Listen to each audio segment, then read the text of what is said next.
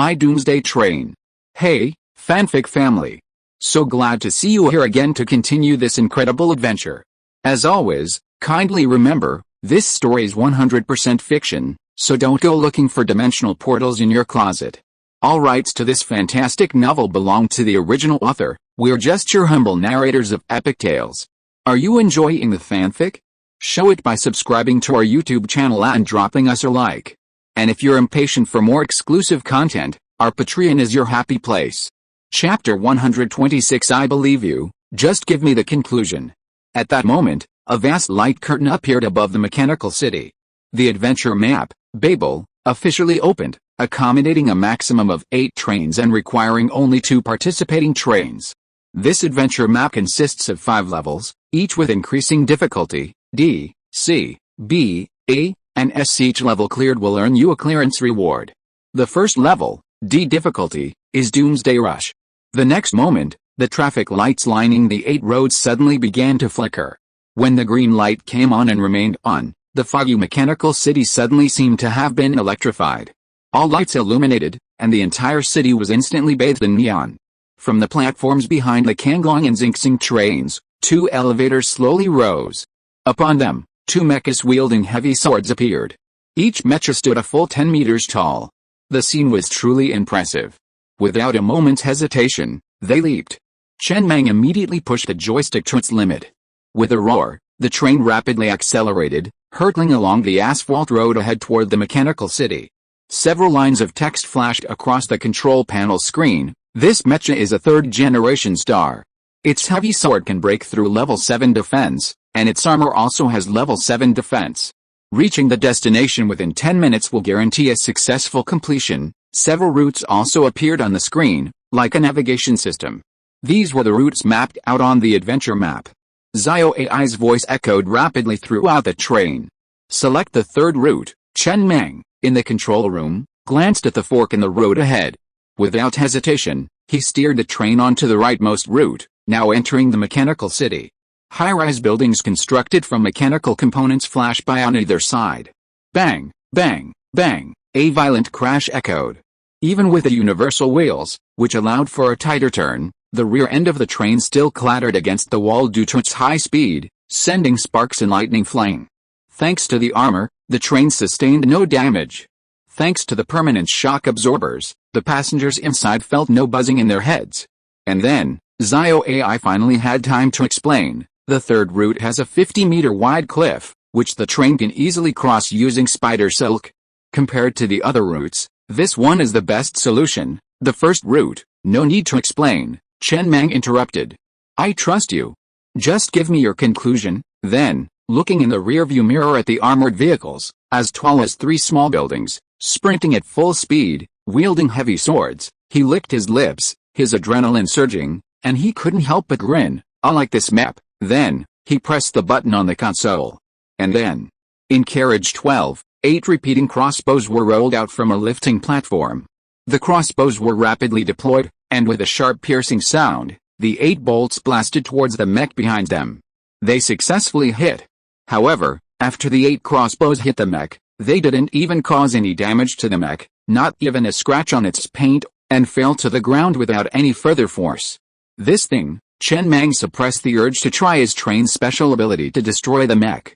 Instead, he glanced at the 8 repeating crossbows on the 3-dimensional train map with some dissatisfaction. I'll have to replace them sooner or later.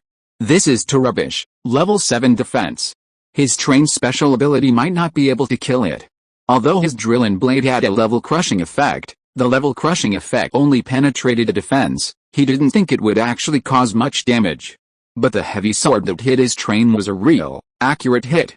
His armor was no match for it. Just then, a crater suddenly appeared on the straight asphalt road ahead. However, the star train didn't stop, its speed undiminished.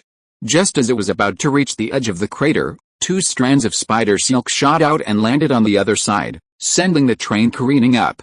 In the blink of an eye, it reached the other side of the crater. It continued to race across the asphalt of the mechanical city. The mech in the rearview mirror simply bent its knees slightly and leaped, easily catching up. Awesome, Chen Mang stared calmly ahead.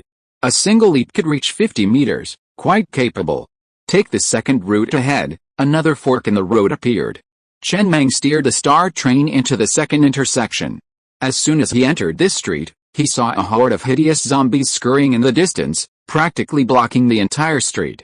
They were all level 1 or level 2 zombies. Buzz buzz buzz, the blades on either side of the train and the drill at the front rapidly extended, all beginning to spin at high speed. Immediately, the star, unfazed, plunged into the zombie horde. The moment of contact, numerous zombie limbs were flung into the air, and countless sticky blood coated the windows in front of him, instantly obliterating all vision. Chen Mang's brow furrowed slightly. He'd have to get accessories like windshield wipers later, but he couldn't care less right now. He immediately climbed onto the train's roof through the skylight, sat on the front, and began to control it with his mind, holding his cane. The stench of blood was almost overwhelming. Any zombie that approached the train was instantly torn into limbs and flesh, unable to cause any damage. He looked back. The mech was sprinting across the red-stained asphalt, chasing him closely. It had no ranged weapons, only its heavy sword. Prepare to jump. The width is 150 meters. At the maximum speed of the spider legs, the jump width can reach 155 meters. Just enough, Zio AI's loud voice echoed from the train cabin. At this moment, a sinkhole appeared again at the end of the road in the distance.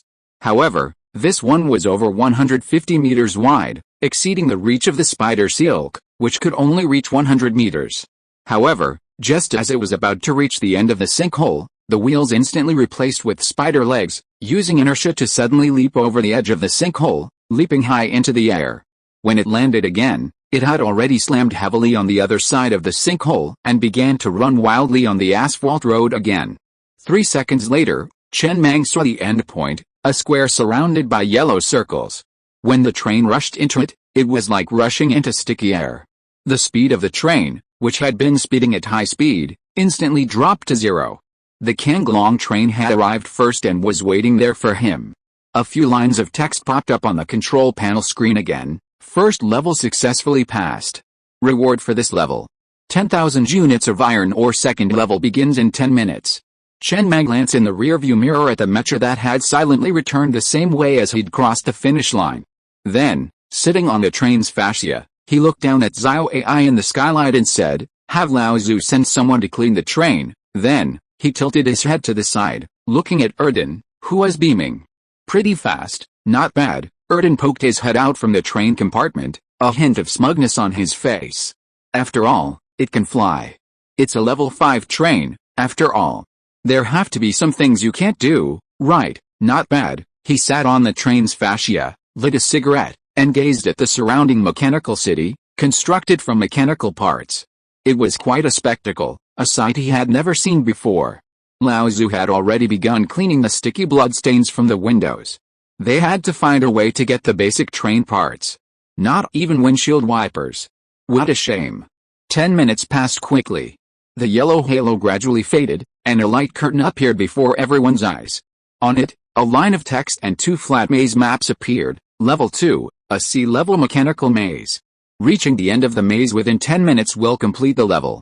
You have 1 minute to memorize the maze's layout, and the level officially begins after 1 minute. At the same time, 2 dark entrances slowly appeared on a tall building in the square ahead, clearly the entrances to the maze.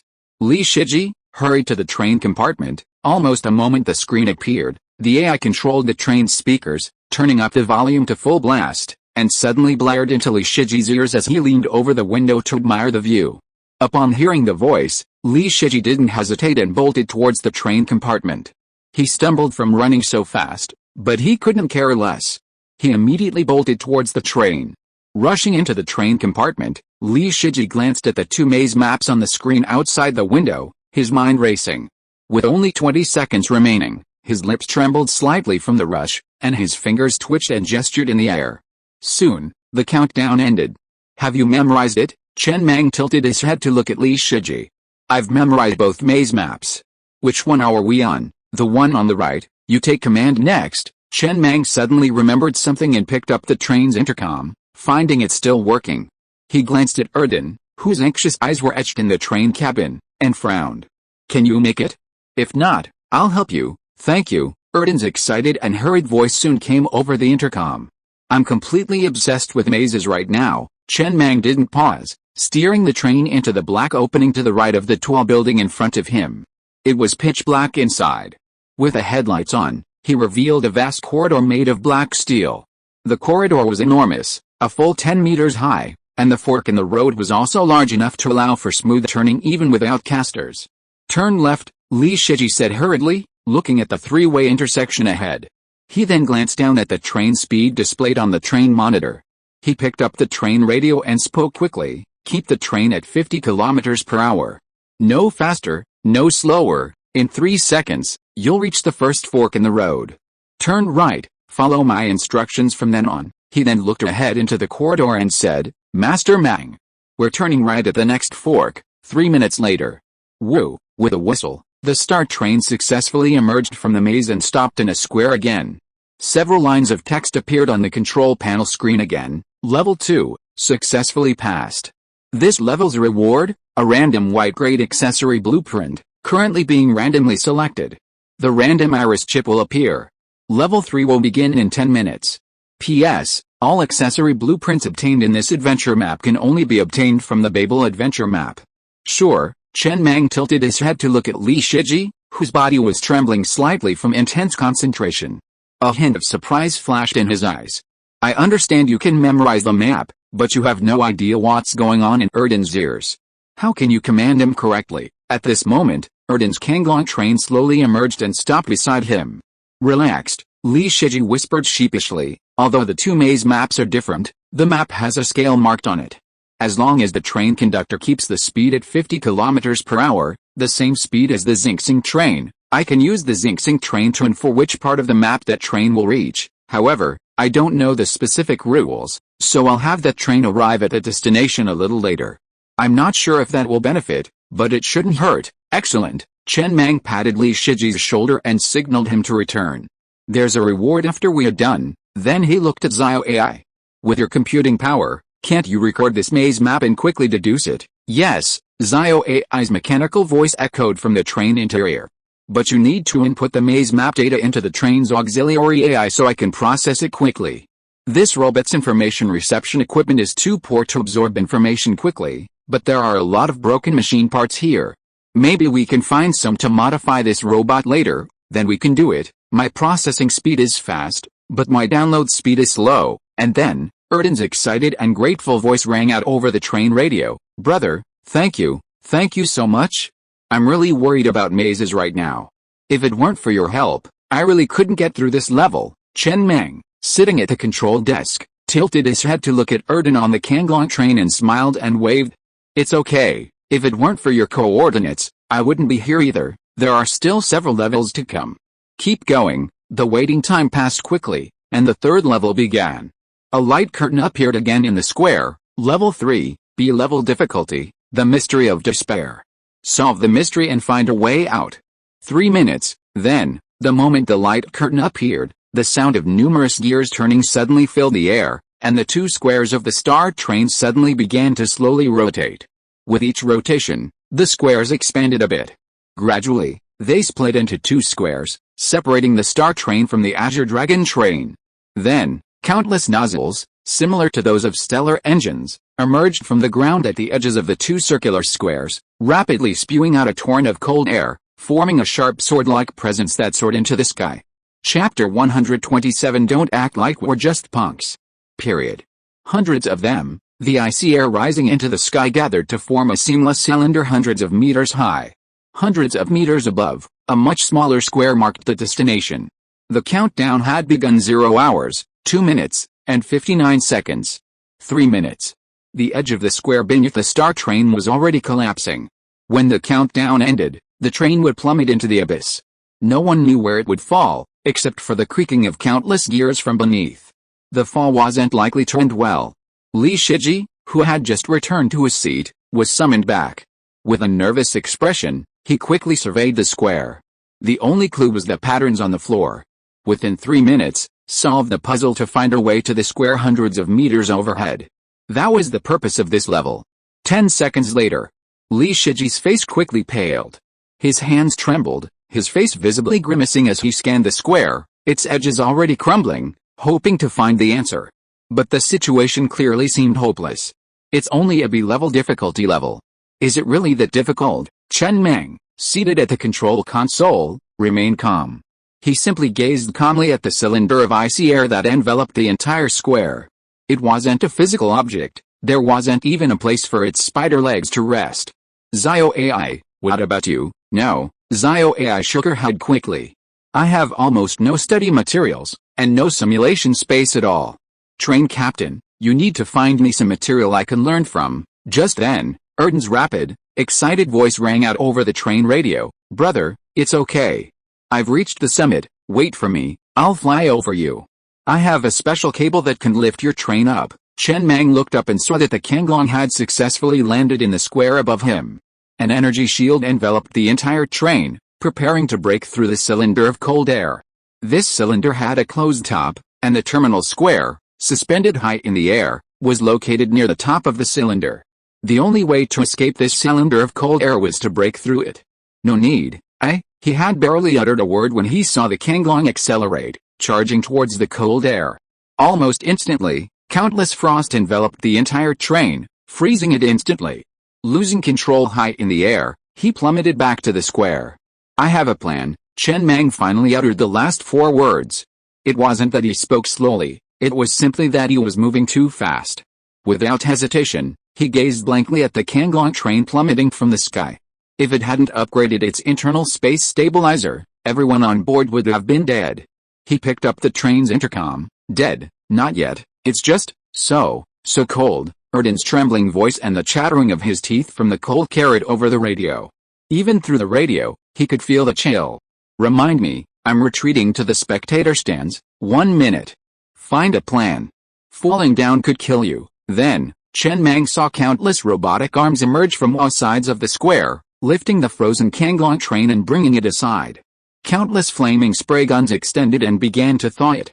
He glanced at the cage of cold air surrounding him. It was even more powerful than he'd imagined. Li Shiji still hadn't offered an answer, so that seemed to be the only solution. He sighed softly. Even though it would cost 50,000 units of iron ore, it was a bit heartbreaking. After consuming 50,000 units of iron ore, he quickly crafted a level 3 energy stone and placed it in the generator. Then, the star train switched back to its spider legs. With a slight flex of the mechanical legs, the remaining carriages suddenly leaped into the air and stood upright on the ground.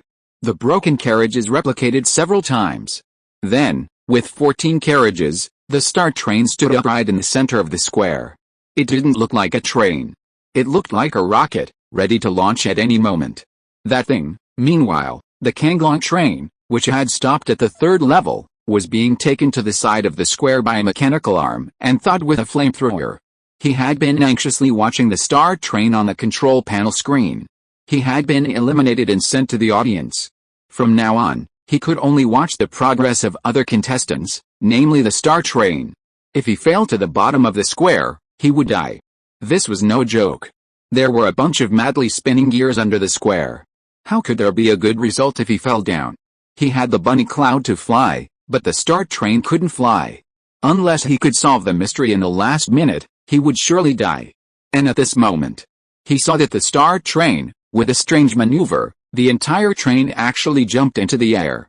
When it fell again, it was already standing upright in the center of the square. But this is not over yet. The 4 nitrogen exhaust nozzles on the left and right of each carriage of the star train have begun to emit blue flames. That guy, Erden couldn't help but let out a helpless wry smile. Isn't that guy using his train as a rocket to take off from the ground? Those are nitrogen exhaust jets. Even if it's upgraded to level 10, the thrust isn't enough to make the train fly. Hurry up and find a way. You can't really die. You have S-level potential, there must be a way. Think of a way. He stared anxiously at the stellar train standing in the square.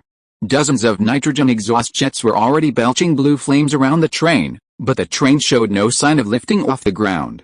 He also had this accessory, and he knew exactly how much speed it could provide. Even at level 10, it only added 120 kilometers per hour to the train. How could that be used as a rocket to take off from the ground? Just as his teeth were chattering from the cold, and he couldn't help but pick up the train's intercom to say something, he saw a scene he would never forget. Suddenly, the dozens of nitrogen exhaust jets on either side of the star train began to grow larger, connecting end to end with those on the two cars ahead and behind. In the blink of an eye, they merged into one, forming two massive nitrogen exhaust jets embedded on either side of the train. They stretched across the entire train, from the first car to the 14th. Erden, who had witnessed this scene, felt a flicker of disbelief in his mind. He froze in place, his voice trembling as he picked up the train's intercom and screamed, "Are you serious? This is even possible? Didn't you say you could fly?" Soon, Chen Mang's familiar chuckle echoed over the train's radio. "I didn't say I couldn't fly either." The next moment, the square had collapsed to a small patch in the center, and the two massive nitrogen exhaust jets on either side of the star train began to tremble violently. Then, two huge blue flames burst from the nitrogen exhaust jet straight into the ground. Boom! Under the immense thrust, the star train, perched on the ground, soared slowly into the air like a rocket, its speed steadily increasing. In the blink of an eye, it reached the summit of the hundreds-meter-high icy cage, then instantly extinguished with a burst of nitrogen exhaust. The star train landed steadily on the terminal plaza high in the sky. A successful landing. Successfully completed. Level 3, successfully passed. This level's reward, a random green-grade accessory blueprint, currently being randomized. The previous level's reward was the iris chip blueprint. Obtain the matching blueprint, mechanical eye. Level 4 will begin in 10 minutes. P.S. All accessory blueprints obtained in this adventure map can only be obtained through the Babel adventure map. Chen Mang, inside the star train's interior, leaned back in his chair and sighed softly. He glanced at the data on the control panel and smiled. Not bad, less than he'd expected. That level 3 energy stone was only 17% depleted. This consumption is certainly higher than Bunny Cloud's, but that's to be expected. After all, Bunny Cloud's flight is perfectly normal, while his is a piecemeal operation. First, utilizing the spider legs level 20 super mode effect, the star train stands tall in the square.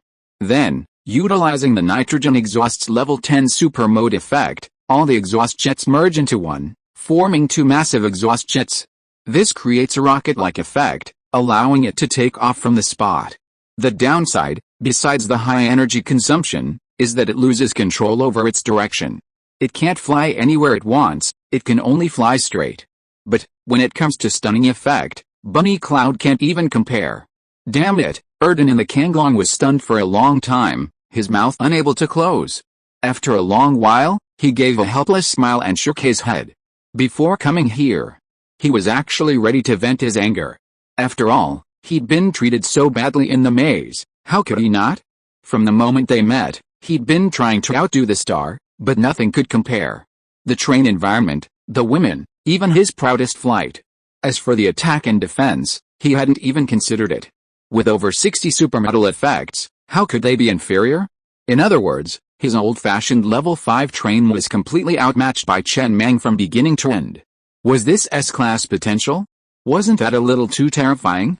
And he remembered that even with S-class potential, aside from a red-grade heavy firepower accessory and a train stunt, there weren't any other perks. If that was the case, then it wasn't the S-class potential that was terrifying, but Chen Mang's terror. Whatever. He took a deep breath, picked up the intercom of the train radio and couldn't help sneezing, and said in a trembling voice that was so cold that he was shivering, "The next level is more difficult, it's a level difficulty. Even if I wasn't in the audience, it would be difficult to pass the level. The rewards for the later levels must be better, that's the highlight. You work hard and try to pass all the levels, I'll give you some beer then. Just don't forget me in the future, let me have a sip of soup with you." Did we fly just now? In car number 5, Yan Yato looked at Ji Chuchu beside her with shock. Isn't the star train? How can it fly? Can all trains in the world fly now? Of course not. Ji Chuchu shook her head. After the outbreak of the Doomsday, the train became the only mobile shelter for all survivors to avoid monsters. How is it possible that everyone's train can fly? It's just that Mr. Mang is awesome. You haven't been to other trains. When you see Mr. Mang, you will only feel like a frog in a well looking up at the moon. But when you see Master Mang again after a year of struggling in the apocalypse, you'll understand what it means to be a mere glimpse of the blue sky. Do you think so many people are grateful to the Stellar simply for the treatment aboard? The biggest reason is, having witnessed the power of the Stellar, they believe they can follow it to a brighter future, until they can establish a completely safe mobile refuge in this desperate apocalypse. You're truly lucky. After a year of hiding in a safe house after the apocalypse, you landed on the Stellar. You don't even realize how lucky you are. That's what I envy you most about you. It's unbelievable. In guard car number 7, Ozzy stared out the window with a complex expression. The shocking scene just now lingered in his mind for a long time. In that moment, he even felt like he was riding a rocket. He had never imagined that he would one day ride a rocket again in his life. It's unbelievable. Old Pig smiled, looking out the window, his eyes filled with emotion and pride. He had been the first to follow Master Mang, and had witnessed the development of the Star Train from the very beginning. It was wonderful. He had also shed a lot of sweat on this train.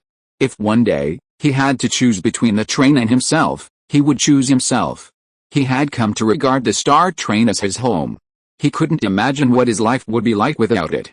Perhaps he would just be like before, muddled and struggling in the hopeless apocalypse. He didn't want to live that kind of life anymore. What a pity. Old Pig suddenly shook his head regretfully and said, "It's a pity that the residents' carriages have no windows, and they can't see what's happening outside. There are too many people," Ozzy said helplessly. "Even if there are windows, only a small number of people can see it, and if everyone wants to see it, there is a risk of trampling." "Yeah," Old Pig nodded and smiled. "Let's see if we can get some screens in the residents' carriages. When the Star Train starts to show its power, let everyone see it, so that everyone can feel the power of the Star Train more intuitively. Don't act like we're the same as punks. Any ugly guy can brag in front of us that he can fly." Obviously, Old Pig was very resentful, and rolled his eyes in annoyance. At noon today, that guy boasted several times in front of Master Mang that he could fly, and I got angry when I heard it. Who wouldn't be the same? Damn it, it has to be Master Mang again. Chapter 128 The Star Run. The Star Train sat quietly in a square suspended high in the sky. It was time to wait, with 7 minutes until the 4th stage began. The first 3 stages had been relatively easy, offering relatively low rewards. Starting with the 4th stage, the difficulty level had already reached A level, and the rewards naturally increased accordingly. Sitting inside the train, Chen Mang glanced around. He couldn't discern how the square was suspended in the air. He saw no jets, felt no strong magnets, and even fewer cables. Retracting his gaze, he looked at the 2-component blueprints on the control panel. Both had been obtained in the first 2 stages. Their grades weren't particularly high, one white, the other green. However, they were rare, as they only had a chance to drop during the Tower of Babel adventure. They were randomly obtained, not guaranteed to be obtained after clearing the 2nd and 3rd stages. But now wasn't the time to review his gains. He sat in his seat, lit a cigarette, and gazed out the window. The surrounding skyscrapers, constructed from mechanical parts, looked quite cold. There were still the 4th and 5th stages to come, with A-level and S-level difficulties, respectively.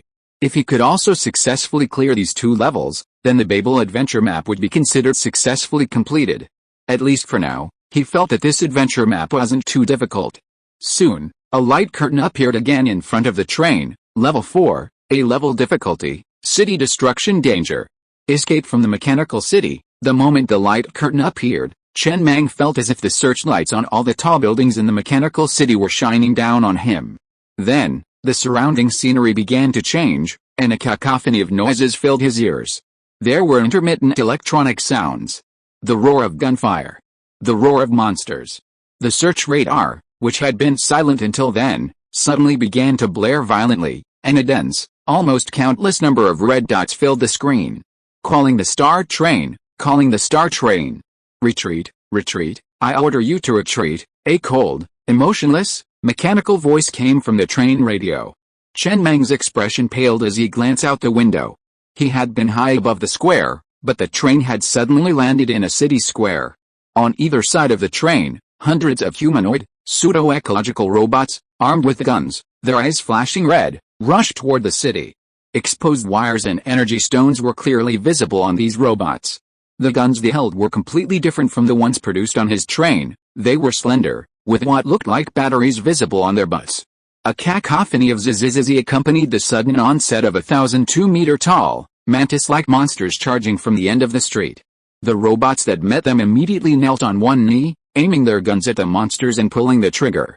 A barrage of crimson lasers blazed, sending smoke billowing from the monsters and collapsing at the feet of the others. However, more monsters, untouched by the bullets, rushed toward the robots, their maws gaping and roaring in fury.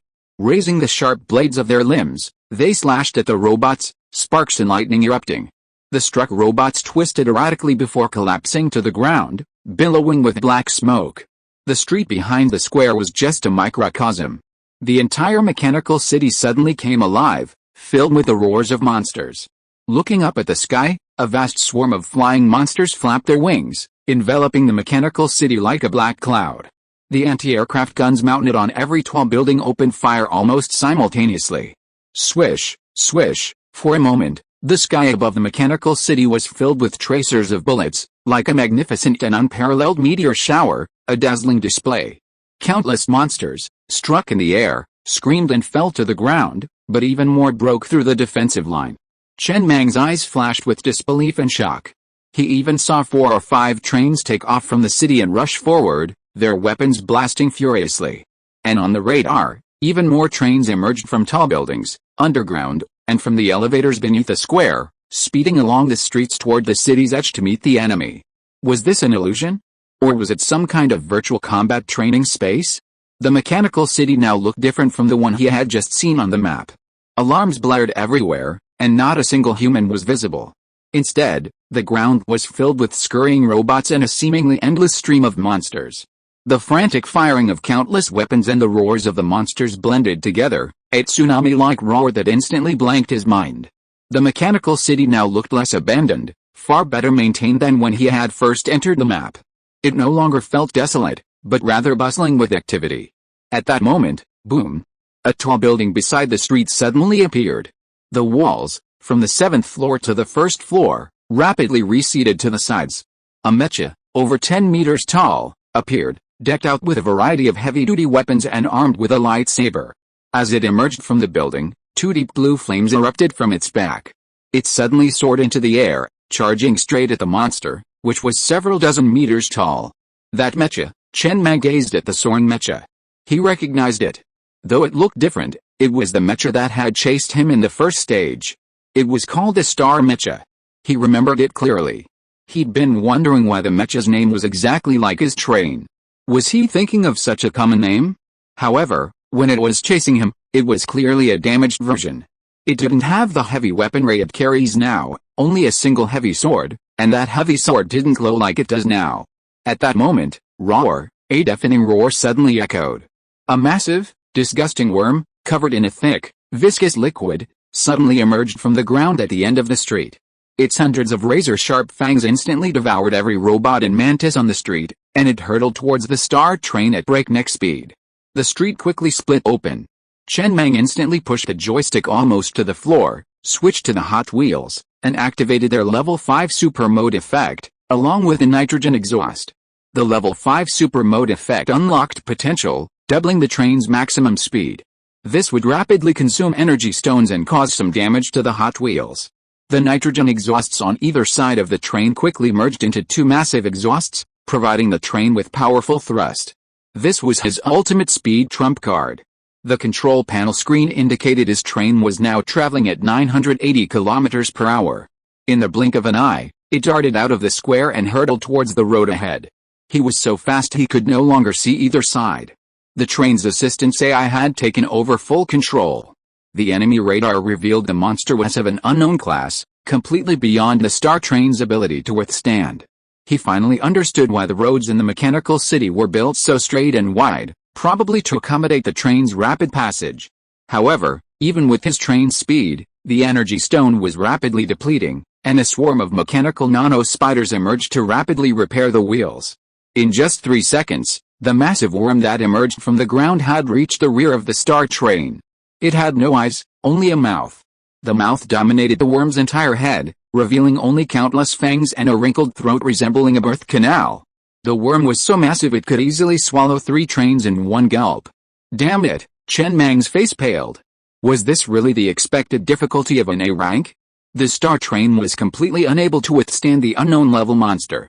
It was already an unknown level. Who knew what level it was? His vaunted level 6 armor was worthless against that monster. At this point, hiding was impossible. He had no choice but to take a gamble. Just as he was about to bring the star train to a rapid halt, it was swallowed by the worm behind him, and then perform a train-like death spin inside its belly, hoping to break the deadlock. Boom! The ground suddenly shook violently. The mecha that had been soaring in the air had now landed heavily on the ground. Its heavy mechanical foot firmly crushed the giant worm, preventing it from escaping. It then turned to look at the stopped star train, its eyes flashing red. An emotionless mechanical voice echoed from the voice transmitter embedded in its throat. Star, run, steal. The next moment, 3 even larger worms burst from the ground, their maws gaping, engaging the mech. Chen Mang narrowed his eyes slightly, not daring to pause. He simply pushed the joystick again, speeding deeper into the mechanical city. On the screen, a red line guided his route, the mission guide for this level. As he was about to leave, he saw the worm spray countless black, viscous liquids onto the mech, rapidly corroding its armor. The corrosion marks were identical to those on the mech in the first level. In just 30 seconds, he had only opened less than 1/20th of the red line on the screen. Several more giant worms emerged from the ground, blocking his path. Just as he was about to leap over with his spider legs, a vast army of robots suddenly emerged from the buildings on both sides, like an army.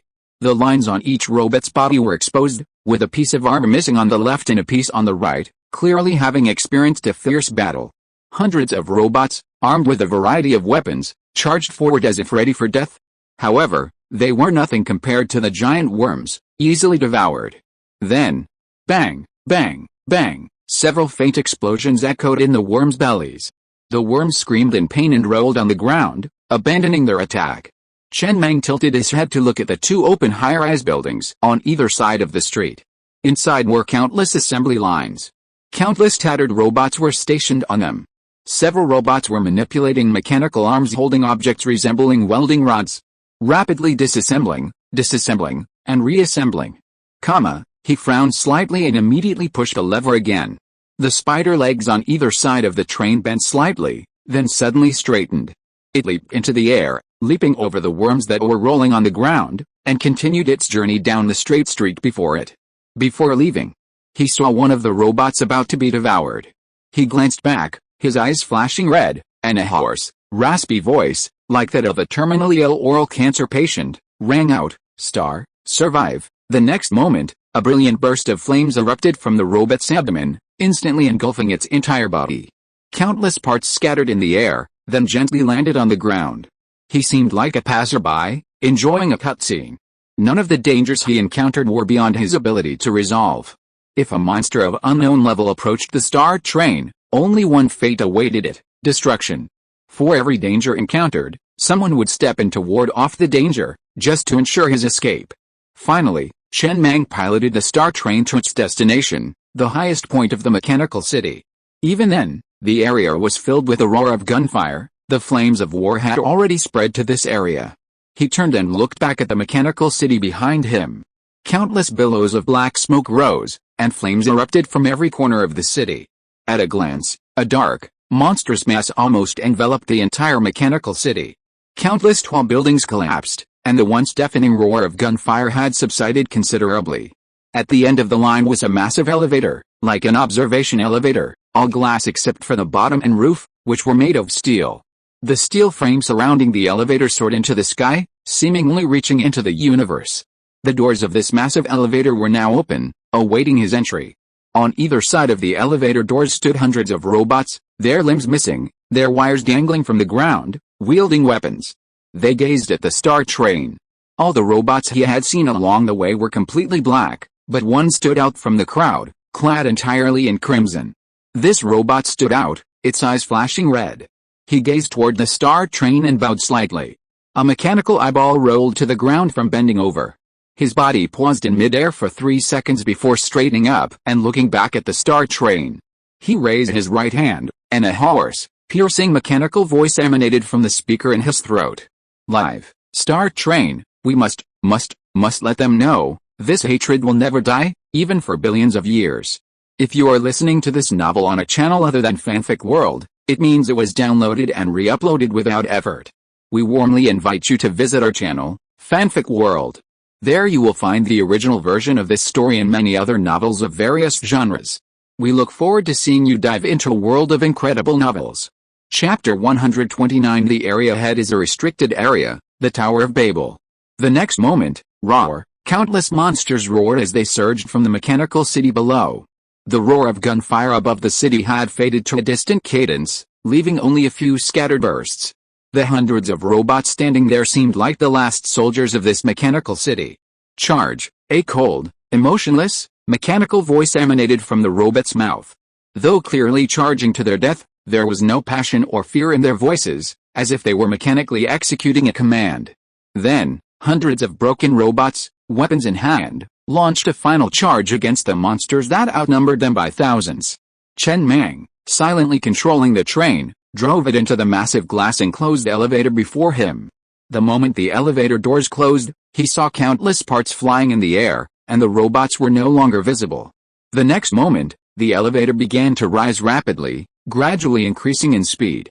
The mechanical city below, billowing black smoke, began to shrink rapidly. Countless roaring monsters scrambled up the steel frame beneath the elevator. Bang, bang, bang. Countless explosions echoed in quick succession as the steel frame beneath the elevator began to rapidly detonate, blocking the monster's path up the pole. The elevator's speed steadily increased. This elevator was large, capable of accommodating a train with up to 30 cars. This elevator was small, only able to accommodate one train. The mechanical city below had been completely overrun by monsters, and only one train had escaped. The Star Train was the sole survivor, the only train carrying the hopes of everyone in this mechanical city. This elevator was the only escape route for this mechanical city in the face of imminent destruction. As its speed increased, the elevator passed through the clouds, the mechanical city completely invisible. The scene outside the elevator quickly blurred, even flashing with crackling black light, as if passing through a wormhole in space and time. Sizzle, a sharp sound suddenly echoed in his ears. Silence fell instantly. The stellar train reappeared in the same square suspended in the sky, as if it hadn't moved at all. A light curtain appeared again in front of the train. Level 4, successfully passed. This level's reward, a random yellow-grade accessory blueprint. Currently randomizing. A random yellow-grade vehicle accessory blueprint, super power tail spray, will be available. Level 5 will begin in 30 minutes. P.S. All accessory blueprints obtained in this adventure map can only be obtained in the Babel adventure map. Chen Mang, sitting in the control room, breathed a sigh of relief, feeling a sticky sensation on his back. He lowered the window, lit a cigarette, and gazed at the data displayed on the control panel with a complicated expression. Energy stone consumption. Unchanged. Copper ore consumption. Unchanged. In other words, everything he had just experienced in level 4 wasn't real. His consumption in level 3 hadn't actually been reflected on the train's panels, but the after effect seemed a bit stronger.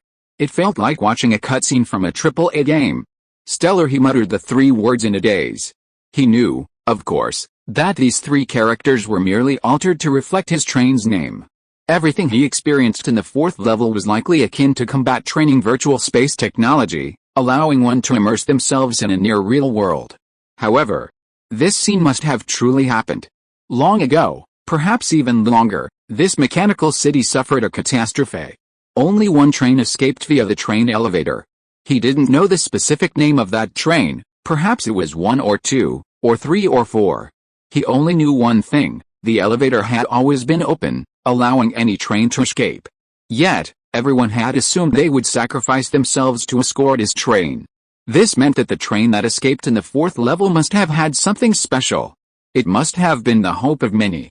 To say people might be inaccurate, he didn't see a single person, only robots, yet they all seemed to possess intelligence. Chen Mang remained silent, looking down at the cigarette burning slowly between his fingers. The thick, gray ash was gradually growing, like the apocalypse slowly devouring all hope. Zio AI, I'm here, what do you want to say? Zio AI, standing in the corner, was silent for a long moment before she mechanically said, I feel a little sad, but also a little proud. Proud? Well, everyone is dying for the hopes they hold in their hearts. If one day the Star Train finds itself in a situation where I need to die, I will do so with pride. It would be my honor. You have such deep feelings for the Star Train. No, I mean you, conductor, Alice. Chen Mang sighed softly, flicked the ash out of the train, and avoided Zio AI's gaze. Don't say such cheesy things. Your main body is the train's auxiliary AI, and your accessories are embedded in the control panel. It's not your turn to die. When your main body is destroyed, it will be almost time for me to die with you, but it seems that this apocalypse hasn't just happened a year ago, but has been going on for a long time." He didn't speak again, only lapsed into silence. He was human. A human made of flesh and blood. Logically, he shouldn't empathize with robots made of wires and energy, but the scene just now still made him feel a little uneasy. The mechanical city, now completely depopulated, reappeared on the planet's screen, sandy plains after countless years. Perhaps the trains, the vehicle parts, these methods truly resemble those of the mechanical civilization from earlier. Perhaps the train that had escaped had truly survived, spreading these methods to defend other planets from those monster attacks? He thought again of the message he had seen in the Abyss of Doom. Who had written that message? Unconsciously, he pondered many things, and a tingling sensation at his fingertips jolted him awake. He tossed a burnt cigarette out the window and looked up at the countdown on the screen before him. The previous levels had all had 10-minute countdowns. Only the fourth level had a 30-minute countdown. Perhaps even the adventure map, the Tower of Babel, felt that the fourth level was a bit too intense, requiring more time for the player to recover. He couldn't figure it out. There were many things he couldn't understand, but that was because he was standing too low. When you're in a low position, you shouldn't think too far ahead, as that distracts you from the gravel beneath your feet. When he upgrades his train to level 10 or even 20, and one day reaches the highest reaches of the planet and faces its most terrifying monsters, perhaps many things will become clear. No matter what the world becomes, one thing remains constant. Make yourself strong enough, make your train strong enough, make your trump cards strong enough, and build a strong foundation to better survive the apocalypse. This isn't just the end of this planet. Perhaps it's the end of the entire universe. Just then, Brother, Erden's hurried, anxious voice rang out over the train radio. "How are you doing over there? What's the situation? Are you still alive? Are you dead? All right, I just cleared a level." Erden's voice was already chattering. He glanced down at the train below the square. Sure enough, it had been successfully thawed. "Huh?" Erden on the other end of the train radio breathed a sigh of relief, and then said with some fear, "You scared me. An hour ago, the searchlights on the rooftops of all the high-rise buildings in the mechanical city suddenly shone towards your square. It looked very shocking, then there was no movement. I didn't dare to disturb you at first. I didn't know what the content of the fourth level was, but more than 40 minutes had passed and you still didn't move. I couldn't help but call you several times, but there was no response. I thought something had happened. I'm glad you're okay. By the way, what is the content of the fourth level?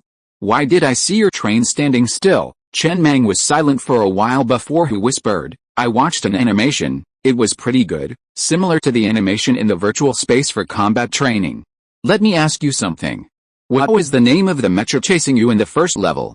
Was it called the Blue Dragon?" "No, it was the Star. I was surprised at the time. The name is exactly the same as the name of your train." "Hey, what a coincidence." Chen Mang remained silent, merely looking up at the 5-minute countdown. With a calm expression, he lit another cigarette and patiently waited for the fifth and final stage. The fourth stage wasn't difficult. Although it was an A-level difficulty, it was essentially just a cartoon. He'd managed to get through the minor challenges by relying on his spider jumps and the supermodel effect of his nitrogen exhaust spray. Now it seemed the first 3 stages were more of a screening exercise. Speed in the first stage, memory in the second, and flight in the third.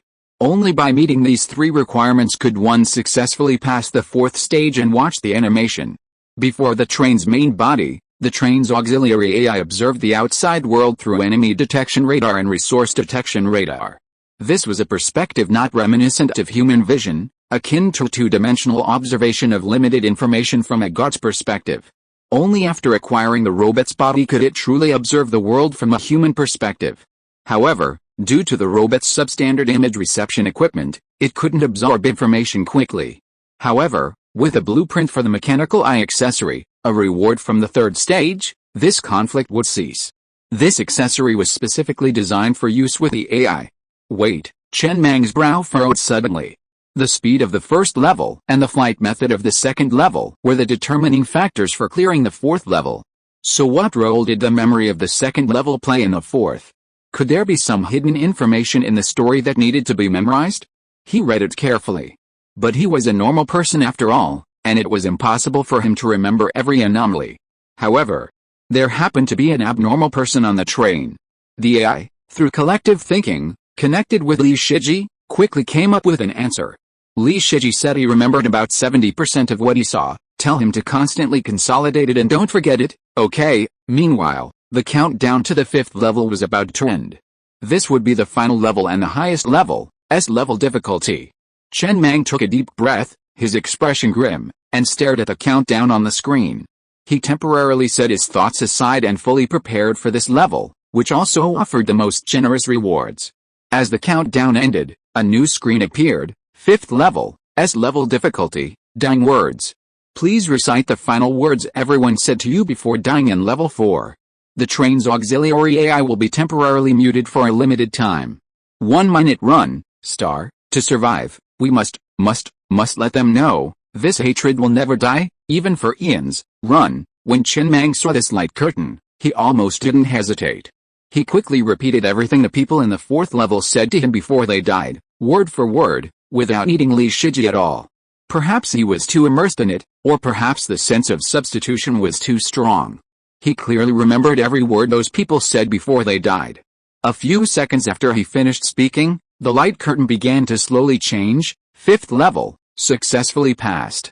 This level's reward, the special prop mechanical heart, and the adventure map able will be closed within 10 minutes. The most difficult S level was passed so easily. The square that had been floating in the air slowly landed, and the nozzles that continuously emitted cold air around the square retracted again. As the square slowly rotated, the locomotive turned to face a street. Exit this street and you will reach the elevator entrance you came in. You can leave this adventure map by using the elevator. Boom boom, after the light curtain appeared, the tall buildings in the distance began to collapse one by one, collapsing in circles from the inside out. It was obvious that these 10 minutes were the time they had to evacuate. After 10 minutes, this mechanical city would completely collapse and disappear from the world. Chen Mang, who landed on the ground again, glanced at the Kanglong train parked next to him and waved his hand, indicating that he should get off first. Soon, the two trains were running almost side by side on the streets of the mechanical city, and behind them, countless tall buildings made of mechanical parts were collapsing one after another. When he got on the elevator again and slowly landed on the ground, the mechanical city at the top of the Tower of Babel had been completely reduced to ruins. The gears inside the Tower of Babel that had been constantly turning also slowly stopped. At the same time, a light curtain like the intersection of different areas appeared in the air above them again. The area ahead is a restricted area, the Tower of Babel. Staying for more than 10 seconds will result in a severe attack. Chapter 130 Iris Chip Level 10 Supermodel Effect. The Kanglong train, having just landed, saw the light curtain and, without hesitation, immediately turned and left the area. Chen Mang narrowed his eyes slightly, looking at the words restricted area and then left the area. On the shape lane, Chen Mang stepped off the train and gazed at the Tower of Babel a few hundred meters away. The tower, transparent and filled with countless gears, was no longer turning, and the adventure map had been transformed into a restricted area. This was the first time he had seen those words. If you stayed there for more than 10 seconds, you would be struck by a powerful attack. From whom would that attack come? The mechanical city might still have some remaining firepower, but it had completely collapsed into ruins. However, he didn't have the nerve to try it. Although the gears had stopped turning, the view from afar was still magnificent and awe-inspiring. The Tower of Babel was like the Tower of Babylon when humans first built it, absurd yet imbued with a strong sense of conviction. The 5 levels of this adventure map, including the S-level difficulty, were much easier than he had imagined. It wasn't a level. More like a legacy. A legacy from a mechanical civilization. Especially that special item, the mechanical heart. Chen Mang looked at his cane. A ruby the size of a baby's fist was embedded in its top, lending it a touch of nobility. This ruby was the mechanical heart. When the two were placed together, they automatically merged, as if they had always been one. Brother, at this time, Erden also jumped down from the train compartment of the Kanglong, which was docked nearby. After a long sigh, he said with some regret, "This adventure map is arguably the easiest adventure map I've ever encountered. I don't know the content of the next 2 levels, but from what you said about the 4th level, just by watching an animation, it shouldn't be difficult. Of course, the rewards are a bit pitiful. I passed 3 levels, and they gave me 10,000 units of iron ore and 2 blueprints, one of which was a white blueprint. I guess the reward for your last S-level was also very low, brother. Yeah, Chen Mang paused for a moment before saying softly, you gave me a blue-grade blueprint. Not bad, isn't it? It wasn't a wasted trip. I still have to thank you for this trip. It's okay. Erden waved his hand, and a group of slaves jumped down from the carriages and carried boxes of beer to the front of the Star Train. I see your people like this beer very much. I'll give you another 2,000 cans. I don't have anything good here, so this is all I have left. Actually, the harvest this time was not bad. It's just that I only got a blue-grade accessory blueprint after clearing the S-level difficulty. If I could have cleared the S-level maze last time, I could have gotten 30 Murphy stones, which is a much richer reward than the blue-grade accessory blueprint, but it's okay. I like exploring hidden maps. I'll contact you next time I encounter a suitable one, and then we'll try it together. If it weren't for you this time, I couldn't even get through the 3rd level. Thank you. Chen Mang looked at Erden, who was quite sincere in front of him, and smiled, then gestured to Lao Zu beside him. I'm sorry to make you laugh, but I don't have anything good here. I'll give you some bread slices. Long-term consumption can slightly improve your physical fitness, and it's better than nothing. Put it in the refrigerator and eat it by yourself for a year or 2. Your physical fitness will definitely be better than now. Okay, Erden did not refuse. He accepted the kindness generously and then walked towards his train room with a grin. Okay, see you next time, brother. After saying goodbye to Erden, Chen Mang didn't set off immediately. It was still noon, and they had only been in the Babel adventure map for about 2 hours. He didn't have any specific goals for the rest of the journey. He would continue prospecting and mining. But before he went, Chen Mang sat inside the train, contemplating his haul. The biggest prize was, of course, the special item, the mechanical heart. Although the S-rank mission was extremely simple, the rewards were substantial. Special item, mechanical heart.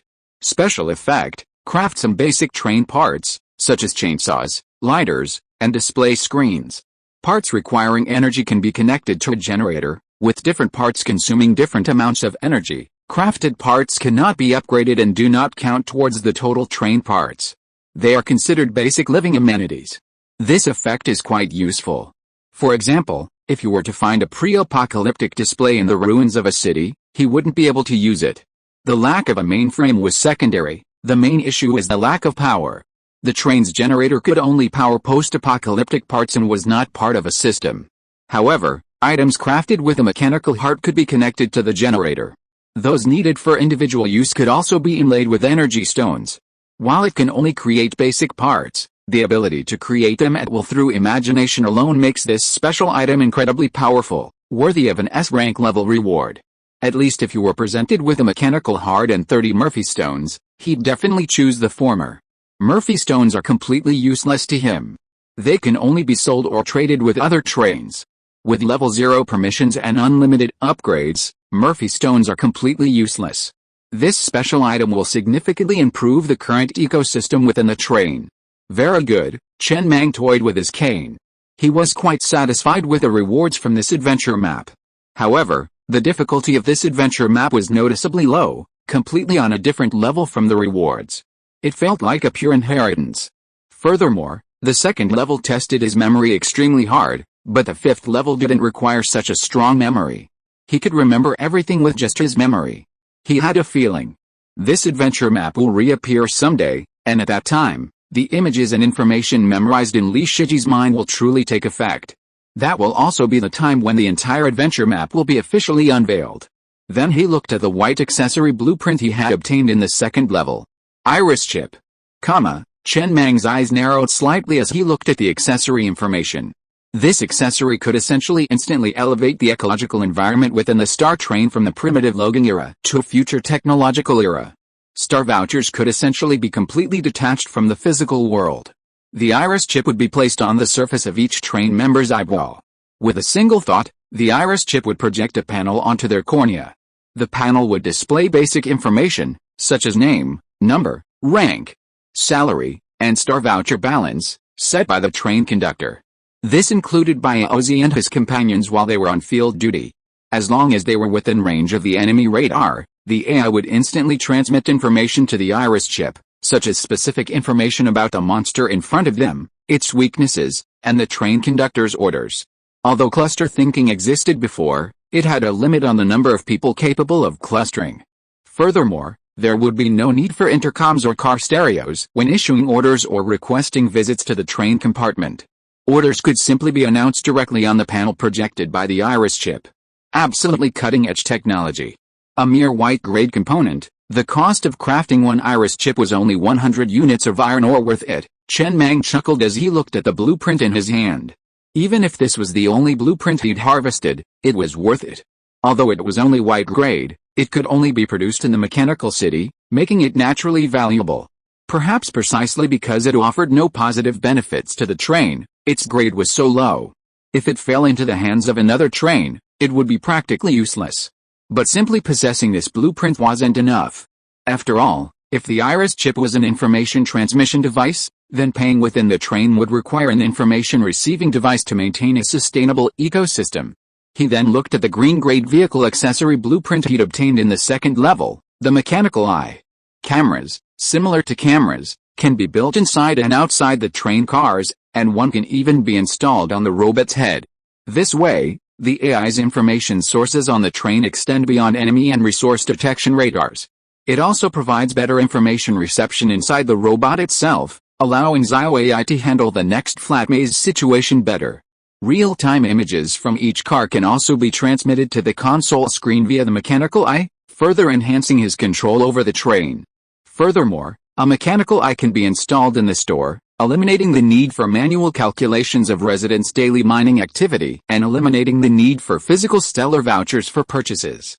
Everything is fully automated through the iris chip mechanical eye and Zio AI's computing power. It's no surprise that these two accessories have elevated the train's ecosystem by more than a level. Without hesitation, he immediately spent 4,400 units to upgrade the white-grade iris chip to level 10, level 5 supermodel effect. The iris chip can self-destruct with damage sufficient to damage the eyeball. Control is vested in the train conductor. Level 10 iris chip supermodel effect can materialize comprehensive physical qualities. Chen Mang raised a brow at the two supermodel effects. He was no longer worried about a riot. The train had over 100 heavy machine guns, and with a series of measures in place, he didn't think anyone would riot. This supermodel effect further reduced the risk of a riot. However, this supermodel effect had its pros and cons. It should be avoided whenever possible. If someone can be executed directly with a gun, it should be avoided as much as possible, as it could easily cause panic. After all, no one wants to have a device that could explode at any moment attached to their eyeball. It's most effective when used in a critical moment.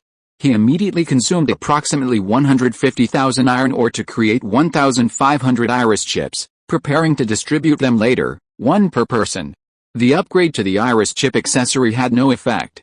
He then consumed another 4,400 iron ore to upgrade the mechanical eye to level 10, mechanical eye level 5 supermodel effect, none. Mechanical eye level 10 supermodel effect, none. This accessory had no effect, but he still upgraded it to level 10. Each upgrade resulted in a higher frame rate.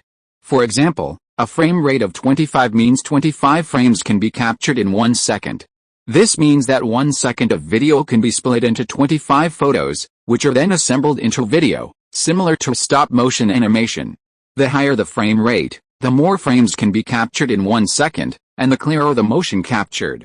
Most pre-apocalyptic home cameras had a frame rate of 25 or 60. Some professional cameras have a frame rate of tens of thousands, and some specialized cameras can reach hundreds of thousands or even higher. This accessory's initial frame rate was 1000, and at level 10, it reached 10,000. This frame rate is sufficient for now.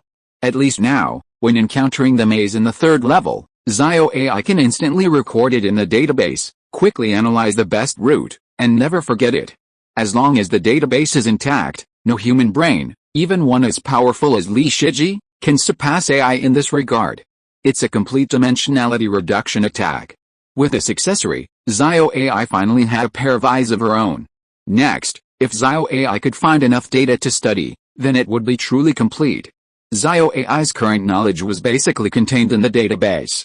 One for every 1,000 units of iron ore. He consumed 50,000 units of iron ore to build 50. To in each carriage, even the power car.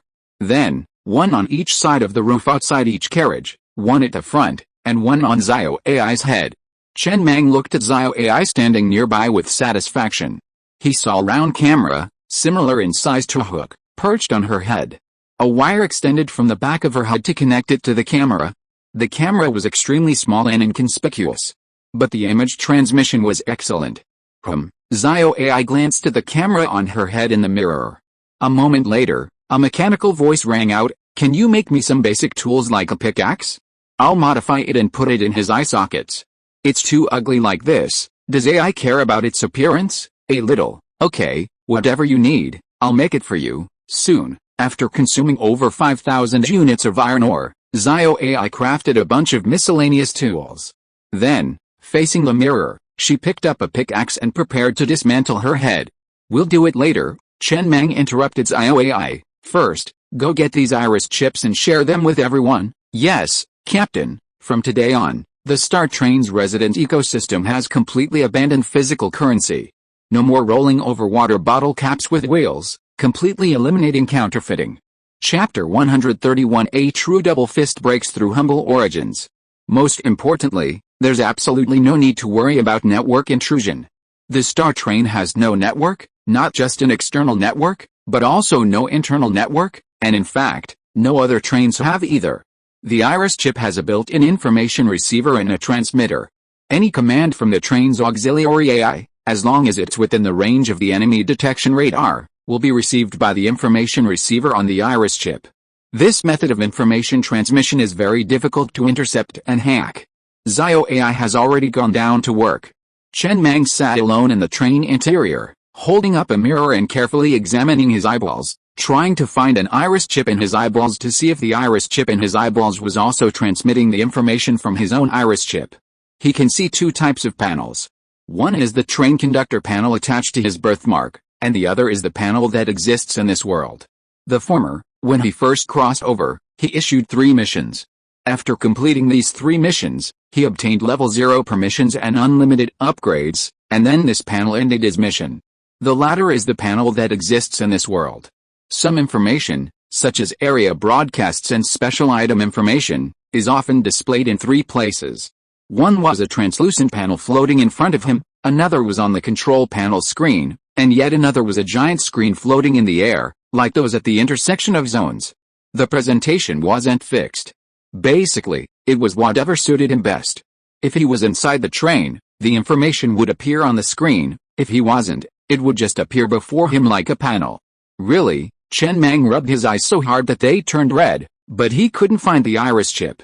Perhaps it was a more advanced iris chip, or some other high-end component he couldn't fathom? After a while, he gave up, grabbed a towel soaked in hot water, and placed it over his eyelids. He lay down in a chair and took a nap. He was exhausted. At this moment, the Star Train was parked on the shape lane. All the train crew members were getting off and lining up to have their iris chips inserted.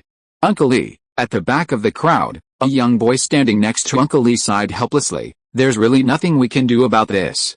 The trains are improving too fast. I didn't expect you to lose your job so soon, Mr.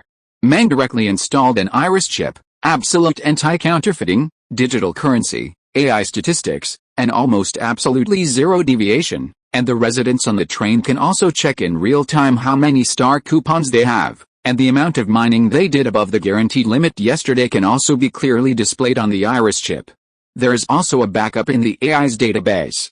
When you buy things, you can just go to the store and pay with your eyes. You can even see the data of your comprehensive physical fitness. Uncle Lee, how can you compare with this? There's absolutely no comparison. You can only retire." But Uncle Lee's face was ashen, no longer the spirited look of a slave in the past. His lips were pale and trembling, and his eyes were full of unwillingness and despair. "But I've only been on the job for a few days, and I was the one who arranged those resident numbers. Well, those numbers are now included in the chip panel, so they are not wasted." The young man sighed with emotion. "Your design is great. We'll start numbering them based on when they joined the train. Master Mang is number 1, and Captain Pig is number 2. Master Mang is continuing your design. How about, Uncle Lee, are you thinking of a new plan?" Uncle Lee stumbled slightly before taking a deep breath, forcing himself to rally. Gritting his teeth, He spoke word by word. I've never been afraid of failure in my life. I've failed many times, but every time, I've gotten back on my feet. Even when I'm in dire straits, I never lack the courage to start over again. What doesn't kill me only makes me stronger. Wait for me, I'll come up with a new plan. I admire your drive. The young man gave a thumbs up with admiration in his eyes and said seriously, I'm serious. I believe Uncle Lee, you can definitely pull it off. It's just a matter of time. It took about 2 hours. Every member of the train, except Master Mang, had an iris chip installed in their eye. It's painless, attached to the surface of the eyeball, and there's no discomfort. Even in the heat of battle, it won't fall off. Unless your eyeball is gouged out, it's uniformly attached to the left eye. Most people are right-handed and tend to use their right eye to observe in combat, allowing the panel that appears on the left eye's iris chip to remain unobstructed. Furthermore, when aiming, most people tend to close their left eye and use their right. The iris chip's panel appears directly on the eyeball, so even with your eyes closed, you can still see it, though the background will be pitch black. Hey, that's kind of magical. The train was being repaired.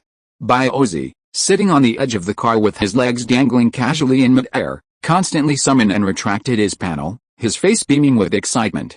He reached out to touch the intangible panel in the air, like a child who had found a new toy. The panel's retraction and deployment could be controlled by thought. When retracted, it looked exactly the same as normal. When deployed, it was translucent, not significantly obstructing vision. If you really thought it was obstructing vision, the transparency can be freely adjusted from 1% to 100%, if anyone actually has the nerve to adjust it to 100%. When the panel is called up, a pale white, translucent panel appears before him, seemingly about half a meter away, with several lines of black text on it. Name, by Ozzy. Train, star. Position, Guard Team 1 Captain. Balance, 63 star tickets. Salary, Level 1 Senior Talent. Overall physical fitness, 12.1, MR.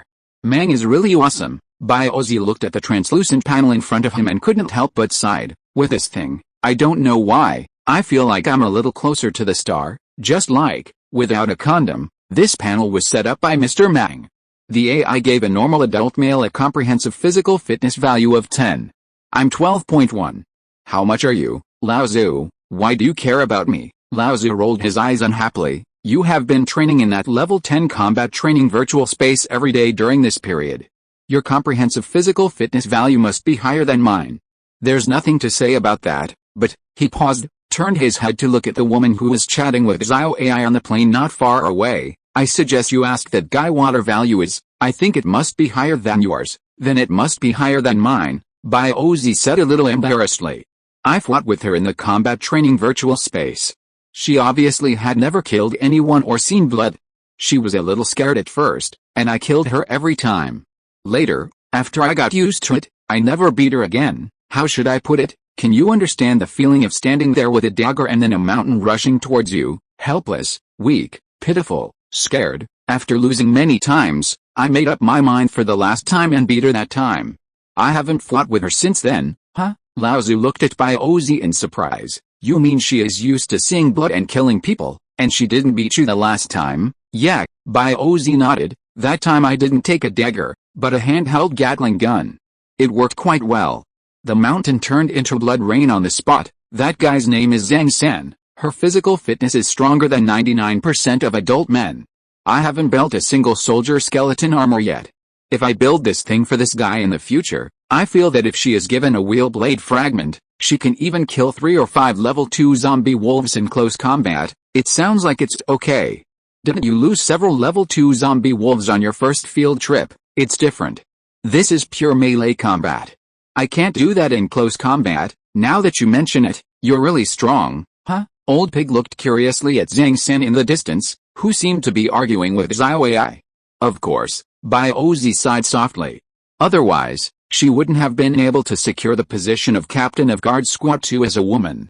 Mangi also recognizes her, and no one in Guard Squad 2 disobeys her, a true double fist that breaks through humble origins. That's truly fierce. Just then, Zio AI, who was chatting with Zhang Sen in the distance, walked towards the train with a camera on her head. Boss AI, Lao Tzu looked at Zio AI, standing up and approaching with some curiosity. Did that girl just argue with you? No, Zio AI shook her head. She wanted to change her name. She said she didn't like Zhang San and wanted to change it to Zhang Damini. I changed it for her, but she's really loud and insisted on telling me that someone on the train was spreading gossip about her and someone named Li Yi. I don't care about those reasons. If she wants to change it, then change it, and, as far as I know, she's the only one spreading this rumor. It seems this woman is in love. After that, Zio AI shook his head and strode towards the train compartment. He had to go back and change his name quickly. It would be too ugly to go out with a camera on his head. Are you in love? Biozi looked a little confused at Zhang San. Oh no, Zhang Damei, who was jumping up and down with his hands behind his back and looked quite happy. He was in a trance for a long time before muttering, Master Mang doesn't object to the train crew members falling in love. He seems to be quite supportive. Master Mang doesn't object much, but I think Li Yi should be very opposed to it. Did that guy get laid off? Yes, he was laid off, but he still enjoys the treatment of a level 3 senior talent. Master Mang hasn't mentioned this to me yet, but, Biozi frowned, even if you are in love, you can't fall in love with Li Yi. Li Yi is older than me and almost the same age as you. He is a middle-aged man. And the last time I saw them, they had a conflict. Zhang Damei directly grabbed Li Yi's collar with one hand and lifted him into the air. Can you fall in love with him for that? It makes sense when you put it that way. There is contact only when there is a conflict. After contact, you slowly find that it seems not bad, and naturally fall in love, so that's why this guy wants to change his name to Zhang Damei? Does he think Zhang San isn't feminine enough, that he wouldn't be presentable enough in front of the person he likes? Probably. Then I think she should force Li Yi to change his name to Li Si. That way, a Zhang San and a Li Si would sound more compatible. Well, try not to say that in her ear. What's the matter? I'm afraid she'll actually drag Li Yi to Mr. AI to change his name. That's true. Biozi looked at Zio AI's departing figure with emotion. But I have to say, Mr. AI's IQ seems to be getting higher and higher. He can even communicate with me normally, and he can handle small things like this independently. Zio AI is the name of the AI. It was given by Man Yi. They definitely can't call him Zio AI in person. After all, it's a rather intimate name. If they also call him Zio AI, wouldn't that put them on the same level as Man Yi? So they came up with a respectful title of Mr. AI. From now on, Mr. AI will be fully responsible for the train ecosystem.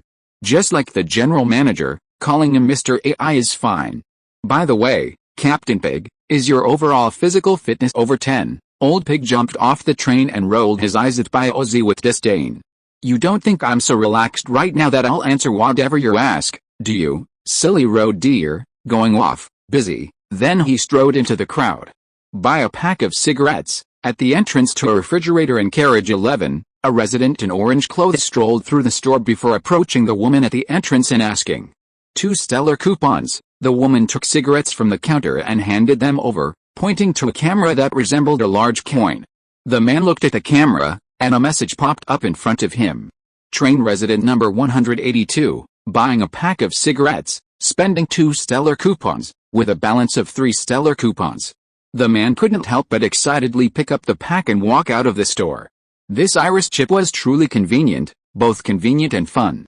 With the development of trains, more jobs have emerged within the trains, such as cleaning staff and store clerks.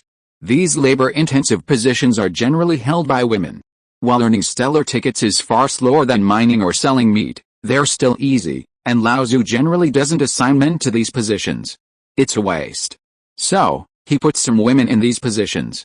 However, Lao Tzu explicitly instructs all women in service-oriented positions, including selling meat, not to show even the slightest dissatisfaction with customers and to serve with a smile. But this is obviously unnecessary. Being able to peacefully serve as a salesperson in the apocalypse is a testament to the good deeds of their ancestors. Haven't you seen the salesperson at a counter with an unstoppable smile on her face? She perfectly adheres to the principle of serving with a smile. What a professional.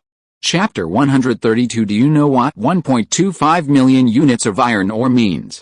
Zhang Damei, after Lao Tzu left, Biozi couldn't suppress his inner curiosity, and immediately strode towards Zhang Damei. What's the value of your comprehensive physical fitness? Are you calling me? Zhang Damei turned and looked at Biozi, and said shyly with some embarrassment, you know the name I just changed. It's the first time I'm called Damini. I feel embarrassed. My comprehensive physical fitness value is 18.2. Brother Bao, how much is yours? Bao was silent with an expressionless face. He looked at his comprehensive physical fitness of 12.1 and said calmly, it's about the same as yours. You go back to the train. It's time for our team to start patrol and guard. Go to the combat training virtual space and practice for a while. After you are almost ready, I will let you start playing in the ranking competition after a while.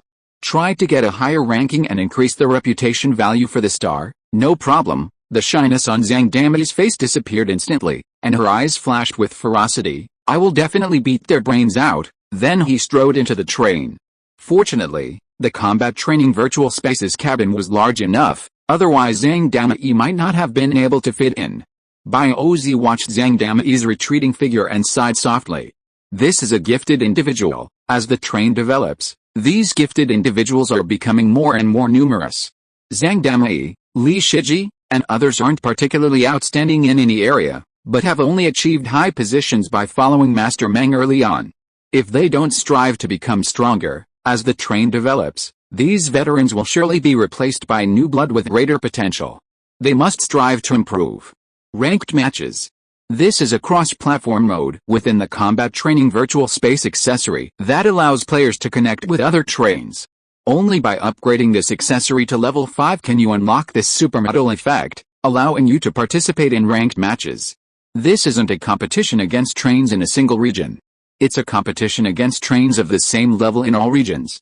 The competition ranges from the entire world, so there are no shortage of experts. Even if Zhang Dami is naturally as strong as an ox, that's not entirely certain. The qualifying rounds involve bare-handed combat, and she might face some tough pre-apocalyptic underworld fighters. Their physical fitness, after years of training, is no less than Zhang Dami's. The challenge remains considerable. Inside the number 5 female senior talent trainee carriage. How magical. Yan Yao sat in her seat, looking at the translucent panel in front of her, her eyes full of shock, and then she looked at Ji Chuchu with some confusion. Chuchu, why am I still receiving the treatment of a level 3 resident? The treatment of all senior talents of level 3 and above in the train is currently ordered by Master Mang himself. Master Mang has not yet explicitly promoted you to the treatment of level 3 senior talents, and you have just joined the train, so naturally you will receive the treatment of a level 3 resident. But am I not ready to serve Master Mang? Then you haven't gotten on yet. Ji Shuchu rolled her eyes at Yan Yao. Wait until you are ordered for the first time, and at the end, Master Mang will promote you. You can live in this car now. But the pig conductor and the others just assume that you can get promoted in the future. Then when will Master Mang choose me? Yan Yao said anxiously. This level 3 resident treatment doesn't even give me a star voucher a month. When can I save up 50 star vouchers? Just wait. Ji Shuchu tilted her head and looked out the window. It's been a long time since I was ordered, not to mention you. But Shuchu, why did you just use a star voucher to craft 2 new sets of clothes for yourself? These ordinary clothes aren't high-precision clothes, so why would you craft them? I won't tell you. It's my secret weapon. Ji Shuchu glanced at Yan Yao, a smile flickering in her eyes as she looked out the window again. These 2 sets of clothes were the same ones she wore when she appeared on the variety show. If Master Mang calls her next time, she'll wear these clothes. Master Mang will definitely like them. ALS, inside the star, inside the train. Chen Mang's brows furrowed after receiving the AI-transmitted message from Biozi. He hadn't had any major health issues at the time, and the treatment in the medical bay had cost 45,000 units of iron ore. ALS treatment would cost at least 100,000 units. A guard's girlfriend. He was silent for a moment before looking at Zio AI, who was tinkering nearby. Send Shan Maozi and his girlfriend to my train room. Okay, Zio AI nodded, and the next moment, the message flashed before Shan Maozi and his girlfriend. The speed at which this information was transmitted was countless times faster than ever before. Soon, the train compartment door was pushed open. Mr. Mang, Shan Maozi entered with a certain trepidation, not even daring to look directly at the chair-seated Mang. He had been a member of the Star for a long time, one of the earliest crew members, having joined since Mr. Kun's time. But he had never spoken to Mr. Mang alone, let alone in the same space as this. He couldn't help but tremble. Behind him, a woman with light freckles on her face was also tugging at the hem of Shan Maozi's clothes, standing slightly back from him. Yet, Chen Mang nodded, And after a glance at the two, he chuckled, "Relax, I'm pretty good-tempered, each of you take one, and see if you react." Without saying anything, he immediately pulled out the long-forgotten special prop, the Doomsday marriage certificate, from a drawer and tossed it over. Chen Mang hurriedly caught the two marriage certificates, holding one for himself and giving one to his girlfriend. The previously unremarkable Doomsday wedding certificate suddenly began to slowly glow crimson. "Master Mang, this, very good," Chen Mang smiled, then took the Doomsday wedding certificate from Chen Mang and opened it. 3 lines of text appeared within. "Please select your wedding level 1, golden wedding. The wedding must be held in front of 1,000 witnesses, with 3 trains of the same level required for the dinner reception. Food and wine must be provided for all attendees, and basic items such as a wedding dress, red carpet, simulated flowers, and fireworks are required. Successfully completing the golden wedding adds 500 heritage points and 20 reputation points to the train 2, silver wedding. The wedding must be held in front of 500 witnesses, with food and wine provided for all wedding attendees, and a wedding dress is required. Successfully completing the silver wedding adds 200 heritage points to the train 3, bronze wedding. The wedding must be held in front of 100 witnesses. Successfully completing the bronze wedding adds 100 heritage points to the train, 500 inheritance points, and 20 reputation points. Chen Mang played with a Doomsday marriage certificate in his hand and was silent for a moment before looking up at the woman behind Chen Mang and saying with a smile, "It's been a while since you came to the star, right? How do you feel? Has anyone bullied you?" No. The woman standing behind Chen Mang was a little frightened, but she forced herself to calm down. With a hint of gratitude in her eyes, she hurriedly said, "It's a blessing for Mijia to meet Master Mang at the end of the world. If it weren't for Master Mang, Mijia might have been waiting to die in that safe house, and I can see Chen Mang again before I die. I have no regrets, don't worry, Master Mang. I've already received the pickaxe. I can go mining in the future. I won't let you support me in vain." Chen Mang frowned slightly, paused, and then said softly, "The star is not so poor that it can't support a woman. Zio AI, take her for a test to see how many resources are needed for her to be cured." "Yes." Zio AI, who was tinkering with something, put down the tools in his hands, stuffed some messy wires back into his head, stood up and looked at the woman, his voice mechanical and emotionless. "Follow me, Uncle Mang." At this time, Chen Mang reacted, his eyes red. He knelt on the ground and kowtowed continuously, his voice trembling. "As long as you can cure Mijia, my life will belong to you, Uncle Mang. As long as the train needs someone to perform a life or death mission, I will be the first to go. If I'm soft, just shoot me. I'll go wherever you tell me to go in the future." Chen Mang, who was sitting on the chair, glanced at Chen Mang and said casually, "Does that mean that if I can't cure it, you won't listen to me?" No, that's not what I meant." Chen Mang knelt on the ground anxiously and straightened up, looking at Uncle Mang. "I said the wrong thing. I meant, okay, no need to say any more. Let's see how many resources are needed." 125,000 units of iron ore. Zio AI quickly came back with a woman and reported the resources needed for treatment. Chen Mang glanced at the train panel and saw that the star still had 327,000 units of iron ore. It was enough, but... He was silent for a moment, then looked at Chen Mang, whose eyes had dimmed with hope, and said calmly, "Do you know what 125,000 units of iron ore means?" "I know." The mountain cat kneeling on the ground lowered his head, his eyes red. In just a moment, the hope he had just had disappeared. After a pause, he suddenly laughed, his voice hoarse. 125,000 units of iron ore are enough to supply all members of the Star Train with food for 60 days a day. Mijia, she doesn't deserve to consume so many resources. She is not worth so much money. Master Mang, it's okay. Mijia can still live for 2 or 3 years. In fact, it doesn't matter if she can't be treated. It's enough to live for 2 or 3 years in the Doomsday. Keep these resources to own the development train and make the Star Train better. After all, there are so many people on the train. Master Mang. Mijia on the side also hurriedly knelt on the ground, with some panic in her eyes. The mountain cat, I'm right, she has joined the train for some time. And naturally knew that the most important material to maintain the development of the train is iron ore. 125,000 units of iron ore. Her life was not worth this price before the Doomsday. How could it be worth this price after the Doomsday? Chen Mang sat in silence for a moment before rising and walking over to Chen Mang. helping him to his feet. He brushed the non-existent dust off his shoulders, smiling softly. She's not worth the price, but you are, Zio AI, take her down to get traded. Be happy. I'll personally host a wedding for you two soon. It might be the first grand wedding of the apocalypse. Everyone feels quite down during the apocalypse. Your wedding will be a chance to cheer them up. Go ahead. Chen Mang, having been helped to his feet, was about to speak when he realized Master Mang seemed to be saying he could heal him. He froze in place, tears finally welling up in his eyes.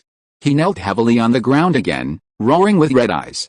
Master Mang, don't worry, if there's any place on the train where I need to die in the future, if I show any weakness, I'll be raised by an animal. My life will belong to you from now on, Master Mang. I'll die however you tell me to. Alright. Chen Mang patted Chen Mang's shoulder again with some helplessness. There aren't so many missions on the star that require people to die.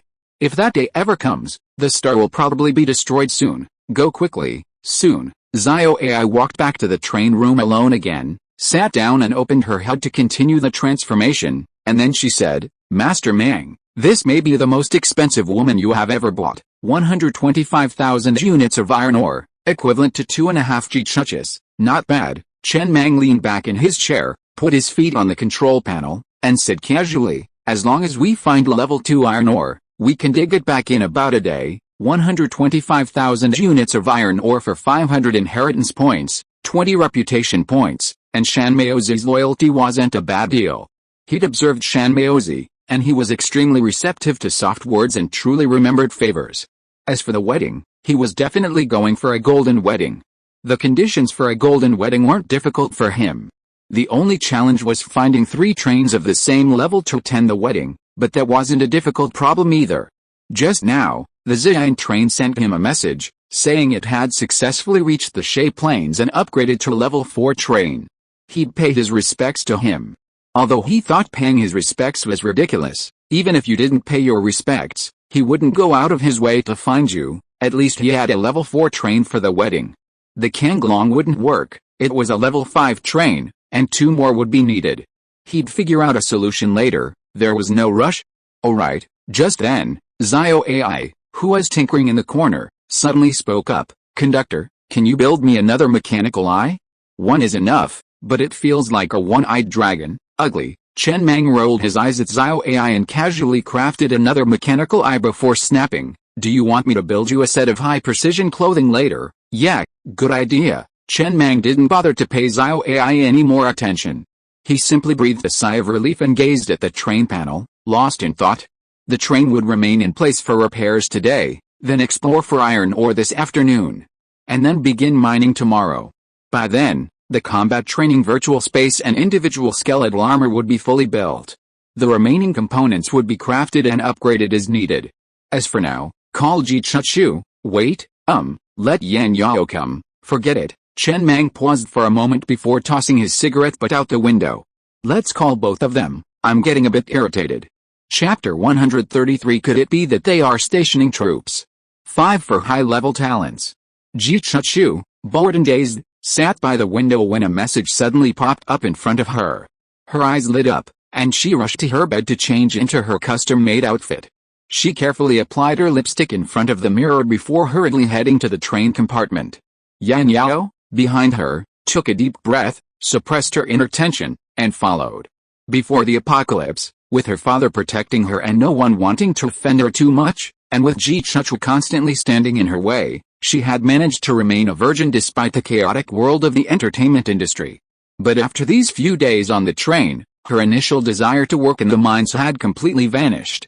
The living conditions in the refrigerator were worse than those in prison, not to mention the green-skinned goblins guarding her. She had originally thought of holding out for a few more days. But after seeing Mang Yu this morning, her last remaining defenses crumbled. Her image of him had always been of a burly man, a man who ate lamb legs daily, his beard stained with the grease from ancient times, his eyes gleaming with a fierce, ruthless edge. After all, there were over 1,000 people on this train. How could he possibly intimidate them without a bit of ferocity? But when she saw Mang Yu, she found him completely different from her image. He even had a touch of gentlemanliness, his aura captivating. If she were raped by a beggar, she would be furious, calling him a beast. But if she committed herself to Mang, well, it was totally worth it.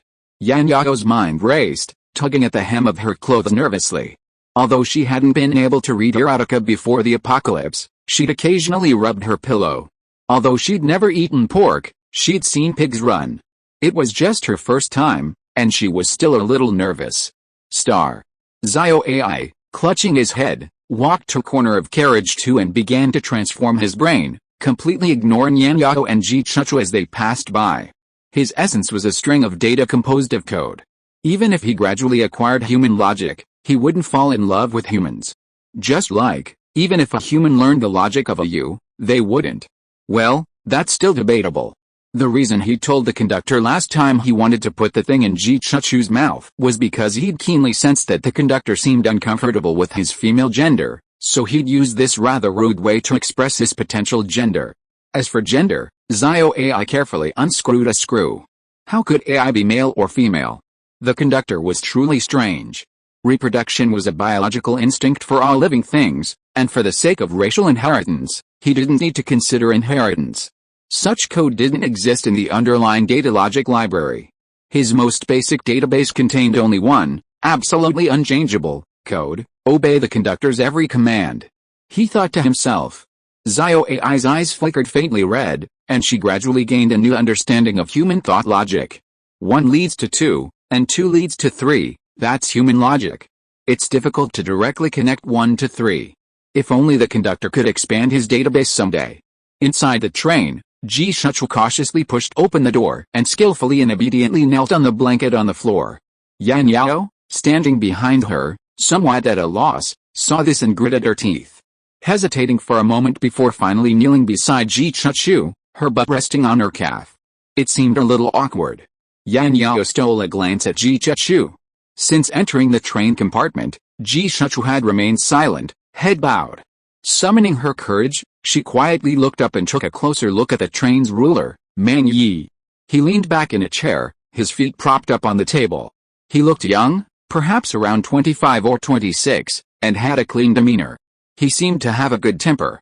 A variety show called Sisters, Please Come on Stage was playing on a large screen on one side of the train compartment.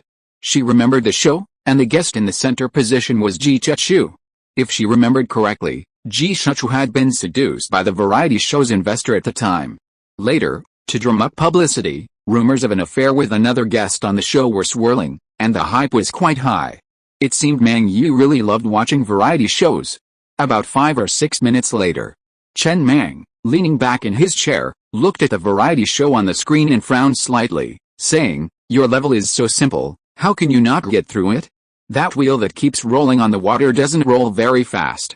If you run a little faster, you can rush through it in one go, right, Master Mang?" Ji Chuchu, who was kneeling on the ground, whispered, "This part is specially designed for falling into the water, for the wet effect, that way it will be more attractive and more eye-catching." Tisk. Chen Mang shook his head and laughed, then he tilted his head to look at Ji Chuchu who was kneeling beside him, raised his eyebrows. "Changed your clothes again, I hope Master Mang likes it." "I like it." Chen Mang glanced at Ji Chuchu's white t-shirt and denim shorts in the variety show, then looked at the same outfit on Ji Chuchu beside him, and then said casually, "Come closer, okay?" Ji Chuchu took a few steps forward before burying her head in Chen Mang's arms. Seeing this, Yan Yao gritted her teeth, stepped forward, and knelt beside Ji Chuchu. She tilted her neck slightly, and with trembling eyelashes, she kissed Chen Mang's chest. Her palms were slightly sweaty from the tension. "It hurts?" Chen Mang glanced down at Yan Yao with a slightly disgruntled expression. "I'm Master Mang. I'll be gentler then." 40 minutes later, Chen Mang leaned back in a chair, opened the window to cool himself, and drank half a bottle of iced mineral water in one gulp. He let out a long sigh, lit a cigarette, and gazed at the smoke curling up from the ceiling. "Massage, I'm tired." Ji Chuchu didn't rush to get up. Instead, she cleaned herself up before placing her fingers on Master Mang's calf, kneading it gently. Yan Yao also came over, kneeling on the ground and kneading Master Mang's other leg. Master Mang didn't have a lot of leg hair. "Your face is still exquisite." Chen Mang lifted Yan Yao's chin on his toes and looked her over carefully before casually saying, "From now on, you'll enjoy the same advanced treatment as Ji Chuchu, a level 3 talent." A moment later, a cigarette burned out. Chen Mang tossed the butt out the window and waved, "Go down." Ji Shuchu hurriedly stood up and picked up the crumpled toilet paper scattered on the floor. Then, with Yan Yao, they left the train room and returned to carriage 5. After returning to the train compartment, Ji Shuchu breathed a sigh of relief. Lying on her bed, she smiled and tilted her head to look at Yan Yao beside her. "I never thought I'd see you like this in my lifetime. You used to be known for your purity, very flirty. I'm far behind you." Yan Yao lay dazed on the bed for a long time, silent. After a while, she rolled over, tucking her arms under her head. She looked at Ji Shuchu lying beside her, biting her red lips and hesitantly saying, "Is this the end? I thought it would be. Of course she's far behind me. What rank are you? Besides, it seems Mang doesn't like 98, he only likes 95. Ji Shuchu closed her eyes wearily and muttered, "I'll take a nap. I'm a little tired." That day, the star train didn't go anywhere, staying where it was, resting until afternoon.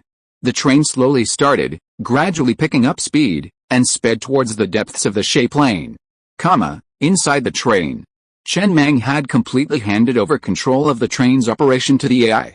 With Zio AI's current computing power, it could easily control the train while simultaneously modifying its own brain, constantly controlling various accessories, and even debiting money from the train shop.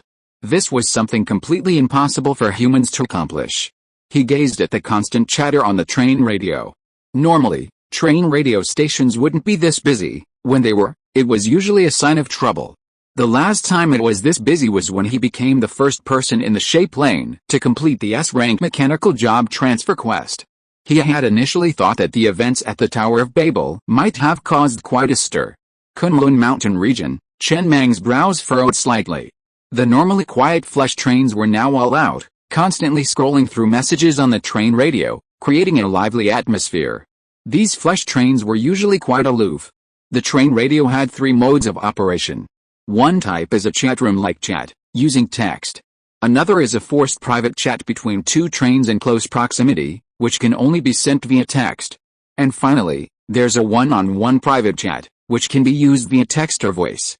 However, text communication is generally preferred, as it's more accurate and doesn't cause misunderstandings due to accents. Furthermore, private voice chats are only available after the other party has replied. First-time private chats with strangers are text only. What's making the train radio so lively is the disappearance of all the monsters in the Kunlun Mountains. The monster population in this area has been rapidly decreasing since this morning, and by noon, they were completely gone. Not a single monster was seen. Many flesh trains circled the Kunlun Mountains today, and their radars seem to have gone silent, with no activity at all. This is a devastating blow to the flesh trains. Upgrading trains and components, no matter how high the potential, requires hunting large numbers of monsters. But now, with the monsters gone, it's like the iron ore in the Shay Plains suddenly vanishing. Although there are monsters in the Shay Plains, there are monsters there too. But after all, there weren't as many or as densely packed monsters as in the Kunlun Mountains.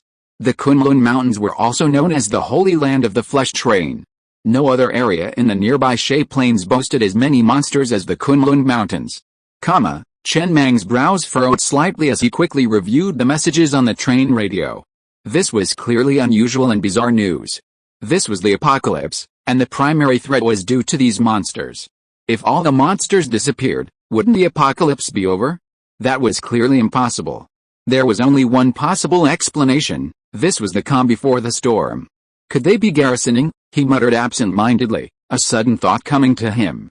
Had all the monsters in the Kunlun Mountains hidden away in a corner, amassing their numbers until they could break out of the Kunlun Mountains and attack the Shay Plains? Monsters in the green zones certainly couldn't reach the white zones. But, could monsters in the green zones even reach the green zones? He didn't know. At this thought, Chen Mang couldn't help but shake his head and laugh. Could these monsters be garrisoning to attack the Tower of Babel, like in the animation he'd seen? He quickly dismissed the unrealistic thought. It was clearly impossible. After all, the sheer level of that terrifying worm monster, even undetectable by enemy radar, was enough to prove it couldn't possibly be a monster born in the green zone. If that monster truly made it to the Shay Plains, every one of them would be killed instantly. However, the smile on Chen Mang's face slowly faltered. Currently, his range of activity was essentially limited to the Shay Plains and Kunlun Mountains. The areas adjacent to the Shay Plains were all white, while the areas adjacent to the Kunlun Mountains had both a yellow and a green zone. While the likelihood of that terrifying worm reaching the Shay Plains was extremely low, if it truly happened, his only chance of survival would be to escape through Kunlun Mountains and into the other green zone. He couldn't enter the yellow zone, he needed at least a level 6 train to do so. Chen Mang stared at the control panel screen for a moment, then remained silent. Barring any unexpected events, even if all the monsters in the Kunlun Mountains rushed out, he wouldn't be afraid. After all, with his level 6 armor, they wouldn't be able to penetrate his defenses. Now, he had to find a mine. The train was heading north. While on the Tower of Babel, he spotted an extremely steep mountain at the northernmost point, like a sword thrust into the earth, its hilt exposed above the clouds. That mountain was his target. He didn't know if there were any mines atop it, or if it was located in the Shay Plain. But he wanted to take a look. If there were, he'd be in luck. The mountain was so steep that no one but him could climb it. It was almost as high as the Tower of Babel, so it couldn't be any lower. If he detected level 2 iron ore along the way, he'd disembark and mine. If not, he'd head straight for the mountain. He was searching for mines that only he could dig. Generally, mines in such forbidding locations tended to have richer resources, like the one in the swamp. Those mines will not refresh for another 61 days. If he has not left the Sand River Plain after 61 days, he can go back and dig the mines in the swamp area again. Chapter 134, Doomsday Adventure, Black Market Merchant. The train headed north. The nitrogen exhaust jets on both sides of the train spewed blue flames at full power, accelerating the train even faster. From a distance, the train, dotted with dozens of pale blue flames, looked like a land rocket. Its speed was extremely fast. If the firepower components on other trains didn't have the super-modified AI automatic target detection effect, or if the AI's computing power was insufficient, then the hit rate would be difficult to guarantee. Of course, unless his train maintained this speed and moved in a straight line, then the AI could easily calculate the impact point. They set off in the afternoon, near dusk. By the time it was dark, a sky filled with stars, along with the moon and sun, hung in the sky. Chen Mang could clearly see the mountain in the distance. He estimated that they would arrive in half an hour. The Shay Plain was no smaller than the teeming wasteland. Along the way, he encountered several level 2 iron mines, but they were all being excavated by trains, so he didn't stay for long. Just then, Chen Mang's brow furrowed, and he subconsciously slowed the star train rapidly. The radar screen had previously only displayed red and green dots. The green dots represented the members of the star train, the red dots other creatures. This was the first time he had seen a yellow dot.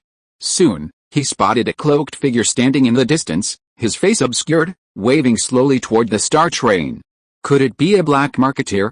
Chen Mang, thoughtful, slowly maneuvered the star train to stop beside the cloaked figure, but he didn't open the carriages. At the same moment, the firepower outside the carriages immediately locked onto him. Once the train has inheritance points, it can be used to purchase rare accessory blueprints, items, and more from black marketeers, giving it access to the Doomsday Black Market. Some accessories can only be installed on the train if a certain amount of inheritance points are met. The moment the train stopped, Chen Mang tilted his head to look at the mysterious cloaked figure standing at the side of the train, pausing to wave. The corners of his mouth twitched slightly. Although the man's face couldn't be seen clearly due to the cloak and hood, he could still tell who he was. It was that damn goblin merchant. Even with the black gloves, through the intersection of the gloves and cuffs, he still caught a glimpse of the green skin, the short stature, and the extremely pointy ears that the cloak and hood couldn't cover. If not a goblin, what else could it be? He had luckily obtained a special item yesterday, the map coordinates of a goblin ruin.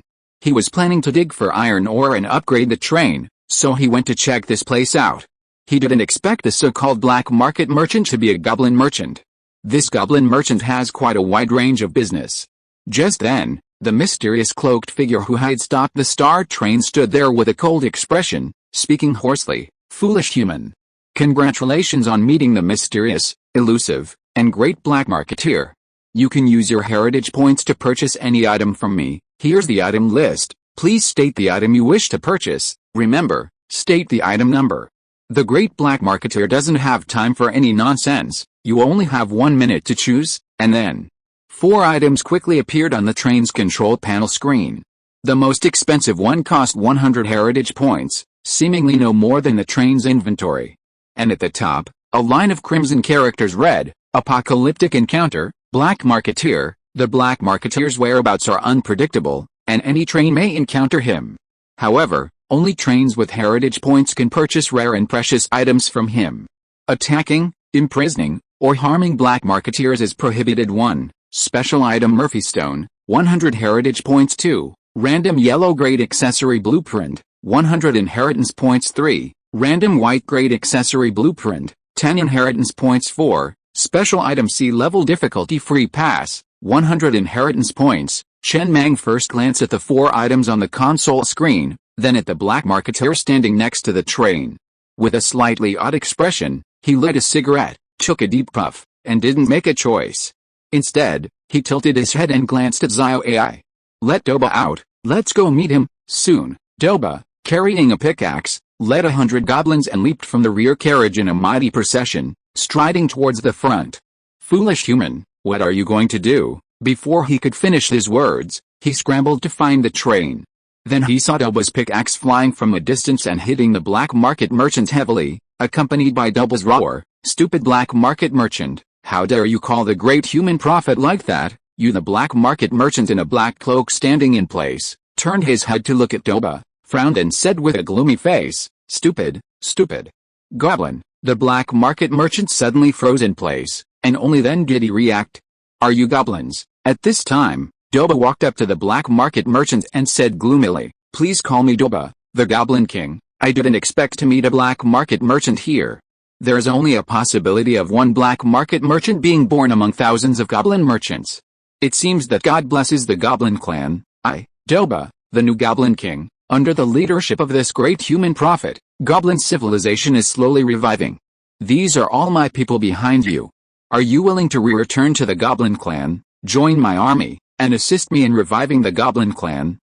The black market merchant trembled slightly, suddenly opened his hood, knelt on one knee in front of Doba, and roared in tears, "I am willing to follow in the footsteps of Lord Doba and revive the Goblin clan together." "Very good." Doba nodded with satisfaction, then stepped forward to help the black market merchant up. "Let the Goblin clan be great again. Now follow me back to the train." The black marketeer nodded emphatically, his eyes red as he followed Doba toward the last few carriages of the train. The goblins finally have a king again. Make the goblins great again. No. Inside the train, Chen Mang, watching the scene, finally snapped out of his daze and quickly leaned out the window to gaze at the goblins who had reached the end of the train. He glanced at the cigarette in his hand, which had burned out at some point, and was about to say something when the goblins had all gone back inside. He glanced at the message on the screen again. Attack, imprisonment, or harm of black marketeers is prohibited. Imprisonment? Attack? He hadn't done anything. The black marketeer didn't resist at all. Just obediently following Doba into his carriage, chanting something about make the goblins great again. Seconds later, the message on the control panel faded, as if nothing had happened. Only the enemy radar showed a yellow dot in his carriage, number 11. Is that even possible? Chen Mang sat in his chair, a bit dazed. After a long pause, he let out a long sigh and gently rubbed his temple. Let Doba come over. He had initially asked Doba to leave. He simply hoped, considering they were all goblins, that they might give him a discount or something. He hadn't held out much hope at first, but he had to give it a try. Unexpectedly, the black marketeer was so respectful. Doba's body trembled, his aura of kingship unleashed. The black marketeer, so arrogant just moments ago, knelt in submission. Are you goblins so simple and pure? Just because you say you're a king, he'll believe you're a king? Why not just say you're the goblin god next time? He'd been so engrossed in the show that he hadn't bought any of the 4 items. He didn't know if he could find the black marketeer on the train now. Soon, Doba, carrying his pickaxe, had crossed several carriages and arrived at a train compartment. The great human prophet, Doba said, raising the pickaxe in his hand with a serious expression. A race needs a clan emblem if it wants to have cohesion. The revival of goblin civilization is all thanks to the more than 100 goblins like us who dug it out with their pickaxes, so I've made the pickaxe the Goblin clan's emblem. When goblin civilization officially revives in the future, I'll record the story of our surrender to the Star Train as our clan's history, and this pickaxe will be the Goblin clan's emblem. Yeah, Chen Mang nodded expressionlessly. After a long silence, he said, "What's the situation with that guy?" Reporting to the great human prophet, "Among the goblins, there's a special kind of creature called goblin merchants. You've seen how special they are last time. They have a strong load-bearing capacity and are extremely fast. They often travel around as traveling merchants. This is a natural ability, and among goblin merchants, there's an even more special kind. That's the black market merchant. Black market merchants don't have a strong carrying capacity, and their speed isn't very fast, but they can travel through space. With just a thought, they can appear in a completely unfamiliar and unknown place. This is completely uncontrollable, so black market merchants are often hard to find, because even they themselves don't know where they will appear next time. Many black market merchants have basically become orphans since they first learned to use this ability, and they can never return home. As they age, they can randomly teleport up to 10 times a day. I just talked to him. He's not like me, who has regained all his wisdom, but he's better than other goblins. He can speak and has a certain degree of thinking ability, although his mind has been set by an unknown being to stop the train to sell goods, just like when I was deep underground and heading to the Mo Hills, but he still remembers the greatness of the goblins, still vaguely remembers the goblins' demise, and still wants to revive and rebuild goblin civilization like me. Great human prophet, can you let him join the train? Chen Mang remained silent, leaning back in his chair, rubbing his temples as he digested the news. He had always found the existence of goblins somewhat jarring. He'd been to the Mechanical City and the Kunlun Mountains. They'd owned mechanical trains and heard of flesh trains. He'd seen mechas carrying shoulder-mounted rocket launchers and been hunted by terrifying worm monsters tens of meters long. Those he'd witnessed could generally be divided into two categories, machines and monsters. Only these goblins were neither. They didn't qualify as machines, and they weren't monsters either. They seemed to have emerged from some obscure corner, a somewhat alien presence in this world. Those monsters lacked any intelligence, only a thirst for blood. These goblins, though they initially appeared as monsters, had no bloodlust, only a desire to prove their greatness. Chen Mang was silent for a moment before looking up at Doba. Yes, but he's a black marketeer after all. I'm not sure if he can join. Well, after he'd mentally agreed, he saw the yellow dot of light disappear, transforming into green one, officially becoming a member of the Star Train. That's good. Who knows how many black marketeers there are on this planet? The chances of others encountering one should have decreased a bit. Go get him. Yes, soon. The black-cloaked black marketeer was also called over, standing solemnly behind Doba. Chen Mang paused, then said softly, "Show me the merchandise you have." "I won't steal it, no." The black marketeer shook his head decisively, then glanced at Doba. Hesitantly and reluctantly, "Great human prophet, I don't have any merchandise. Only when you pay inheritance points will the corresponding merchandise appear. Can you do that now?" "Yes." Chen Mang said nothing more, simply waving his hand to signal Doba and the others to disembark. Then, looking back at their backs, he pondered. In other words, his train now had a permanent black marketeer. From now on, if he wanted to spend inheritance points, he wouldn't have to wait for a chance encounter with a black marketeer. He could just spend them directly with this one on the train. This effect alone was enough. After all, more mouths means more food. Perhaps many trains have inheritance value, but they're just struggling to find black market merchants. He could easily charge a hefty referral fee. Furthermore, he tilted his head to glance at the train accessory information on the control panel screen. Black market merchants themselves couldn't control their own teleportation destinations. Once teleported, they might never return to the Star Train. However, he had the train ticket accessory. As a member of the train, simply shredding the ticket allowed them to instantly return to the train. He had already upgraded it to level 10, but the range was only 10,000 meters. Only members within 10,000 meters could return to the train.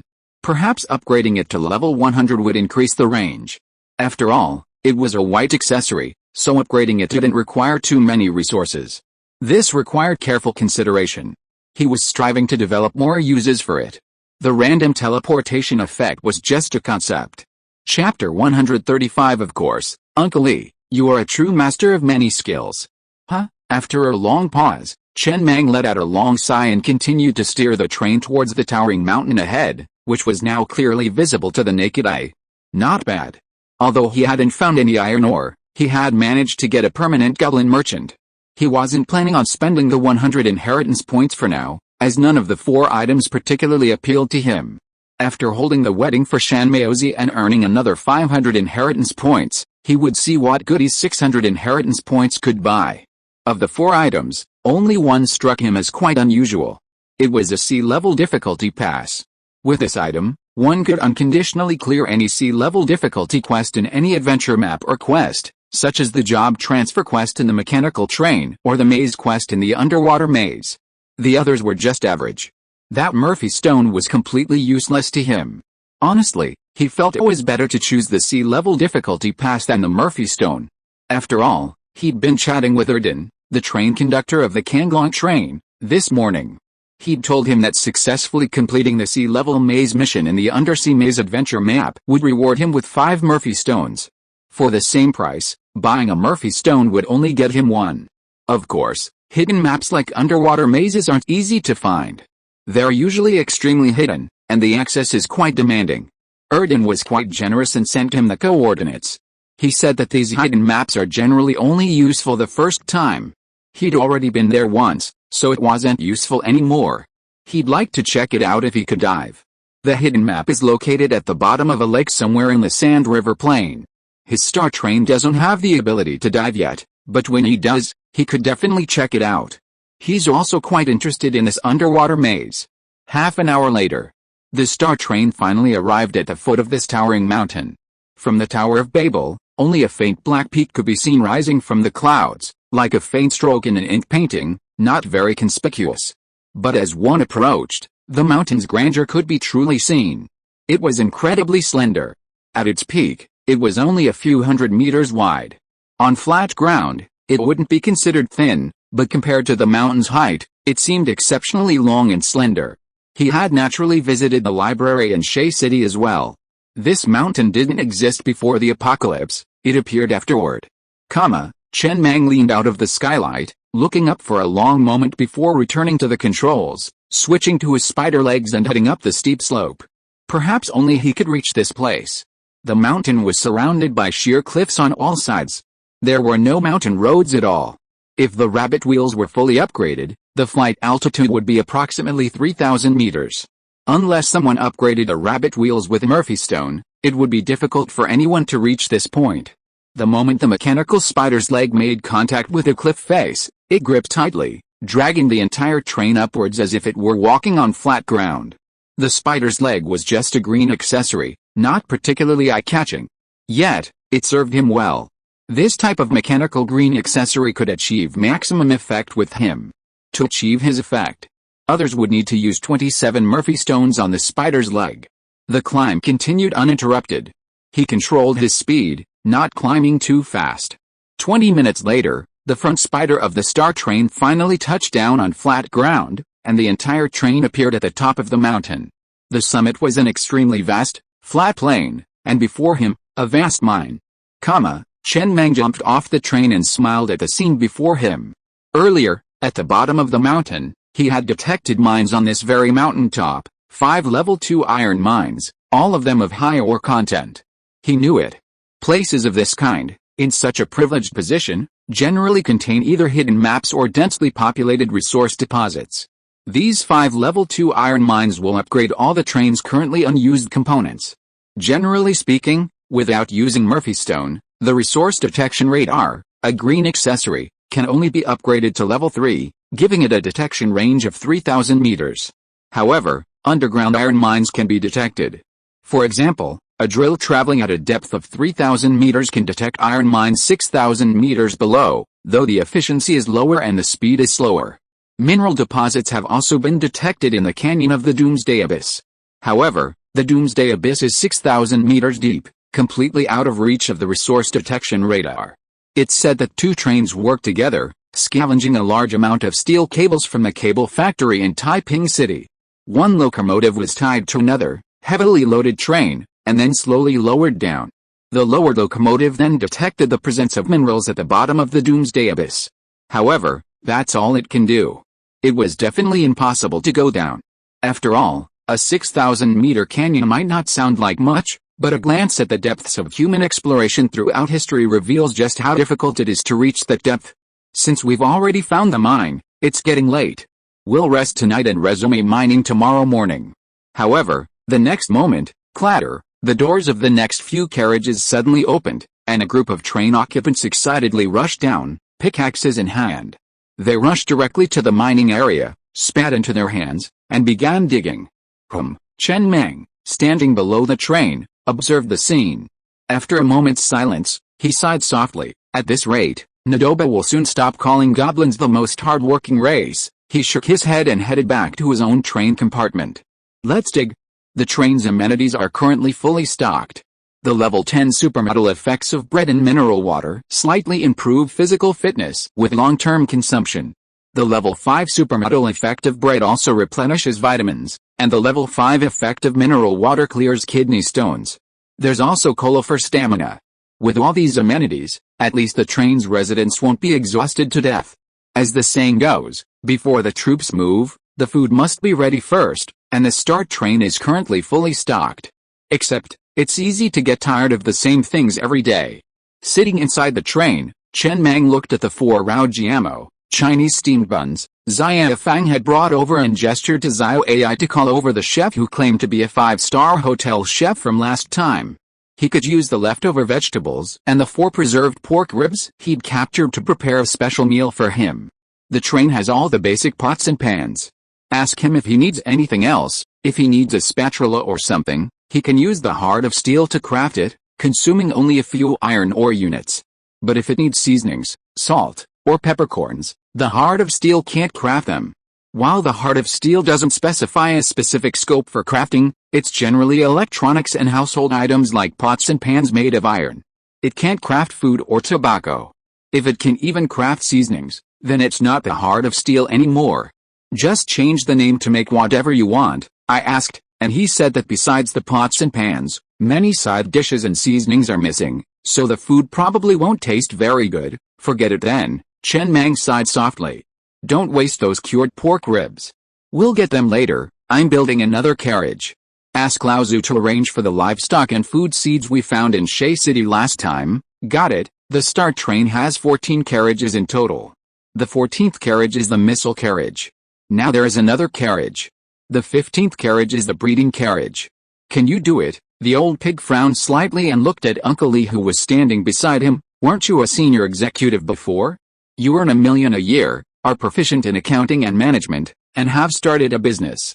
How can you raise these? Here are 6 chickens, 5 ducks, 4 pigs, 2 cows, and 3 sheep. The precautions for raising each livestock are different.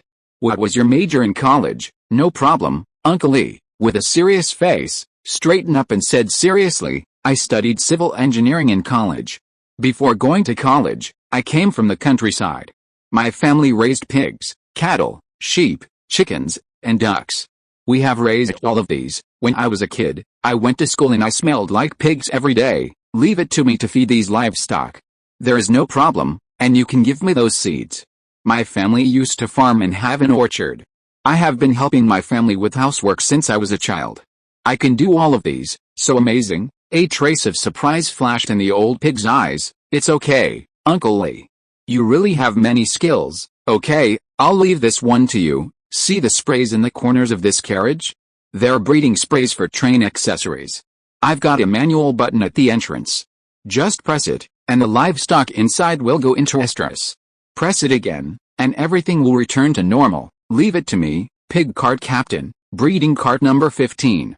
Uncle Lee looked at the 20 or so animals and 2 dirt-covered refrigerators in this simple carriage and breathed a sigh of relief. The anxiety in his eyes completely vanished, and he breathed a sigh of relief. Then he leaned against the carriage, lowered his head, lit a cigarette, a hint of smugness hidden in his eyes, and spoke with a nonchalant air. It's okay, a small job, you're just in charge of a carriage. Do it first, gain some experience, and then move up in the future. Awesome, Uncle Lee. The young boy standing next to him gave a thumbs up excitedly. It was at noon today that Master Mang popularized iris chips, which caused you to be laid off. It's just getting dark, and you're back on the job so soon. I knew you could do it. And Uncle Lee, you know too much? You earn $1 million a year and you even know how to raise pigs. You know too much, you do. Uncle Lee sighed and threw the cigarette butt under his feet. I know shit. Which rural family grows crops and orchards, and raises chickens, ducks, cattle, sheep and pigs? They are fucking landlords, right? If you don't have a few slaves at home, and you dare to do this, the old couple in the family will be exhausted and buried in the ground sooner or later. When I was a child, my family raised a few chickens and a dog. The smile on the young boy's face, which was full of excitement just now, slowly froze. Uncle Lee, you dare to take over without knowing anything?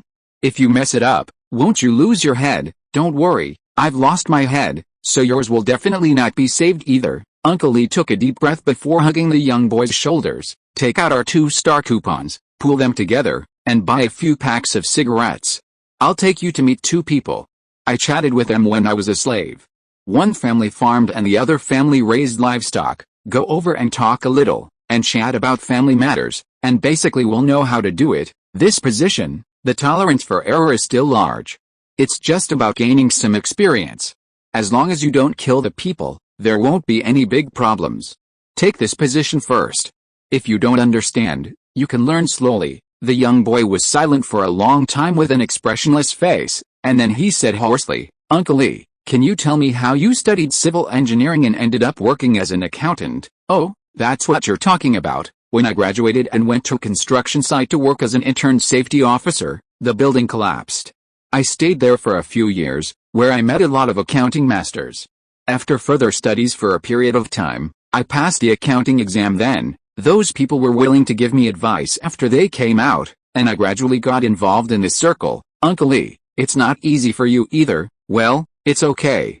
I can make a living by luck. Is this true? Really? I always feel that you don't tell the truth. Believe me, but Uncle Lee, I know why I can only get a few thousand yuan in salary before the end of the world. Why? Because if it were me, I would definitely not ask the pig driver to sit in this position if I didn't know anything. Even if I wouldn't be discovered for the time being, I would be very panicked inside, and I couldn't get over it. The bold will die of overeating, and the timid will die of starvation. Do you think the pig driver is really proficient in management just because he sits in his position? Uncle Lee curled his lips. I think if I were the deputy conductor, I could definitely do a better job. Given time, I could sit there, too, but Uncle Lee glanced outside and whispered, this carriage is newly built and hasn't been installed with cameras yet. It's okay for us to chat here, but don't talk nonsense outside. Take it one step at a time, starting with this breeding carriage. If there are other important positions vacant in the future, I'll go and apply for the position of pig conductor. Yeah, the young boy nodded seriously. Uncle Lee, I believe you. If you are listening to this novel on a channel other than Fanfic World, it means it was downloaded and re-uploaded without effort. We warmly invite you to visit our channel, Fanfic World. There you will find the original version of this story and many other novels of various genres. We look forward to seeing you dive into a world of incredible novels. Chapter 136 Brother, I can't run away, I'm going to die. Is this right? In the Kunlun Mountains, a man sitting on the purple cloud train stared blankly at the empty canyon before him, his heart agape, like a sword drawn and his gaze vacant. He came from the teeming wasteland. He had once had some issues with the star train, but he had surrendered in time and the star train had forgiven him. But the blow he left was undeniable. He had worked so hard to develop, only for the star train to catch up in a month, rising from obscurity to the top of the regional letterboards. A month later, it was promoted to level 4 train and entered the green zone. It was a complete devastation. So, he made up his mind, screw the mechanical train. I'm going to enter the Dao and become the flesh train. The Kunlun Mountains region was rich in monsters, so after his job transfer, he would go there and slaughter those weaker monsters. The plan was sound. He successfully transferred to the flesh train with C-level potential. B-level potential required killing a level 5 monster, which he couldn't defeat, and he didn't know how those people had managed it. Then, just as he was about to head to the Kunlun Mountains to slay monsters, he discovered that not a single monster had been discovered. Countless flesh trains wailed in despair over the train's radio, with no solution in sight. The man paused for a moment, then glanced at the skull on the control panel. Since his class changed to flesh train, the train's mechanical components had been largely lost, and the train's auxiliary AI had become a flesh brain. Its functionality remained largely the same, save for a slightly different appearance. He was the only one aboard. All the slaves and thugs, including the deputy conductor, were devoured by the flesh train the moment he successfully transitioned. Honestly, if he had known this would happen, he probably wouldn't have changed classes. He hadn't been told what would happen after he switched to flesh train. The deputy conductor was quite loyal, and there was still some affection. But he had already changed, and there was no turning back. He looked down at the cushion of his chair. It looked like the bright red flesh beneath a lip, and it was comfortable to sit on, without any blood or stickiness. The interior of the train had transformed into a wrinkled mass of flesh, resembling a large intestine.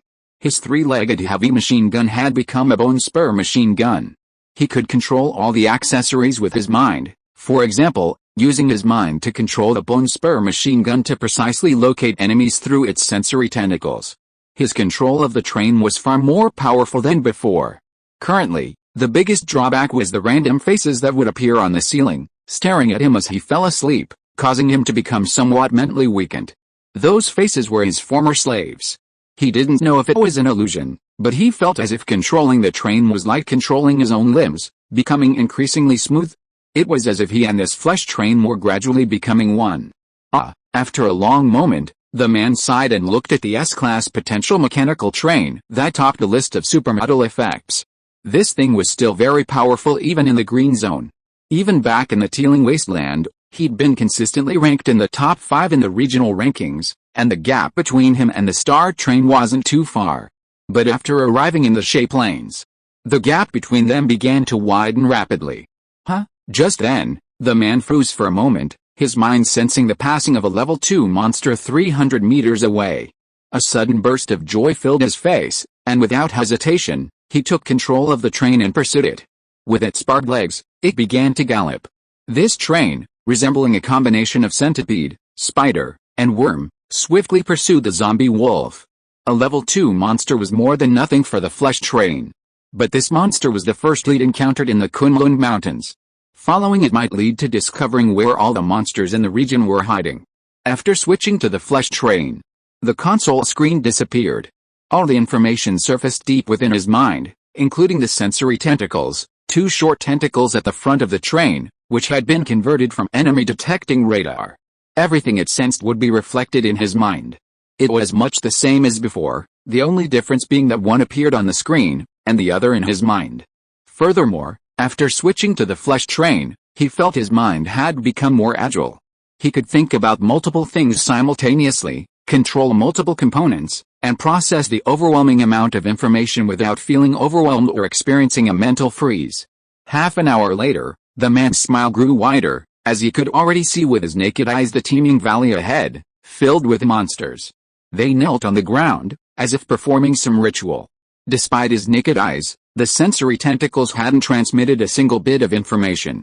And then, the monsters in the monster-filled valley suddenly turned their heads and stared at him. Their scarlet, bloodthirsty eyes instantly brought the man to his senses. His expression suddenly changed, and he quickly turned the train around and headed back the way he'd come. Damn it! What was he doing? He was only a level 4 flesh train. The Kunlun Mountains were teeming with level 5 and even level 6 monsters. How could he dare venture so deep? Run. This single thought gripped his mind. If he didn't run, he'd surely die. That valley was filled with high-level monsters. If they caught up to him, he'd have no chance of survival. But before fleeing, he quickly pressed the green flesh pad button on the console, memorizing the coordinates. Perhaps, he could team up with that guy. He'd provide the coordinates, and he'd kill all the monsters. He'd take the dropped blueprints and special items. He only needed the monster flesh. But, while that guy was powerful, he was only a level 4 train. Could he handle all the monsters in this valley? Just a glance. He saw at least 4 level 6 bosses kneeling in the center, with a dozen level 5 bosses surrounding them. The rest were high-level elite monsters, and only a few scattered smaller monsters were on the outer edges. This was only a small part. After all, if all the monsters in the Kunlun Mountains were here, this tiny valley wouldn't be able to hold them all. Time passed quickly. 3 days flew by. Darkness had already fallen. This was already the 3rd day the star train had been on this mountain. In those 3 days, the train's inhabitants had mined a total of 510,000 units of iron ore. Of the 5 level 2 iron mines, 1.5 had already been mined. The results were quite impressive. Chen Mang glanced at the news on the train's radio. Nothing had changed in the Kunlun Mountains in the past few days. The monsters had all disappeared, and most of the flesh trains had already crossed the mountains to another green area. After all, the Shay Plain was indeed safer than other areas, with fewer roaming monsters. Fortunately, he was a mechanical train. It wouldn't affect him. After all, monsters might go into hiding due to annexation, but the mine couldn't possibly go into hiding for some reason. That wouldn't make sense. How could the mine run without legs? He checked the resource count on the train's panel. There were currently exactly 700,000 units of iron ore. The quantity is a bit low. At this rate, it'll be almost all mined in 10 days at most. Just then, Brother Erden, the conductor of the Kanglong train, sent a private message. I've upgraded to level 6 train. Ho ha, you should work harder too. It's been so long, and you're still a level 4 train. Long? Since I set foot on the Shay Plain, has it been at least a month? Yeah, it seems so, but you have S-level potential after all. Come on, brother. I'll wait for you on the level 6 train. Gather some foundation. Once you've also upgraded to level 6 train, we'll go to the yellow area together to see what's going on. Chen Mang didn't reply, but simply stared at the radar jammer component on the train control panel. It was of yellow quality. He had only crafted it, but had never upgraded it. After consuming 90,000 units of iron ore, he upgraded it to level 10 in one go. After reaching level 10, any enemy radar level 10 or lower couldn't detect his train. While the upgrade price was slightly higher than a typical yellow-grade accessory, the cost-effectiveness was still very high. Of course, his train wasn't detectable. If all crew members stayed inside, they would be effectively invisible to enemy radar. However, if they left, they would still be detectable. He also gained 2 super mod effects: Radar Jammer Level 5 Super Mod Effect, none. Radar Jammer Level 10 Super Mod Effect, none. Both super mod effects were none, but this accessory didn't really need any super mod effects. The upgraded effect alone was powerful enough. The train that had ambushed him outside the swamp had somehow evaded detection by his level 10 radar. He examined the armor on that guy. It was identical to the spray paint used on the goblin train. Another 7 days passed. The 5 level 2 iron mines on the mountain had been mined, and the resource count on the train panel now stood at 1.75 million units. This was enough for a wide range of tasks. He first spent 95,000 units to upgrade breeding car number 15 to level 6. Then he considered the cost of upgrading the armor to level 7. Upgrading the armor on a car from level 5 to level 6 requires 100,000 units of iron ore, and from level 6 to level 7 requires 200,000 units. Including the locomotive, he now had 16 armor units that needed upgrading, requiring a full 3.2 million units of iron ore to upgrade them all to level 7. Within the green zone, level 6 armor was sufficient. Level 7 wasn't needed for the time being. After a moment's deliberation, he used 405,000 units of iron ore to upgrade the remaining 9 combat training virtual spaces in the guard cart to level 10. This way, the start train, including the one in his locomotive, now had 10 level 10 combat training virtual spaces. This allows the guards to train in virtual space and enhance their physical fitness in real life, significantly improving individual combat capabilities. Another 600,000 units of iron ore were then spent to relocate all 30 guards on the Star Train to Carriage 2, where each was given a custom-made exoskeleton suit, further enhancing their individual combat capabilities. These 1 million units were essentially used to improve individual combat capabilities. Only 740,000 units of iron ore remained. Just as Chen Mang was scanning the control panel screen for information on all the train components, considering which to upgrade next, a piercing, rapid voice, filled with fear and tears, suddenly rang out over the train's intercom. Chen Mang's brows furrowed slightly. Only someone he had replied to in private messages could call him out so abruptly on the intercom, but he couldn't recall ever replying so rudely. It could easily startle someone. But he was slightly taken aback when he heard it. Brother, I can't escape. I'm dying. I've sent you the coordinates. Many monsters in the Kunlun Mountains are hiding there. If you're capable, you can kill them. They'll drop a lot of goodies, and it'll be revenge for me. The voice was extremely harsh and shrill, yet it could be heard with extreme fear and despair. It was mixed with a sound similar to chewing flesh, the sound of bones breaking. A high-pitched roar of agony suddenly came from the intercom, and soon the sound gradually faded, and it was obvious that the breath was rapidly dissipating. "Brother, I saw them a few days ago. They caught up with my train. They took me and my train back to the valley. They pulled me out of the train, but didn't kill me. I just found a chance to rush onto the train. I didn't have time to run. I can only send you the coordinates. It hurts so much. They don't kill me directly. They are gnawing at my flesh bit by bit. If I had known the green zone was so dangerous, I would have stayed in the teeming wasteland." "Brother, are you listening?" Chen Mang frowned, turned on the train radio and looked at the string of coordinates sent by the Zion train. He said in a deep voice, "I'm listening. Do you have any last words? Why not try hitting your head against something sharp? That way you might die faster and not in so much pain." The voice on the other end of the train radio intercom has become extremely weak from the initial extreme fear and despair, and the sound is like the murmur of a mosquito. I miss my mother. She didn't give birth to me to be devoured bit by monsters. It hurts." The next moment, crack, a sound similar to a skull being bitten suddenly came, and then the chat was instantly hung up. When the train conductor dies, the train will be ownerless, and all accessories will be automatically shut down, including the train radio. Chapter 137. In the night, a mushroom cloud slowly rose. "Huh?" Chen Mang sighed softly, tilting his head to look out the window at the train's inhabitants already eating. He lit a cigarette, looked up at the pale blue smoke drifting on the ceiling, his expression complex and silent. He entered the coordinates into the control panel. They were indeed the coordinates of the Kunlun Mountains. His first reaction was, could this be a trap set for him by the Purple Cloud train and several other level 6 trains? Planning to encircle him?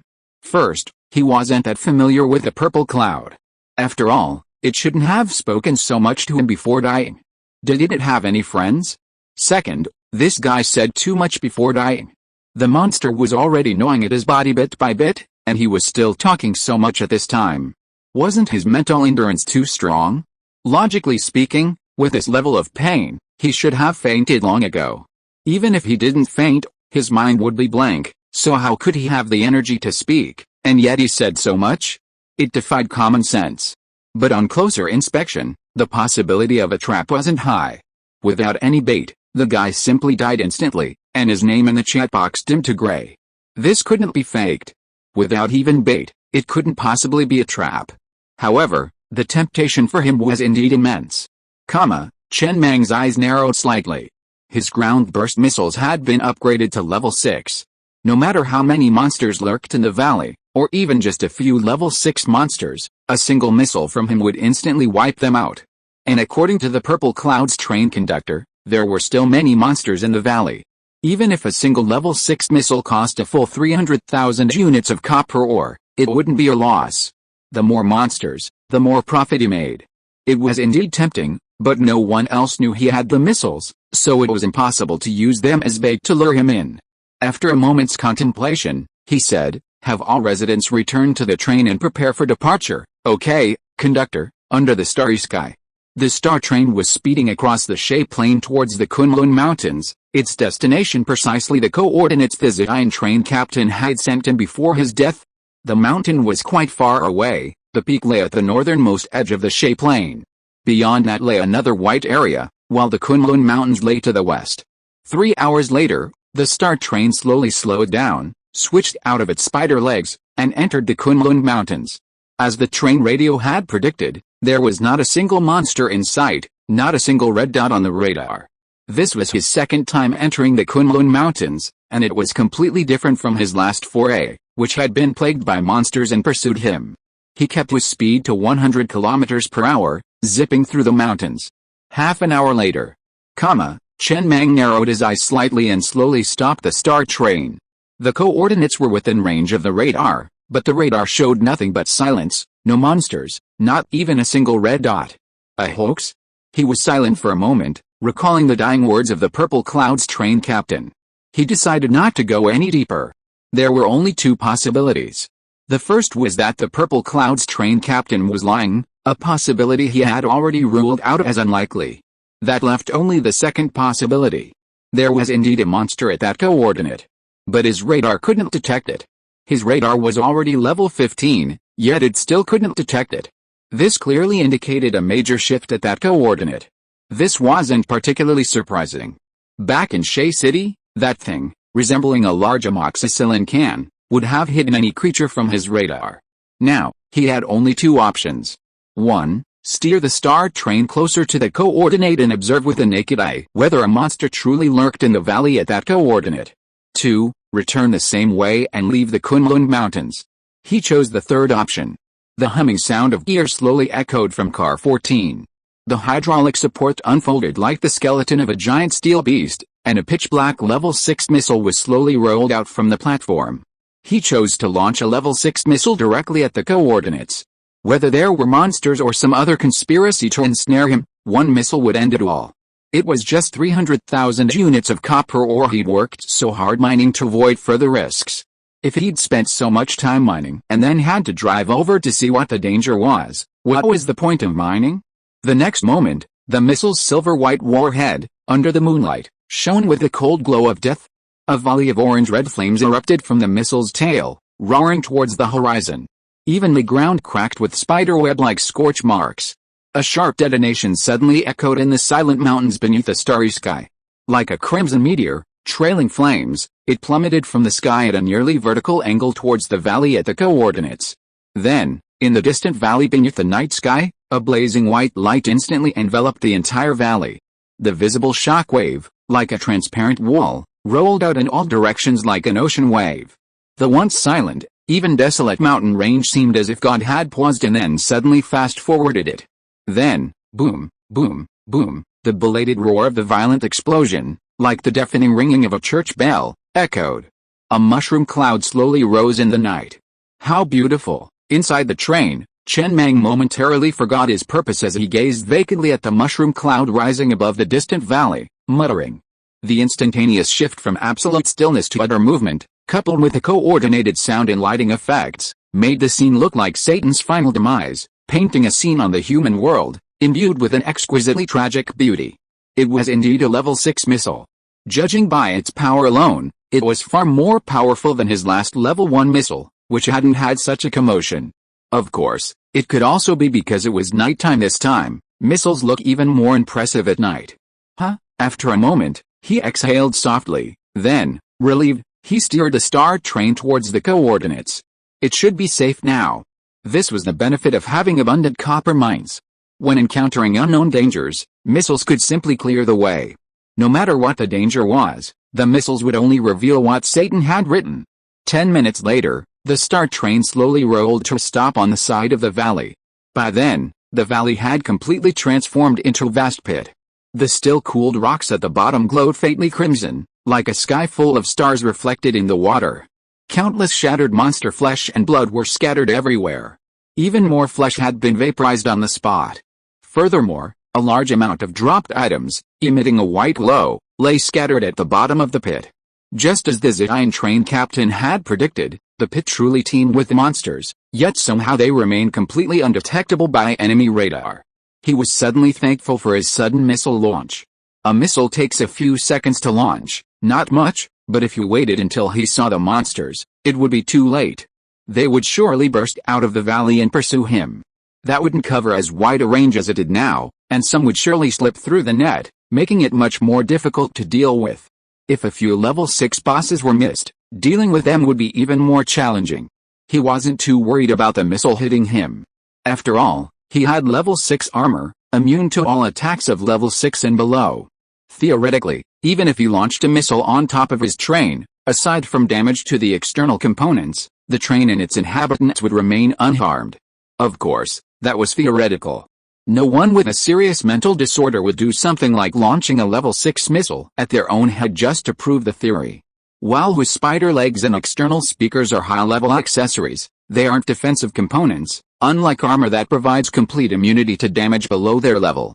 Even a level 30 spider leg and external speaker will still be damaged by a level 6 missile. However, higher levels increase the damage they can withstand, preventing their damage from being reduced to 0. If their damage persists, they can be repaired using the mechanical nano-spiders, but if they do, they'll have to be rebuilt. You can't expect a single speaker to withstand missiles, that's unreasonable. The Star Train's current green-grade powerful magnet is level 5, collecting all items dropped by monsters within a 500-meter radius. After consuming 19,500 units of iron ore, this accessory was upgraded to level 20, increasing its absorption range to 2,000 meters. It also gained 2 additional super mode effects. Powerful magnet level 10 super mode effect, it can also absorb the flesh and blood of dead monsters. Powerful magnet level 20 super model effect, possesses a strong magnetic effect, with specific magnetic strength depending on the grade of the energy stone consumed. Not bad, Chen Mang chuckled, steering the Star Train around the cliffs on either side of the valley.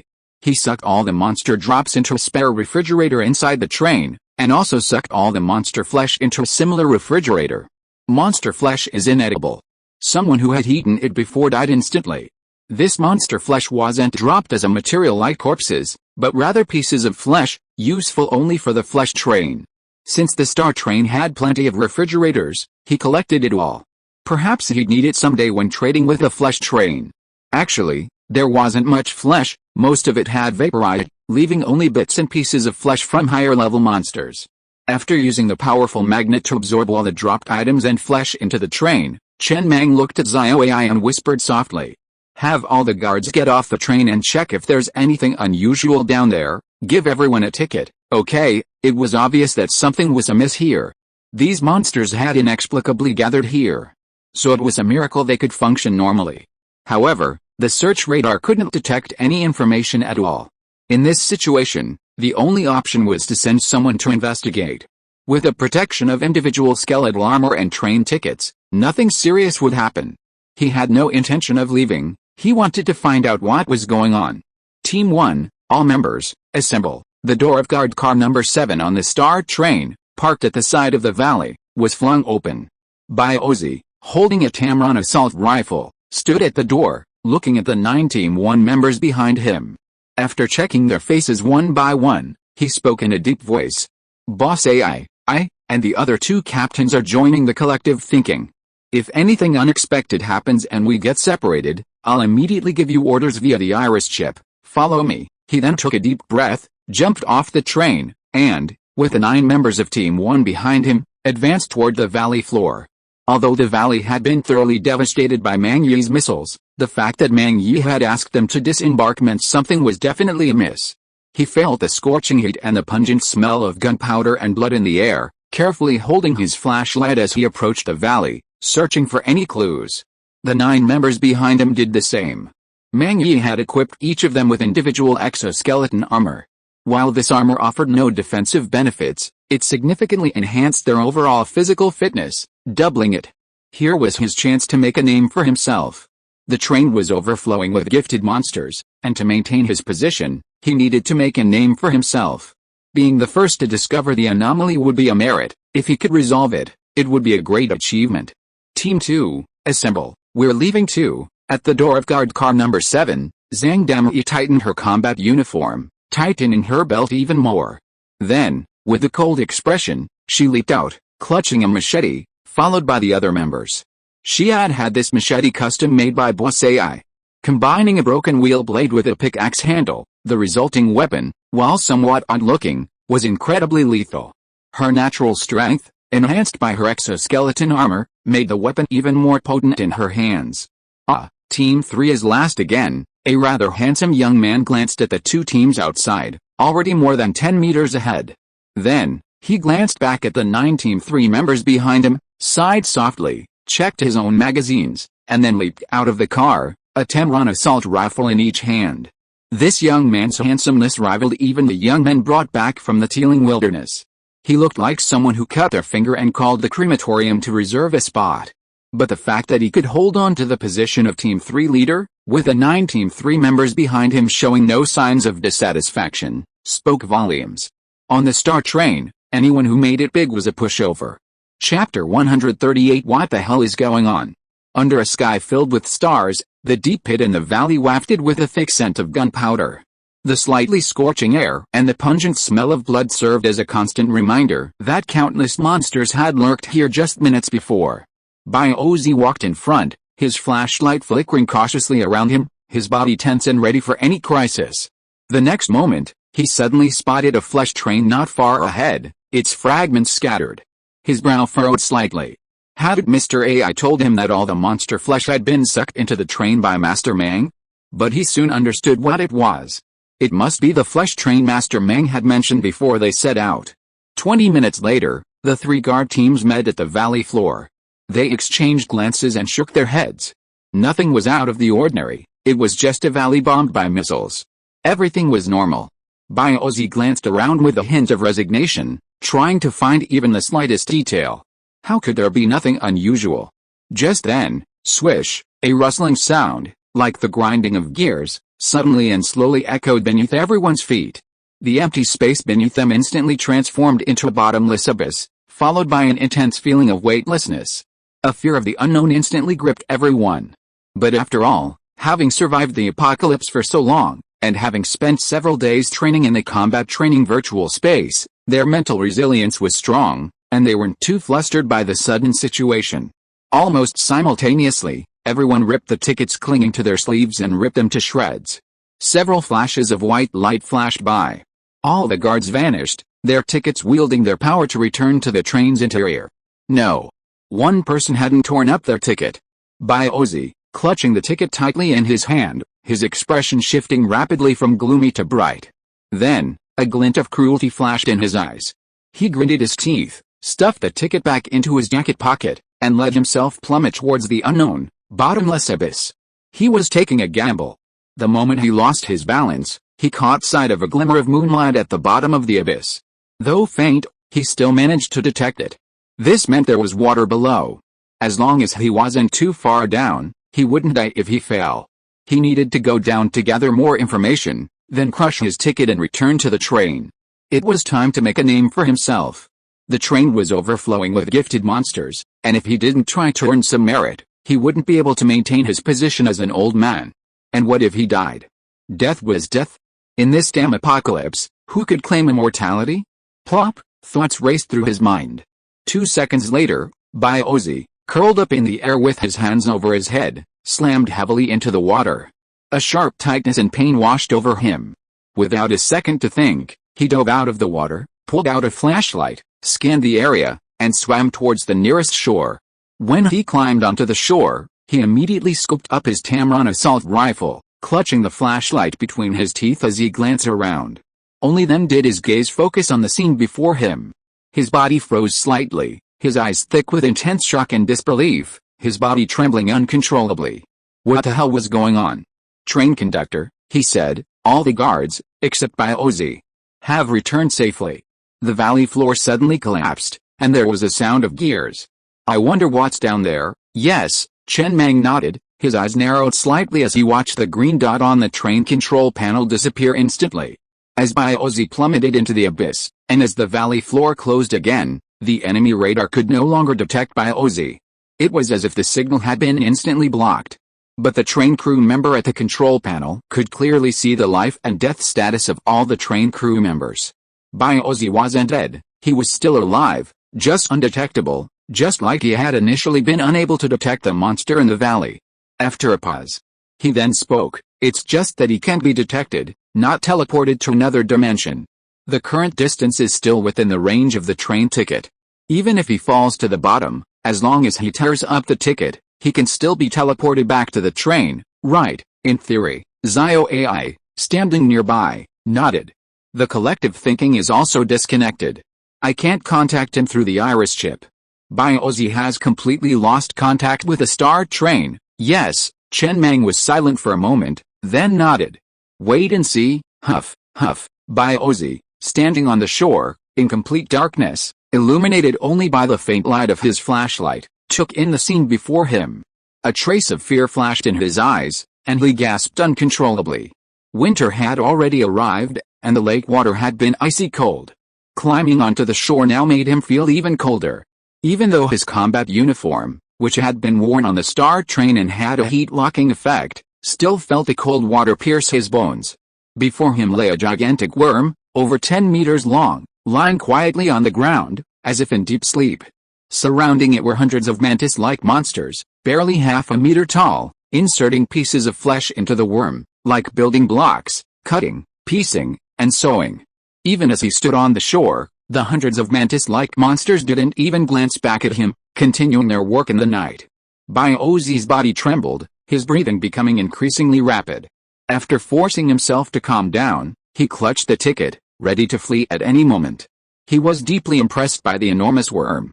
Its body was covered in a sticky, foul-smelling liquid. Its head lacked a mouth or nose, only a massive mouth, rimmed with hundreds of fangs. Its interior was wrinkled like a birth canal. It was the same worm he'd seen in the mechanical city. It seemed to be in deep sleep. Huh? Biozi looked at the hundreds of busy mantis-like monsters and called out to Mr. AI in his collective mind. When he received no response, he slowly moved to the other side. Below him lay a vast cavern, tens of meters high, like a vast secret chamber. The mantis-like monsters were constantly slicing the flesh from the ground into neat chunks, then piecing them together onto the worm monster-like armor. That terrifying worm was actually crafted, not simply a thing. On the other side, he saw another worm monster surrounded by hundreds of mantis-like monsters. However, this one seemed to have only just begun its construction, as the mantis-like monsters were filling a train-like frame with flesh. Wait, a train? Biozi suddenly realized that it was a flesh train. When he shone his flashlight inside the train's head, he saw a person sitting in a chair inside the train compartment. To be more precise, there was only a head, fixed to the chair. The next moment, a voice suddenly erupted from outside the flesh train. It was so loud it seemed to be coming through an external speaker, except instead of the hum of electricity, it was a roar, akin to the wailing of a monster. Run, run, run, the words were murmured, but the voice was unmistakably human. Damn it, Biozi's face paled slightly. Nonsense. Didn't he know it was dangerous here? Didn't he know he should run? You alerted him so loudly, alerting all those monsters, wouldn't you? But he soon noticed the mantis-like creatures paid him no attention, not even a glance back. He glanced around again. He had decided to return. The information was nearly complete, and the rest of the process would be up to Mr. Mang. Without hesitation, he crushed the train ticket in his hand, and the next moment, his body vanished in a flash of white light. That worm monster was built using the flesh train as its skeleton, inside the train. After receiving Biozi's intelligence, Chen Mang leaned back in his chair, his brow furrowed in thought. When the train reaches level 3, 2 job transfer options become available, the mechanical train and the flesh train. It seems the flesh train's development is more straightforward and brutal, and the job transfer quests are generally less difficult than the mechanical trains. But, could it be a trap? Let's go and see. Without hesitation, Chen Mang immediately took control of the star train, extending the rapidly rotating drill head and plunging into the mountain, swooping down towards the valley floor. With his speed underground, even if he encountered danger, he'd still have time to escape. Buzz, buzz, buzz, the drill had been working incredibly smoothly until now, but when the star train reached the bottom of the valley, it was blocked by a wall of flesh and blood. Sparks flew, and the flesh and blood wall even smelled like burning. But after drilling for a full minute, not even a hole had been made. Chen Mang glanced at the train control panel. There was no information displayed, as if the flesh and blood wall before him didn't exist at all. Upgrade. He immediately consumed 125,000 units of iron ore to upgrade the drill to level 50. While the changes brought about by each upgrade to white-grade accessories weren't as dramatic as those from higher-grade accessories, for example, the difference in power between a red-grade ground-burst missile at level 6 and a level 1 missile was noticeable. The increase in power for a white-grade crossbow at level 6 was much smaller compared to its level 1 counterpart. But, it couldn't withstand the upgrades. When the drill, a common white-grade accessory, reached level 50, it turned scarlet, had more threads, rotated faster, and was even stronger. The effect was remarkable. The drill gradually bored a large hole through the seemingly indestructible wall of flesh and blood, and the train began to slowly move forward again. This wall of flesh and blood was thicker than he had imagined, a full 2 meters thick. Boom! Finally, 3 minutes later, the star train finally passed through the wall of flesh and blood, officially entering the cavernous space at the bottom of the valley. As the headlights flickered on, the entire cavern was suddenly illuminated, and Chen Mang spotted the 2 worm monsters being created, as Biozi had mentioned. He glanced at the search radar, but there wasn't a single red dot on it. Only a single line of text appeared on the screen. This is the Flesh Train's exclusive adventure map, Arsenal. Chen Mang looked ahead at the two worm monsters being created. His train was making quite a noise, but the mantis-like monsters surrounding the flesh train didn't even glance back at him. A thought struck him, and he tentatively raised his crossbow, firing a volley at the monsters. Swish, swish, a sharp, piercing sound echoed through the cavern. As expected, the crossbow bolts pierced through the mantis-like monsters, leaving no sign of a hit. This scene wasn't real, but a realistic animation similar to that in the mechanical city. Just then, swish, the sound of gears turning rang out again. The mechanism above the cave opened again, then quickly closed again, as if there had been a mechanical malfunction. Run, run, run, the shrill voice emanated from the worm monster with the skeleton of the flesh train. Chen Mang's mouth twitched slightly as he took in the scene before him.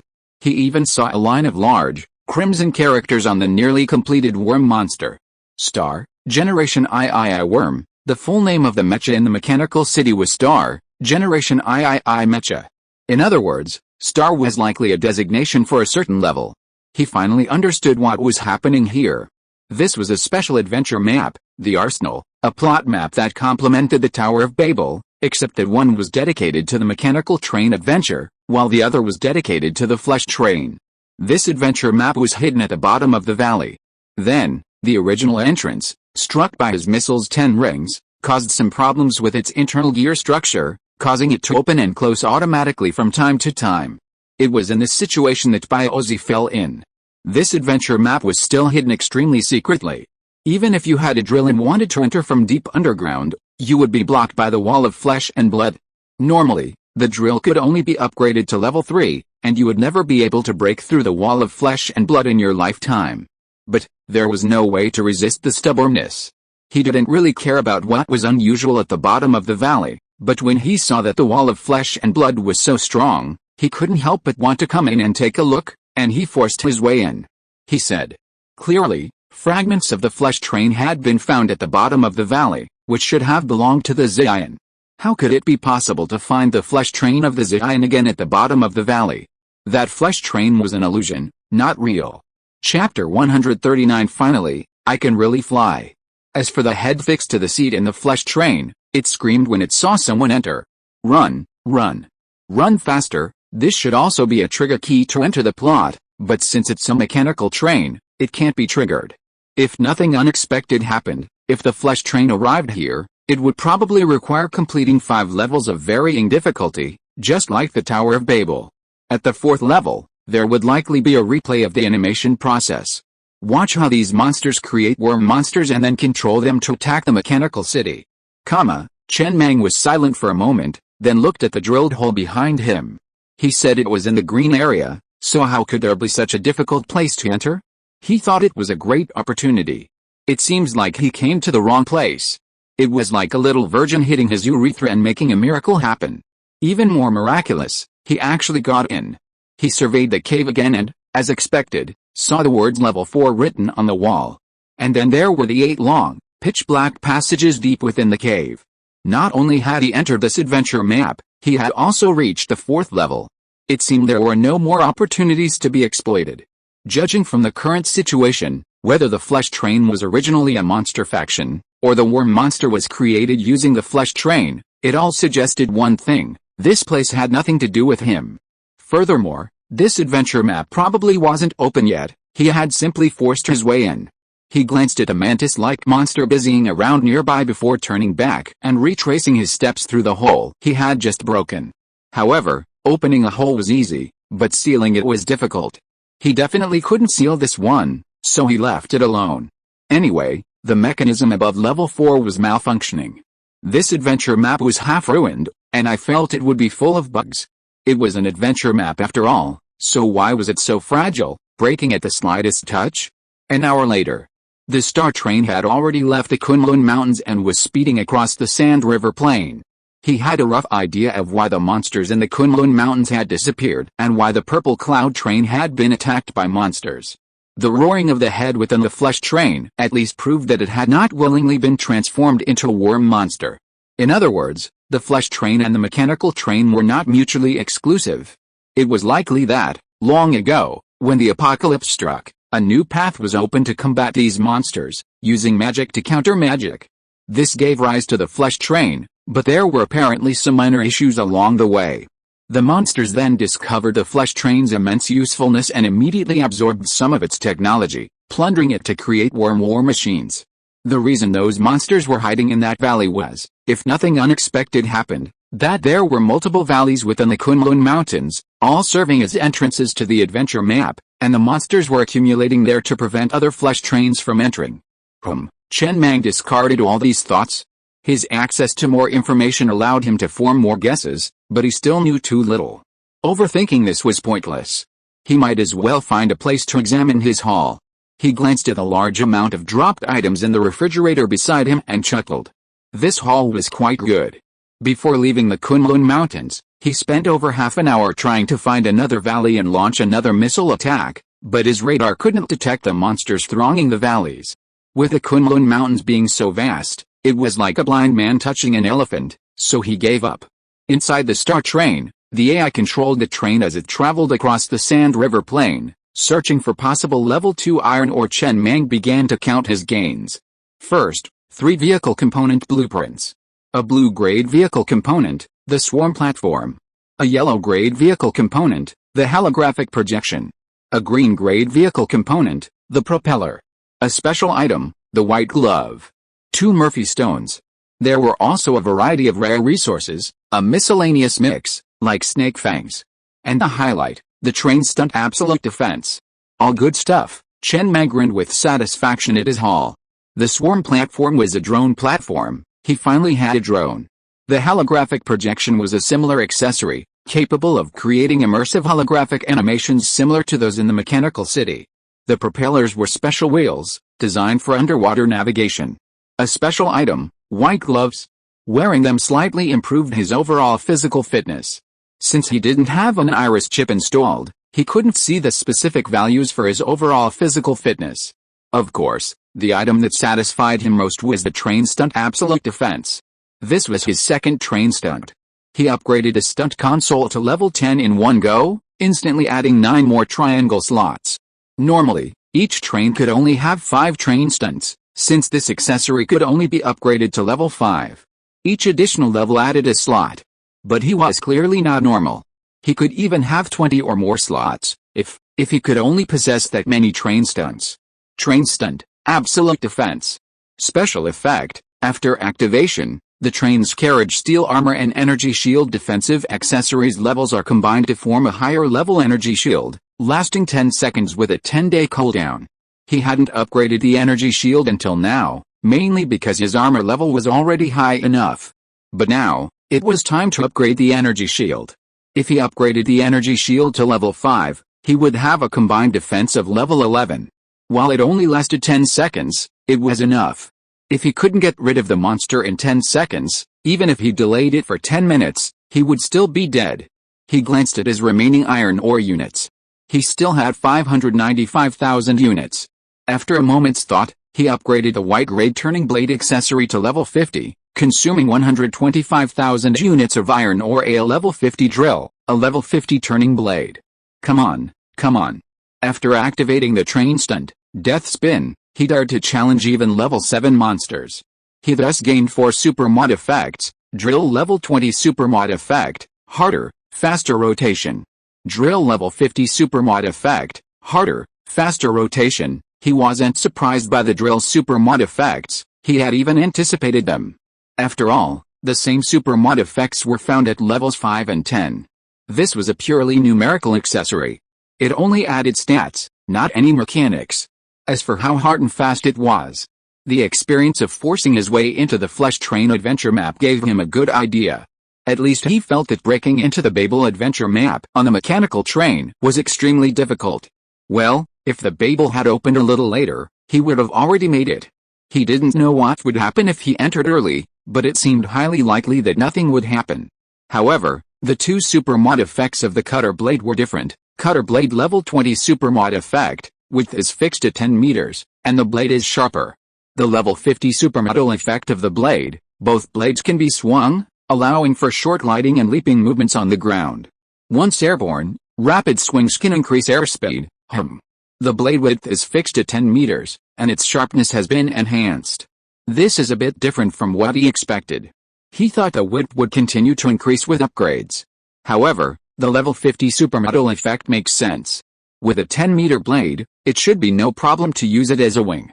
Moreover, the increased airspeed is quite significant, potentially increasing by 100 km per hour. But if that's the case, Chen Mang glanced at the three-dimensional image of the train on the control panel screen. It seemed like his bunny cloud wheels could be crafted, and the speed seemed sufficient. He immediately consumed 90,000 units of iron ore and upgraded both the super power tail spray and the bunny cloud, two yellow-grade accessories, to level 10. For the bunny cloud to successfully fly, the train's top speed must reach 650 km per hour with these accessories installed, meeting takeoff requirements. The base speed of a level 4 train is 160 km per hour. The level 10 green nitrogen exhaust adds 120 km per hour. The level 10 yellow super exhaust adds 240 km per hour. The level 10 yellow bunny cloud adds 120 km per hour. Adding the level 50 blades adds 100 km per hour, bringing the total speed to 740 km per hour. This fully meets the requirements for takeoff.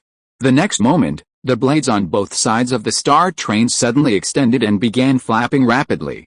Simultaneously, the original wheels were instantly replaced by bunny clouds, which appeared beneath the train in place of the wheels. Then, as the train began to tilt its nose, the entire train soared freely into the air, its massive blades flapping like giant wings. Finally, I can truly fly. Inside the train, Chen Mang gazed out the window at the shrinking landscape, smiled, and leaned back in his chair, sighing deeply. It wasn't easy. This was real flying, not just taking off from the ground like a rocket. His flight altitude was much higher, 5,500 meters.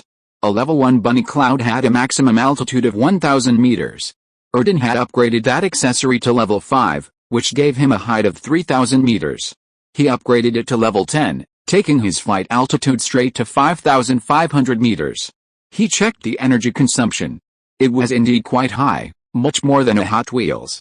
Roughly 24 hours of continuous travel would consume 10% of a level 3 energy stone, which was equivalent to consuming 5,000 units of iron ore for 24 hours of flight. It was quite expensive, but compared to the mere fact of being able to fly, the price was much lower. After all, there was no need to fly every day. Thinking of this, he couldn't help but admire Erden. He had upgraded so many accessories to level 10 to achieve the conditions for the bunny cloud to take off. Erden, unlike him, couldn't upgrade infinitely, meaning he had a lot of accessories for accelerating the train to achieve this takeoff condition. In all these days, he hadn't seen any train capable of flying, except for the Kanglong. The Super Tail Jet and Bunny Cloud, after reaching level 10, each gained 2 corresponding supermod effects. Super Tail Jet level 5 supermod effect, cost halved. Super Tail Jet level 10 supermod effect, combined into one, exponentially increasing speed. Bunny Cloud level 5 supermod effect, cost halved. Bunny Cloud level 10 supermod effect, during a thunderstorm, the clouds transform into dark clouds, exponentially increasing speed. Not bad. Chen Mang glanced at the 4 supermod effects, then stretched, undressed with satisfaction, and got ready for bed. He was sleepy. Zio AI can handle the rest. Just call him after she detects level 2 iron ore. The train will automatically speed across the wasteland. He's quite satisfied with his harvest this time, especially since the monsters are all gathered in the valley. Combined with the level 5 supermod effect gained by the Earthburst missile, when it reaches level 6, it's a complete annihilation. He hopes for more good things like this in the future. Earthburst missile level 5 supermod effect, increased explosion power, like the drill, only stats are increased, no mechanics. He also has to thank Zion. Although he and Zion had some conflicts in the past, he was very quick to admit his mistakes. Especially before his death, he offered him this opportunity. He's a good person. If Zion hadn't contacted him, he wouldn't have received this opportunity. As a reward, he'll burn incense for him tomorrow. And Master Kun is also a good person. Soon, dawn. When Chen Mang finished washing up and stood by the window, the train's inhabitants were already working outside at the level 2 iron mine. This wasn't an open pit, but rather a mine with a mine on the surface, but the ore itself tens of meters underground. The structure was similar to the first iron mine he'd encountered in the Teeling Wasteland. After the train discovered the mine this morning, Zio AI had sent a message to everyone on the train, and while he was still asleep, they'd already begun working. He'd given Zio AI this instruction before going to bed last night. He might wake up a little later, but if he found the area around the mine wasn't dangerous, he wouldn't need to call him, he could just get everyone started. It was a new day. After finishing the Rao breakfast Zio Feng had brought him, Chen Mang sat back at the control panel, gazing at the three-dimensional image of the train on the screen.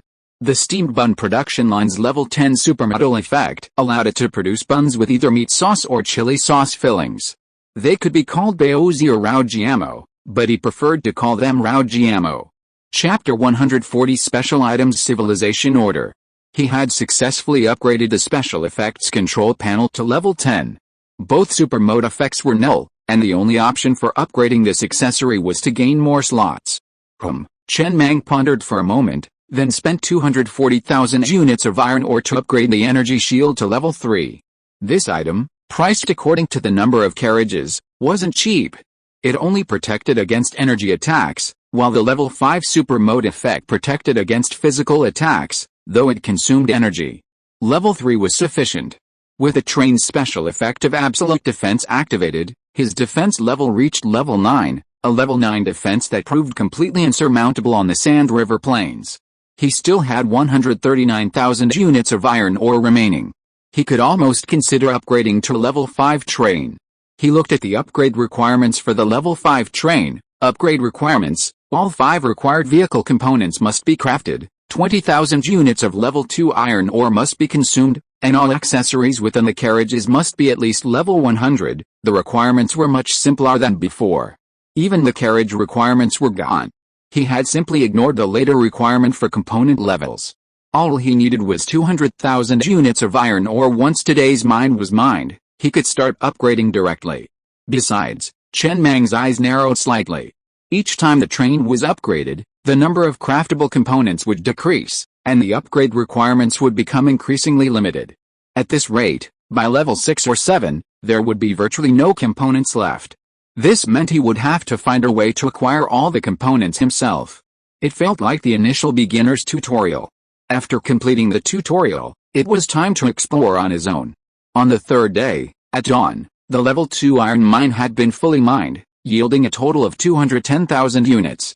Without further hesitation, he immediately allocated 200,000 units of iron ore to upgrade the train. Soon, lines of text appeared on the train screen. Your train has been upgraded to level 5. More craftable components will be unlocked. After upgrading to level 5, the number of craftable components is reduced to only 4. However, a new function appeared on the control panel: mecha crafting. Chen Mang was slightly taken aback, glancing at the new feature. It wasn't an accessory, but a new feature that allowed him to customize a mecha using a single soldier exoskeleton as its framework. This was a mecha with true defense and ranged attack capabilities, not just a single soldier exoskeleton. The more powerful the mecha, the higher the overall physical fitness of its operator. However, building a mecha required a mecha blueprint, and he currently didn't have any. But there was good news. Building a mecha didn't consume iron ore, but red heart rock, a rare resource. He had mined 180,000 units in the Teeling Wasteland, but never used them, practically rusting in his refrigerator. He'd assumed he wouldn't need this for a long time, but he didn't expect it to become available once the train reached level 5. This is a good thing, Chen Mang laughed. It seemed his 180,000 units of red heart rock would finally be put to good use. He then pulled a card from his drawer and inserted it into the console. Gazing at the coordinates displayed on the screen, the star train sped off across the wilderness, heading off into the distance. The item was good. But without the mecha blueprints, it couldn't be used. He planned to first visit the goblin ruins to see what was going on. 2 hours later, after speeding along, the star train slowly stopped in front of a small hill. The hill looked unremarkable, only about 10 meters high. If it weren't for the surrounding plains and a single protrusion, he wouldn't even want to call it a mountain.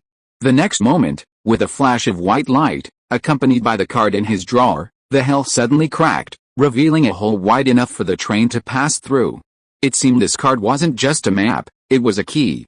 The moment the star train entered, a line of words appeared on the console screen: "You have successfully entered the Goblin Ruins map. As the train fully entered the passage, the hill closed again, sealing tightly together, with no visible crack from the outside. The passage led downwards. After traveling along the passage for about 10 minutes, the train arrived at the center of a subterranean plaza. Countless murals covered the surrounding walls, depicting goblins mining, daily life, singing and dancing, and performing rituals. At the edge of the plaza sat a goblin train, though it lay abandoned. The next moment, a veil of light appeared out of thin air above the plaza. Welcome to the Goblin Ruins. The goblins were once the most industrious race in the universe. They never sought cosmic domination, nor did they harbor any ambitions. They simply sought to coexist peacefully with humans, peacefully building their own underground cities. And occasionally, they cursed the foolish humans. This was their sole hobby. It wasn't always like this, but after humans began to insult the goblins as ugly, this hobby emerged. However, the advent of Doomsday brought utter extinction to this insignificant race in the universe. Perhaps, in the distant future, goblin civilization will be able to revive. But before that, you can accept the goblin civilization's dying gift to strengthen yourself and help humanity survive this catastrophe a little longer. Train conductors, please choose one of the 5 difficult gifts below. Completing this gift will reward you accordingly. Failure will prevent you from accepting other quests. S-level gift, a single spark will always start a prairie fire. Even if a civilization is declared utterly annihilated, there are always some lingering sparks of hope. In the days ahead, you will need to gather the remaining goblins and have them take refuge on your train. Once you have at least 50 goblins under your protection, the quest is complete. Note, after civilization collapses, all goblins will lose all their intelligence and become monsters. They may attack you or cause trouble, but be as tolerant as possible, for the sake of the order of civilization. Reward, Order of Civilization, a level difficulty gift. You will sleep here for 30 days. During these 30 days, your consciousness will be pulled into virtual space, where the final battle that will spell the end of goblin civilization takes place. Survive for 30 days and you'll successfully complete the level. P.S. Your train will materialize in the virtual space. Reward, a random blue-grade accessory blueprint, B-level difficulty gift. You will be the only one to view a video of a goblin city before its destruction. After viewing it, you will be asked 5 questions. Answer 4 correctly to complete the level. P.S. The answers are all in the video. Reward, a random yellow-grade accessory blueprint, C-level difficulty gift. Your consciousness will possess a goblin and enter a pitch-black area. You must grope in the darkness to find a pickaxe and a mine, and then mine 12 units of iron ore within 24 hours.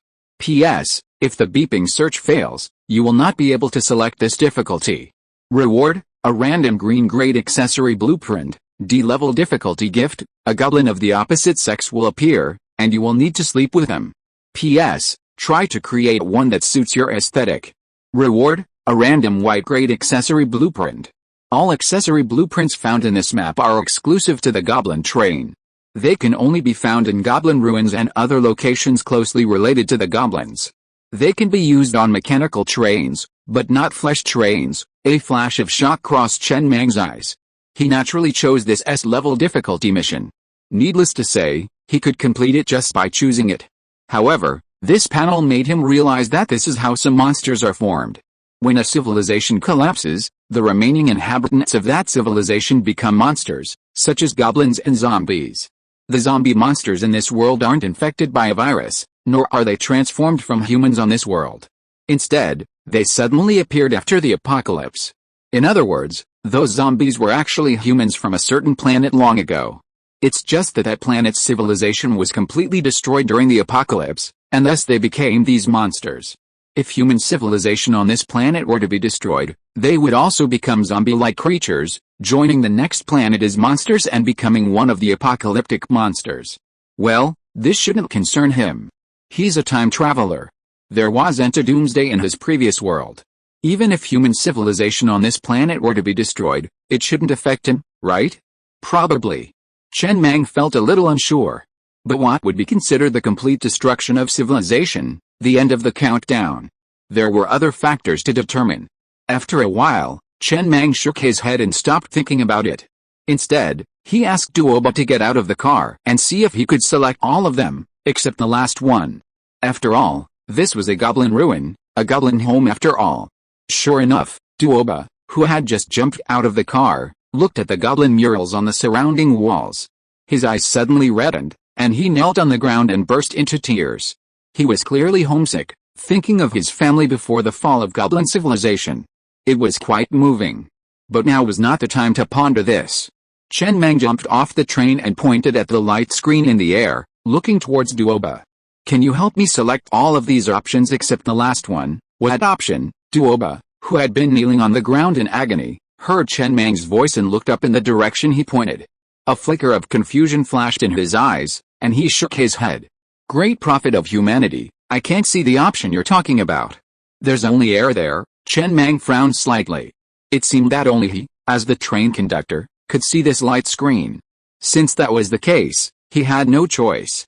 He immediately chose the S-level gift. Almost as soon as he made his choice, another voice rang in his ears. You have successfully completed the S-level gift in the adventure map Goblin Ruins.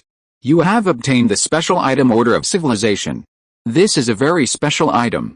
It may not significantly improve the strength of your train, but for a long time to come, it will rekindle your faith and hope amidst despair. Chen Mang looked down at the Order of Civilization in his hand. It was shaped like a token, and he didn't know what material it was made of, but he felt it was quite heavy. Special item, Order of Civilization. Special effect, this order can help you rebuild a civilization. It's recommended to use it with caution, and only use it after upgrading your train to at least level 20. Whether rebuilding your own civilization or that of others, you'll reappear on the table, attracting the covetousness of countless enemies.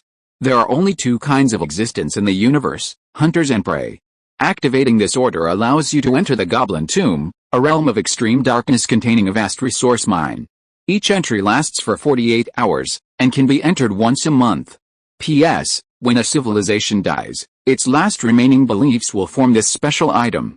Each special item is born from the manifestation of beliefs, and each one has a story behind it. Very good. Chen Mang weighed the token in his hand and smiled. Doba had once told him that after each death, he would appear in a pitch-black space, filled with resource mines and various items scattered across the ground. It was there that Doba had built his own goblin train.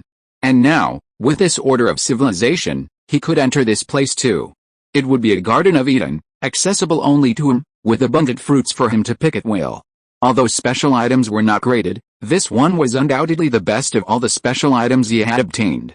The mechanical heart, a reward for the same S-level difficulty level, was somewhat inferior to this one. Well, it wasn't entirely inferior, the emphasis was different. Then Chen Mang looked at the rapidly receding light curtain before him. A 30-minute countdown appeared on it. He needed to leave this adventure map within 30 minutes. As for the C-level gift, your consciousness will possess a goblin and enter a pitch-black area. You must grope in the darkness to find a pickaxe and a mine, and then mine 12 units of iron ore within 24 hours. This gift will then say search failed, meaning it cannot be selected. So, in that utterly dark space, the only goblins sleeping behind him are the ones behind him? That's not right. Back in the Teeling Wasteland, many goblins were killed by other train conductors. Logically, those goblins should have returned to this pitch-black space called the Goblin's Tomb, right? Why can't there be a choice? Chen Mang pondered for a while, but couldn't figure it out, so he simply gave up. He had a good habit of not dwelling on things he couldn't figure out, so as not to exhaust himself. Many psychological problems stem from obsessing over unresolved issues. Chapter 141 This place is the Tomb of the Goblins. After emerging from the Goblin Ruins map, Chen Mang didn't linger, activating his civilization order directly on the Sand River Plains, using it as soon as possible. The next moment, a portal with a black edge and a star-like center slowly emerged before him. It was enormous, over 30 meters high, almost enough for a heavy truck to drive upright through. Woo-woo, with a whistle, the star train immediately entered the massive portal before them, quickly entering a pitch-black space.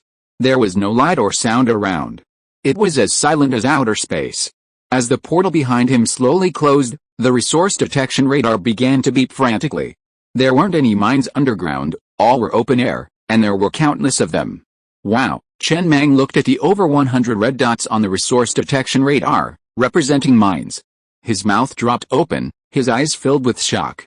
This was the first time he had ever seen so many mines. It felt like a kitten in a fishmonger's cage, a mouse in an oil can. There's no way to dig it all up, no way to dig it all up. Chen Mang looked at the lines of text that appeared on the control panel screen. This is the goblin's tomb. Time remaining: 47 hours, 59 minutes, and 38 seconds. He can only stay here for 48 hours. Then he took a deep breath and, without hesitation, quickly turned on the headlights, illuminating the surroundings. He then jerked the control lever forward. With only 48 hours to maximize his harvest, he had to find a higher grade iron ore, such as level 3.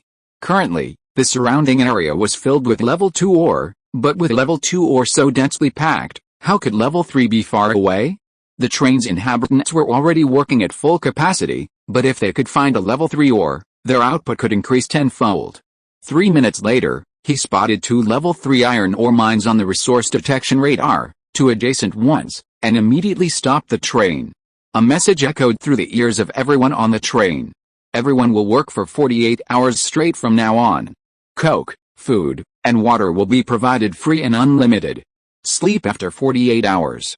Immediately afterwards, a large number of train residents rushed out, pickaxes in hand, excitedly heading towards the mining area. Chen Mang sighed regretfully, looking out the window. He had actually been meaning to mention that everyone would get 3 cigarettes. It was a great way to stay awake, but tobacco is a non-renewable resource, and there wasn't much on the train right now. After everyone got 3, there wouldn't be much left. Although he could always gather a good supply of tobacco in the city, it was still a non-renewable resource, and every use meant one less. He didn't know about cigarette production lines, after all. There were beer production lines, so there was no reason not to have cigarette production lines. He could only stay here for 48 hours. So why would he sleep? He definitely wasn't going to, even with unlimited coke. Although he would be exhausted after the last dozen or so hours of digging, he would just have to overcome it and dig as much as he could. You don't get to eat meat every day, so when you can, eat it like crazy. Why even think about eating meat now? When he left this dimension, he left all the train residents here, provided them with plenty of food and water, and then picked them up the next time he came back, he didn't know if it would work. There weren't any monsters in this dimension, and his radar hadn't even gone off, so it was considered safe. But it seemed highly unlikely. Doba, still reveling in the goblin mural, didn't rush down the train the moment the doors opened. Feeling somewhat lost, he jumped off with the crowd. But then he saw the scene before him. In the distance, a pitch-black, unknown depth. The uneven, potholed ground beneath his feet, the familiar smell of decay in the air, and the half-protruding pickaxe handle below his feet. Stunned for a moment before he looked up at the crowd and muttered, "Is this going home? I don't remember dying, not dead. How did I get back if I wasn't dead?" Doba stood there, bewildered, for a long moment before turning his head to look at the star train behind him and the nearby inhabitants, already mining with pickaxes. Then he realized something. It seems the human prophet is a bit more powerful. Can anyone even enter a place like this? He had always entered this dimension after his death. The others around him fell into deep sleep within this dimension upon death, leaving him alone to remain awake. He dug in this area, one pickaxe at a time, bit by bit. He hadn't yet found a level 3 pickaxe, only a level 1 one. He didn't know how long he had been digging. He didn't feel tired. He returned after each death, and so on, unknowing how much time had passed, until he had completely lost track of time. Finally, one day, a goblin train was built. He remembered feeling excited. Driving the goblin train through the silent space, he excitedly shared his excitement with his tribe. Although they were all asleep and couldn't hear him, he didn't care. Later, the goblin train grew stronger, even upgrading to level 2 train. He always returned from missions with it flawlessly, and he was thrilled, as if the creation of the goblin train had saved goblin civilization. Until one day, he encountered a human prophet in the abyss of doom. The goblin train he had spent countless days building was completely wrecked. He felt a sense of sadness. In that moment, he felt as if he were truly dead. But when the human prophet persuaded him to submit and promised to help rebuild goblin civilization, his sadness suddenly faded. The human prophet was powerful, and with his help, goblin civilization would surely be revived. Moreover, the human prophet respected the goblins and never criticized their appearance. It was an honor for Doba to follow such a person. "That human prophet is amazing," the black marketeer standing beside Doba muttered in awe. "Impressive, isn't it?" Doba's eyes flashed with pride. and then he patted the black marketeer on the shoulder. "I know you can't handle heavy work, so stay on the train. I'll go work. Remember, don't use your abilities carelessly, or you'll never return to this train." In reality, if the black marketeer wanted to leave the train, no one could stop him, but he stayed of his own accord. Initially, he stayed simply out of submission to Doba, hoping to rebuild Goblin civilization with him. But after hearing Doba's stories about the train conductor and witnessing the power of the missile, the black marketeer truly submitted to Chen Mang. Doba took a deep breath, and the lingering sense of loss in his mind vanished. He hefted his pickaxe onto his shoulder, and behind him, 100 goblins roared at the top of their lungs, "Foolish humans, get out of the way of the great Doba." Although the black marketeer hadn't regained his full wisdom, he hadn't. He had lost more memories than he had. But he was the only one of the goblins he could barely hold a conversation with, and that filled him with joy. In the silent space, the train residents wielded their pickaxes, hammering away at the level 3 iron ore. After all, there wasn't always ore to dig, and when there wasn't, there were no star tickets to earn. Especially since the free coke these past 2 days was helping them regain their strength. A good night's sleep would clear their stamina. A middle-aged man, distracted, accidentally knocked his pickaxe against the ground nearby. Just as he was about to swing it again, he felt something wrong. He instinctively squatted down, digging up the dirt, and unearthed a train order. A flicker of surprise crossed the middle-aged man's eyes, and he instantly bent down, scooped up the order, and held it in his hand. Sweat began to form in his palms, and his eyes were filled with struggle. Although life on the Star Train was good now, far better than on other trains before, if he could have his own train, he could enjoy the same life as Mang Yi. That life would be even better. But half a minute later, the middle-aged man gradually calmed down. He sighed deeply, then grasped the train order in his hand and strode towards the guards beside him. The moment he made the decision, the huge stone in his heart fell, and he felt less nervous and relaxed. In that half-minute, he thought a lot. He thought about how to escape from the Star Train and build his own train, how to search for slaves, how to compete with other trains in the area for the mines, how the level 1 train would face the monsters, and how to deal with the Star Train's counterattack. He thought a lot, and finally came to a single conclusion: death. Moreover, if he didn't hand it in promptly and was discovered to have smuggled the train order, according to the train rules, he would still be dead. Although he wanted to be the master, after careful consideration, he felt that he didn't have the ability to take charge. Building a train only required a train order. But if the train was to survive, it would require more than just a train token. Better save up and buy a refrigerator, that would give him some peace of mind. Train token. Shan Maozi took the gift from the train resident before surveying him. "I'll report to Brother Bao and tell him your resident number. The reward will be deposited directly into your account. You can track changes in your star voucher balance on your iris chip." Resident number 891, the middle-aged man breathed a sigh of relief and smiled as he recited the numbers. He felt much more at ease after handing them over. Sure enough, he wasn't cut out to be a leader. Just the thought was enough to drench his back with sweat. Damn it, in the Kunlun Mountains, Erdan, sitting at the Kanglong's control console, anxiously typed a series of messages into the train radio's chat box with Chen Mang. He couldn't reach Chen Mang at all. He didn't know what he was doing. How could he sleep in broad daylight? Even if he was, wouldn't the AI have heard the noise and yelled? Could Chen Mang have been so grumpy that he'd set the AI to never wake him up, even if the sky fell? After trying for over 10 minutes and still failing to get through, Erdan sighed, his eyes filled with helplessness as he muttered, "Brother, I always think of you first when I have good news, but you can't be blamed for not being able to get through to me. This is the end of the world, brother. You're not in the train room, you're just running around, you motherfuckers. You can't just go mining with your pickaxe, can you?" There was only one reason he couldn't get through to them for so long. It was that he wasn't even in the train room. Where he was unknown, but he was definitely not, otherwise he wouldn't have heard his voice, nearly blaring, over the train radio. Then he looked toward the hole in front of him. Yes. Deep underground, he was obsessed with exploring hidden maps. Upon learning that all monsters in the Kunlun Mountains had vanished, his first thought was that some hidden map must be unlocked, otherwise, this scene wouldn't be possible. So, he set out to explore. With his perseverance, he finally spotted a valley from the air, completely out of place, as if it had been subjected to intense bombardment. He piloted his train, exploring underground. Sure enough, he encountered a wall of flesh and blood that was so solid that the drill couldn't penetrate it. His experience told him that behind this wall lay the hidden map. He immediately abandoned everything else and began exploring, circling the wall deep underground, searching for a map entrance or loophole. Finally, he actually found a loophole, a hole that looked like it had been forcibly opened by a drill, just big enough for a train to pass through. He had intended to contact Chen Mang and explore together, but Chen Mang didn't respond, so he had no choice but to explore alone. He then took a deep breath and slowly steered the train through the cave entrance. After passing through the several-meter-thick wall of flesh and blood, he successfully reached the interior of the cave. The moment the headlights switched on, the scene within was instantly illuminated. The two enormous worm monsters appeared before him. A roar echoed in his ears.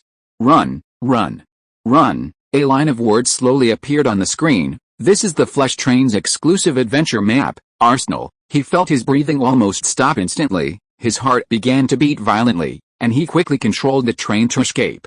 In his last glance before leaving, he saw countless small flesh spiders scurrying across the cave ceiling, like mechanical nano-spiders repairing something. As he left, he saw countless spiders inside the cave entrance, rapidly repairing the edge. Chapter 142, with a hammer in hand, everything looks like a nail. Erden, who had almost immediately fled in panic, only reached the Sand River Plain, panting heavily. Those two enormous worm monsters were clearly high level, his train was no match for them. His suspicions were correct, this was indeed an adventure map, just a Flesh Train adventure map. How could it be a Flesh Train adventure map? After making sure he was safe, Erden recalled everything with a puzzled look on his face. He had seen adventure maps dedicated to the Flesh Train before, but those were inaccessible to mechanical trains. The hole he had just seen was clearly made by a drill. It was obvious that it had been created by a mechanical train. It was for this reason that he concluded this was a mechanical train adventure map. After all, it was a waste of time for a mechanical train to go through a Flesh Train adventure map. Wait, his expression suddenly grew strange. His level 3 drill hitting that wall of flesh wouldn't have reacted at all. It would have needed at least a level 10 drill, but that guy was probably the only one in the Sand River Plains with a level 10 drill, right? Could that guy have dug this hole? The more he thought about it, the more likely it seemed. Hush, Erden sighed, wiping the sweat from his forehead. He was lucky he hadn't contacted that guy, otherwise, if he'd rushed over excitedly and discovered the adventure map he'd just drilled out, his face would have immediately darkened. That guy, really? Is it really necessary to upgrade an accessory like a drill to level 10? But he had to admit, this guy was leveling up really fast. He'd just seen him on the Sand River Plains regional leaderboard, and his ranking had jumped from 34th at the start to 12th. At this rate, it felt like he'd be at the top in no time. It was outrageous. A level 5 train was ranked higher than his level 6 train. It was so embarrassing. Forget it, Erden regained his composure and gazed seriously at the information on the control panel screen. A blizzard was currently brewing in the green area of snow and ice that crossed the Kunlun Mountains. Rumor had it that a massive arm had appeared on the summit of a high mountain after an avalanche. He decided to go see what was going on. Not every train could fly. To achieve this, it required more than just the bunny cloud accessory. A host of other acceleration components were required. And that arm was at an altitude of 2,000 meters. Few, except him, could detect it up close. Let's go. Erden took a deep breath before steering the train back into the Kunlun Mountains, preparing to cross the area and head towards the green area of ice and snow. As for the yellow area beyond the Kunlun Mountains, he had no intention of going there at all. He planned to wait until Chen Mang reached level 6 and then go with him. It would be safer that way. He wanted to see if he could get a mecha blueprint. It had been so long, and he hadn't come across a mecha blueprint yet. Was it really that difficult? Inside the goblin tomb, Chen Mang stared expressionlessly at the blueprint in his hand. After a long silence, he looked up at Biozi in front of him. You mean this mecha blueprint was dug out from the ground? Yeah, Biozi nodded seriously. Not only did they dig up this mecha blueprint, but they also found train orders, some discarded pickaxes, scattered iron ore, copper ore, wood, even spider silk, and what looked like goblin remains. It's all sorts of random stuff. They dug up anything. Okay, I got it. You can get out. Then, inside the train, Chen Mang looked at the 3 blueprints in his hand. One was a mecha blueprint, and the other two were vehicle component blueprints. All were green, but they were damaged. An experiment he'd been wanting to conduct for a long time had finally yielded its conclusion. Blueprints can be damaged. It looked like it had been damaged for a long time, completely dimmed, but the mecha blueprint in his hand was still intact. A green-grade mecha blueprint, Executioner II. A melee-focused, explosive mecha. All firepower has been stripped away, maximizing its defense and speed. Its external armor and built-in grid axe are level 4, with a maximum speed of 140 km per hour. With a level 2 energy stone, it can operate at full power for 100 hours. Detailed mecha attributes are as follows. The operator's overall physical fitness must be above 13.5, and its full power is achieved above 14.0.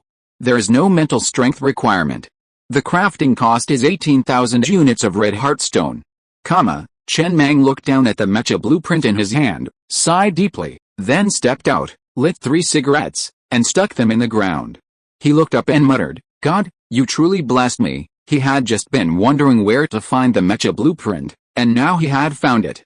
The mecha cannot be upgraded. To achieve a stronger mecha, one must craft a stronger one using the mecha blueprint.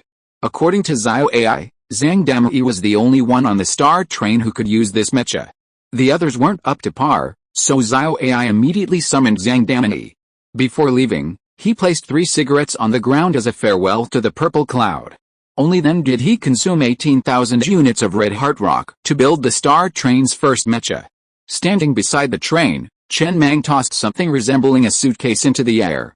It quickly unfolded and rapidly expanded, landing on the ground as a massive, 4-meter tall mecha. It wasn't tall, just 4 meters.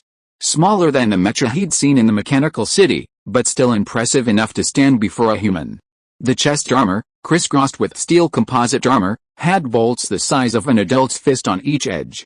The crimson lines on the armor resembled veins of magma flowing through a giant skin. Rhino-like armor extended from the shoulders. The cockpit was located in the mecha's belly, where the operator sat, controlling the mecha with joysticks and thoughts. The control room was also equipped with numerous components, such as a small AI and a small oxygen pump. The cockpit observation room was tucked behind layers of protective mesh. The operator could observe the enemy with their naked eyes or observe the surrounding situation on the control room screen via several hidden cameras on the mecha's body. He also held an extremely impressive axe, the handle alone being nearly 4 meters long. Wow, Chen Mang, standing still, gazed at the mecha before him. He couldn't help but walk over to it and press a hidden red button on the mecha's knee. The cockpit, located in the mecha's belly, slowly lowered to the ground. He opened the cockpit door and climbed in. The next moment, suction cups on the cables behind the seat pressed against his neck. The chair retracted inward, firmly securing him to the seat. Simultaneously, a silicone mold-like structure around the cockpit sucked his hands and feet in. At the same time, the cockpit screen began to flash red. Warning, warning. The pilot's overall physical fitness is not up to standard. Forcing the pilot to use the mech may result in injury. Ignore the risk. Chen Mang casually glanced at the message. The cockpit didn't have many buttons. As the 4 silicone molds completely encased his limbs, he felt as if he had become one with the mech. He tried to raise his left arm. As he did so in the cockpit, the mech's left arm slowly rose with it. Chen Mang gritted his teeth, exerting all his strength to lift his left arm. At that moment, his mind was filled with only one thought: heavy. So heavy. But hard work pays off. After a few seconds, he successfully raised his left arm into the air, though his back was already covered in sweat. Not bad, Chen Mang controlled the mech, raising his arm high with a satisfied smile. Then he manipulated his left arm again, ready to pick up the giant axe held by his right arm. He grasped the axe with his left arm and then released it with his right arm. Then, the next moment, bang, the weight of the great axe caused the mech to stumble and fall to its knees. The axe had been stuck in the ground earlier, leaving no feeling. But as the mech grasped it and prepared to lift it, it felt its weight. How handsome! At that moment, Zhang Damai, who had rushed over, was stunned by the scene before her. She saw the mech half kneeling before her, its axe handle planted in the ground, its head raised, gazing at the sky, like a general returning triumphantly to report to the emperor. Then, she saw Master Mang emerge from the mech's cockpit, one hand clasped behind his back, his expression calm, his cane leaning on him as he walked to the side. Master Mang, Zhang Damei's eyes flashed with shock. She had been wondering who the mech's operator might be, perhaps Brother Bao, but she hadn't expected it to be Master Mang. She had never fought Master Mang, but she had heard from Brother Bao that he was a formidable fighter. She had never imagined it was true. Yes, Chen Mang, expressionless, one hand clasped behind his back, looked at Zhang Damei and said calmly, "This mech will be yours from now on. Once you get in, figure out how to control it yourself. There's a tutorial inside, so it shouldn't be too difficult. Go ahead." He didn't pause for a moment, simply walking calmly into the train compartment and then to carriage 2. Without even taking off his clothes, he laid down in the medical bay. Full, quick, it hurts. He didn't know if it was a broken bone or a pulled tendon, but it didn't matter. All he knew was the pain, the piercing pain. What a crappy mech. A mech's requirements for the pilot's overall physical fitness were so high? Part of the reason was probably that this mech was built using Zhang Damei's individual exoskeleton armor as its frame, which wasn't quite right for him. This thing was much cheaper to build than the train armor. It also had level 4 defense. This mech only required 18,000 units of red heart rock. Building just one was enough. There was no point in building another. No one would be able to use it. Soon, after consuming 11,000 units of iron ore, Chen Mang leaped out of the medical bay and strode toward the train compartment, grabbing a few more ravaged ammo, Chinese meat buns. He needed to eat more of this stuff. His overall fitness was too poor, and any improvement was welcome. After entering the train compartment, he lay back down in the combat training virtual space. He needed to practice more, or he wouldn't be able to even operate a mech in the future. Next to the train, Zhang Damei sat in the cockpit, her eyes filled with excitement as she piloted the mech across the wasteland, occasionally performing leaps and slashing movements. "Die!" Zhang Damei roared as she piloted the mech, her eyes brimming with excitement. She tossed the axe high into the air, then bent her knees and leaped upwards. The nitrogen nozzles behind the mech blasted out 2 jets of blue flame, accelerating the mech to catch up with the axe, grasping the handle with both hands. He swung his massive axe in a circular motion, like an oxen guillotine, bringing it crashing down hard on the dry branch just below.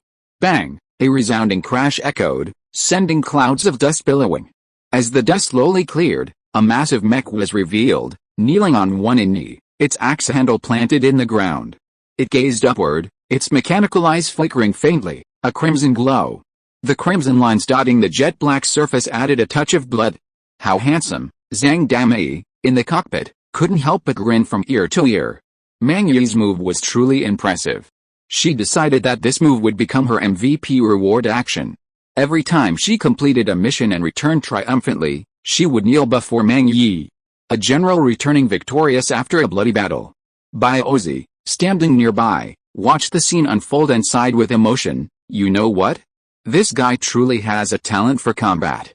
This is the first mecha from the star, and they gave it to her just like that. I'm so jealous. All the train residents were mining.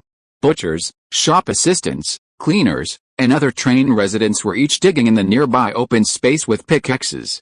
There were quite a few valuable items buried underground. Don't just sit there, get to work. They only have 48 hours, so all the laborers are being used. That mecha needs a minimum overall physical fitness of 13.5 to operate, and 14.0 to fully unleash its power. Even if I give it to you, you have to be able to operate it. Lao Zu curled his lips. He didn't have to work. His responsibility was to evenly distribute all the supplies, like coke, bread, water, within those 48 hours. He was also responsible for keeping an eye out for unknown dangers and ensuring that no train residents were pocketing any prohibited items. Especially after the first resident surrendered a train order, there would be a second. With a hammer in hand, everything looks like a nail. The train order itself is useless. But if you put it in your pocket, you'll be more concerned about it, and sooner or later, something will happen. If you are listening to this novel on a channel other than Fanfic World, it means it was downloaded and re-uploaded without effort. We warmly invite you to visit our channel, Fanfic World.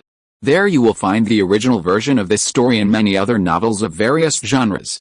We look forward to seeing you dive into a world of incredible novels. Chapter 143. You are familiar with this place. Is there a level 4 mine here? Alright, Lao Zu patted Bai Ozi on the shoulder and said with emotion, get back to work. I'm going to get busy now. Master Mang said we can only stay here for 48 hours, so hurry up. Go ahead. Bai Ozi looked at Zhang Dami, who was already hacking away at the ground with her axe not far away, digging for something that might be underground. He sighed softly and made a secret resolution. After these few days were over, he would have to eat 40 slices of bread every day. He had to cram it in. 10 slices of bread only yielded 1 unit of iron ore, and 1 rao jiamo, a meat bun, yielded 1 unit of iron ore. Then, combined with combat training in the virtual space, he would strive to raise his physical fitness to 13.5 as quickly as possible. He also wanted to pilot a mecha soon. But, it had to be said that the long-term increase in overall physical fitness from consuming those slices of bread was quite minimal. It had been over 10 days since he obtained the iris chip, and he had been mining on the northernmost mountain of the Shay Plain for 10 days. And yet, his overall physical fitness had gone from 12.1 to 12.2. It wasn't a complete improvement, just a very small one. At this rate, how long would it take him to raise his overall physical fitness to 13.5? And there was only 1 decimal point, the rest was hidden. This meant he had no idea whether he'd gone from 12.19 to 12.2, or from 12.10 to 12.2. I can only, Bai Ozi gritted his teeth, looking at Zhang Dami, who was operating the mecha not far away, with envy in envious eyes. He could only eat more bread slices, 100 damn slices. He didn't know if eating too much of this stuff would be any use. After all, in the apocalypse, individual strength was always insignificant. Even if the overall physical fitness reached 20.0, a single burst from a heavy machine gun would turn it into a bloody mist. Did you see how tough Zhang Dami was, yet she was still knocked down by a burst of Gatling gun fire in the ring? No matter how high your overall physical fitness was, it was useless against a level 2 monster with bare hands. Only after achieving a high level of overall physical fitness can one have the opportunity to wield heavy, individual weapons that require a high level of physical fitness, such as mechas. Chen Mang summoned Lao Zhu and gave him a few instructions before recording the coordinates on the control panel screen and slowly pushing the lever deeper into the black fog. As the train departed, visibility in the mines suddenly decreased, with only dozens of flashlights providing a much weaker light source. The train's inhabitants dropped their work upon seeing the train depart, their faces filled with panic as they couldn't help but ask questions. Where's Master Mang, Brother Bao? Where's Master Mang been? Will he be back? Did something happen? The initial excitement on their faces vanished, replaced by anxiety and uneasiness. Initially, everyone was excited because of the free coke these days, the abundance of ores to mine, the potential to earn more star tickets, the added security of these level 3 ores, and the excitement of arriving in an unknown location. But as the star train departed, these emotions gave way to unease. None of them knew where they were. A place devoid of even moon or sky, it was pitch black. Looking up, they could only see the darkness of nothingness. While the star train had been parked here, they had felt quite safe. But once it left, everyone panicked. If a monster appeared, they would be dead, not even knowing where to flee. Quiet, Bai Ozi said, his expression icy, as he gazed at the crowd through a megaphone. Pay attention to the announcement from President AI in the upper left corner. Master Meng has gone deeper to continue exploring. This space is free of monsters, and everyone's safety is guaranteed. Even if there's danger, we'll take it, and Master Meng will be there too. Everyone, just keep mining, just like before. The highest mine is only level 3, Chen Mang muttered, gazing at the resource detection radar on the console screen in the desolate, darkness-shrouded space. While those 2 level 3 iron mines were perfect, they weren't even the level 3 red heart rock mine deep beneath the teeming wasteland. The level 3 mine, with its extremely low ore content, took just over an hour to mine, yielding 180,000 units of red heart rock. The 2 level 3 iron mines were incredibly high, containing millions of units, enough for 48 hours of mining. He had been gone for 10 minutes. The resource detection radar beeped constantly along the way, revealing level 1 and level 2 ores everywhere, with level 3 appearing occasionally, but never level 4. Doba, you're familiar with this place. Are there any level 4 mines here? He tilted his head to look at Doba, who was the only one he had brought with him, despite not bringing anyone else. After all, Doba was his guide. Not familiar, Doba shook his head and said seriously, my memory's a little fuzzy. I didn't witness the fall of Goblin civilization. I didn't live that long, And I died before I could see that scene. I've lost a lot of my memories, only a small part remains. I just remember that since some time ago, every time I died, I would appear in this dimension. There were a lot of scattered items buried underground. I dug out the train order and the pickaxe from the ground and started building the goblin train. I don't know how big this place is. I don't know if there are level 4 mines. I've never encountered one. Chen Mang nodded and said nothing more, but his brow furrowed slightly as he continued to drive deeper into the darkness. He was now far away from Baozi and the others, and had long since lost contact.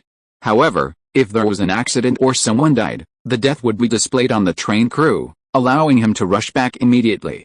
It seems that the highest level mine in this dimension may be level 3? Just then, he spotted the wreckage of a train in the distance. It consisted of 7 dilapidated and abandoned cars. He immediately brought the star train to a slow stop before it, and with Doba and Zhao Ai, they jumped out and took a closer look. The cars were completely empty. Even the interior was completely bare, no debris, no scattered resources, no food. A strong, decaying odor could be smelled upon approaching. This train didn't look very high-end, perhaps a level 2 or 3. The only difference was that its wheels weren't Hot Wheels or spider legs, but goblin remains. Beneath each car were 4 goblin skeletons. It was unknown how much time had passed, but even now, dozens of goblin skeletons still stood there, carrying the train on their shoulders. It looked a bit like a ghost bride sedan chair. What is this? Doba stared at the scene before him, stunned for a moment. Then, a memory deep within his mind suddenly awakened, and he roared with ferocious fury, "Those beasts!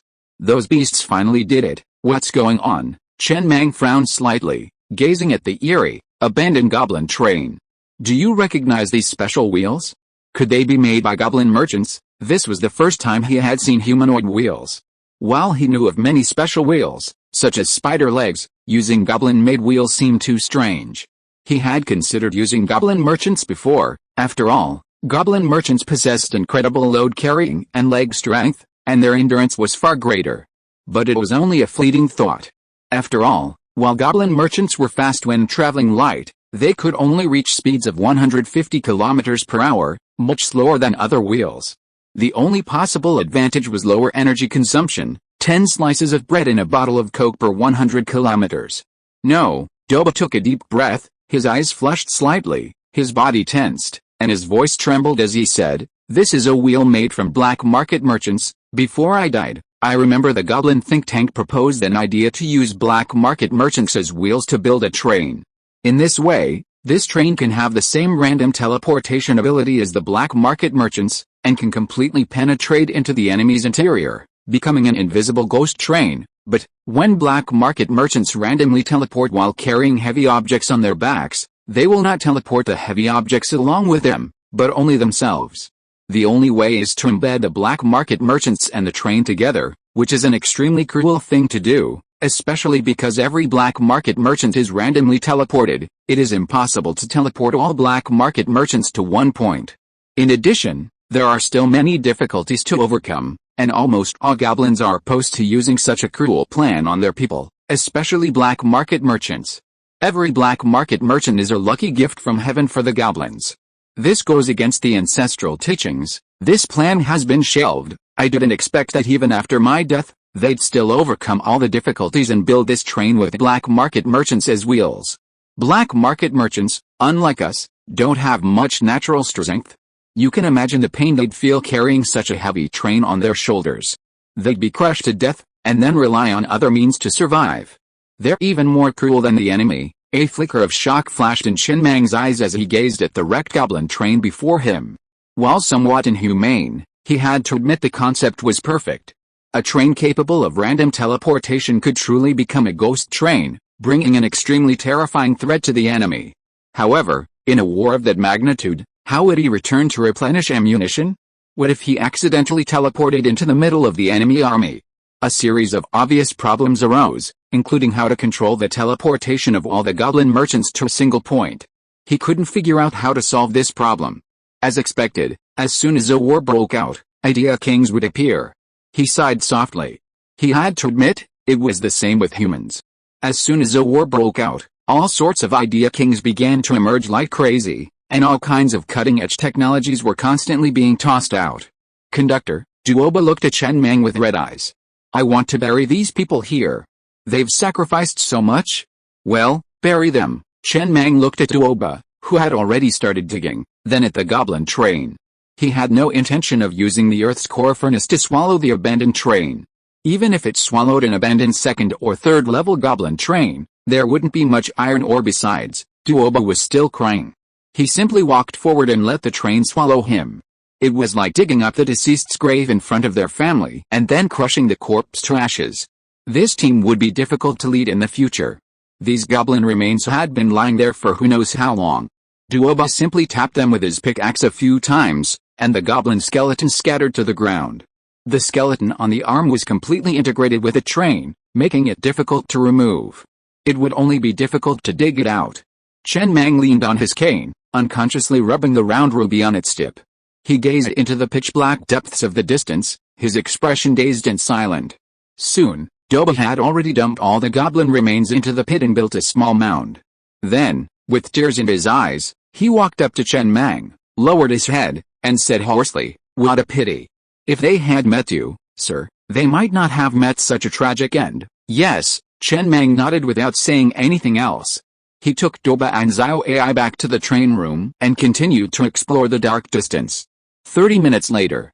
Bang! The star train slammed heavily into a wall. The high-speed drill bit pressed against the wall and began to destroy it. However, a full 5 minutes passed, and the wall before them still showed no reaction. Sitting in the train cabin, Chen Mang gazed at the mud wall before him. He had reached the edge of this space, a towering wall before him. Even at an altitude of 5,500 meters, he couldn't surmount it. The same was true underground. His drill had been upgraded to level 50, allowing him to force his way through even the walls of the flesh map. But against this wall, it seemed completely useless. This was the end. He slowly retracted his drill, choosing not to try again. At this rate, even if he upgraded it to level 100, he probably wouldn't be able to break through the wall before him. He realized he had developed a bad habit. In the past, when he encountered walls like area barriers, he'd usually just bypass them or give up. But with a level 50 drill, he wanted to drill through anything he saw. What if he could break through it? Let's go back. Chen Mang shook his head, withdrawing his thoughts from the wall before him. This was clearly the boundary of the map. Breaking it from the inside was difficult, and even if he did, it probably wouldn't end well. He didn't retrace his steps, but instead drove along the edge of the wall. An hour later, the star train returned to Baozi and the others. With the headlights lighting up, the view finally brightened. The train's apprehensive inhabitants finally felt relieved. Along the way, aside from the abandoned goblin train, they didn't see any other goblin trains. However, they did see a fair amount of goblin debris scattered across the ground. Chapter 144 Mr. Mang, the mission failed. It wasn't a complete body. Scattered hand and leg bones and skulls lay scattered across the ground, some largely buried, with only a sharp corner visible. He'd originally suspected the goblin tomb was circular. Surprisingly, it was square. He'd circled back along the edge of the wall, finding it consistent in length and width, with right angles, a perfect square. After drilling down to 6,000 meters, he encountered the wall again, marking the edge of the map. The star train could only reach a maximum of 5,500 meters, so if nothing unexpected happened, it should be only 6,000 meters high.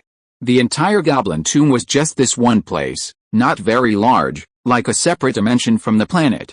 There was no sun, no light, no clouds, and no weather, but there was plenty of oxygen. Having returned to the coordinates, Chen Mang leaned back in his chair, lost in thought. He hadn't found any level 4 iron ore, and the highest he could find was only level 3. There was no need to move on, this place was sufficient. All he had to do was wait patiently for another 40 hours. He glanced at the train radio. No one had chatted inside for a long time. Since entering this area, he had completely lost contact with the outside world. He stretched before heading back to the combat training virtual space nearby. Training, strengthening his overall physical fitness. A man, he still needed to be tough. Soon, 48 hours had passed. The moment the countdown ended, the 30-meter-tall portal reappeared in front of the star train. Its center, like a galaxy in the universe, looked profound and beautiful. All the train's inhabitants had already boarded and were waiting. The moment the portal appeared, the star train entered. Passing through the portal, the star train reappeared on the shape lane. As the portal closed, a sky filled with stars hung in the sky, and the surroundings were quite quiet. The past 2 days seemed like a fleeting dream. If the train hadn't been carrying a large load of iron ore, returning fully loaded, it might have been considered a dream. Great, Chen Mang glanced at the 4.9 million units of iron ore on the train panel, his lips curling slightly. The goblin tomb contained not only iron and copper mines, but also lumber yards. He hadn't chosen copper, after all, iron ore was a higher priority. But those were the only 3 types of mines. There were no rare resources like red heart rock. It was a shame he could only enter once a month. If only he could get in again. Wait, he glanced at the civilization order in the console drawer. If he could complete another trip to the Goblin Ruins and an S-rank mission, wouldn't he earn another civilization order and be able to enter again? Of course, he couldn't enter. But he could allow another train to enter. Without hesitation, he had Ziwei summoned Biozi to the train compartment. By then, all the residents had fallen asleep. Even with unlimited coke, working for 48 hours straight was a torment to the mind and body. Even if the sky fell, all they wanted was a nap. The most fundamental human desires are actually just 3: appetite, sleep, and sexual desire. Appetite is the most important, while sexual desire is the weakest. Sexual desire only arises after a full meal. Only Biozi and Liuzi, who took turns sleeping, didn't feel overly sleepy at this moment. Biozi stood in front of the train compartment. With a nervous look on his face, he recalled everything he had done recently. Trying to confirm that he had done nothing wrong. Could it be that Biozi's eyes suddenly gleamed? Could it be that time he risked his life exploring the underground cave a few days ago? Was Master Mang rewarding him? Although he hadn't achieved much on that occasion, his courage was evident, and his loyalty to the train was perfectly demonstrated. At this thought, the uneasiness on Biozi's face suddenly dissipated. With a touch of excitement, he pushed open the train compartment and looked at Master Mang, who was sitting in a chair, with a hint of expectation. Master Mang, are you looking for me? Yes. Master Mang tossed a token-like object into his arms. He instinctively caught it, but upon closer inspection, he realized it was a train token. A flicker of confusion crossed his eyes. What did this mean? Then, Master Mang's voice rang out again. Use it to build a train, and you will be the conductor. As soon as the words fell, Biozi woke up instantly, his body softened and he immediately knelt on the ground, his eyes red and his voice filled with tears. He shouted, Master Mang, I have never had any second thoughts about you in the train, and I have never thought of starting my own business. There must be a villain who said bad things about me behind your back. Master Mang, why don't you find someone to interrogate me? I am really a loyal minister. Chen Mang looked at Biozi speechlessly and said impatiently, Get up, a grown man. Why are you crying all the time? Just like a woman. I didn't ask you to start your own business. This is a green area. You want to start your own business with a train order? You won't even know how you died, and take this card. I have a task for you. I will take you to the Goblin Ruins adventure map later. Insert this card into the control panel, and you will be qualified to enter this adventure map. After entering, you will encounter 5 tasks of different difficulty levels. The most difficult mission is an S-rank mission. The reward is a civilization order. The requirement is that the train shelter 50 goblins. Later, you go find Doba and ask him to bring 60 goblins to your train to squeeze in. After completing that S-rank mission, you can return to the star train. You're the only one on this train who has served as a conductor. You're definitely the most suitable candidate. Do you understand?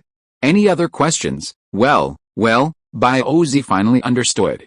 He raised his sleeve to wipe away the tears from his eyes and whispered tentatively, Well, Master Mang, will I still be the captain of Guard Team 1 when I return? Nonsense.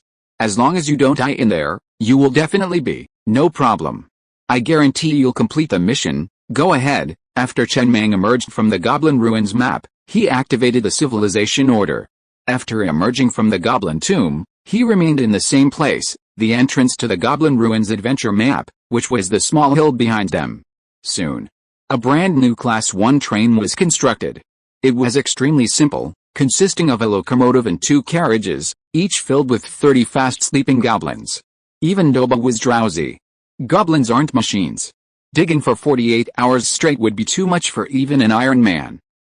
Bai Ozi sat in the chair at the control panel, controlling the Class 1 train with his mind. For some reason, he felt like he was being pricked by pins and needles. Especially with the star train right behind him. It was incredibly uncomfortable. He immediately inserted the card into the control panel.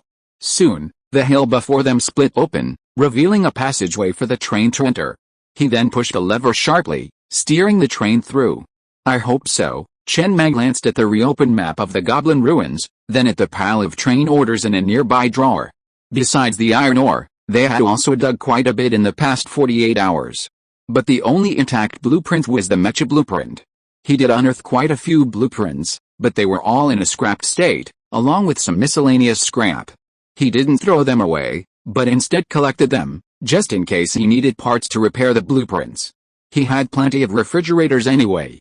As long as it wasn't absolutely junk, he'd collect it all. He might need it someday. He did unearth quite a few train tokens, though. Adding to his existing stock, he now had a full 14 in the train. Not bad. If only these could be combined into 3, he'd have a premium train token by now. If Bai Ozi could successfully return, these 14 train tokens could be exchanged for 14 civilized train tokens, allowing him to stay in the Goblin Tomb all day, mining to his heart's content. 30 minutes later, the Goblin Ruins adventure map slowly opened again, and the train Bai Ozi had built slowly rolled out, stopping beside him. Bai Ozi soon jumped off the train and knelt on the ground, a look of guilt on his face.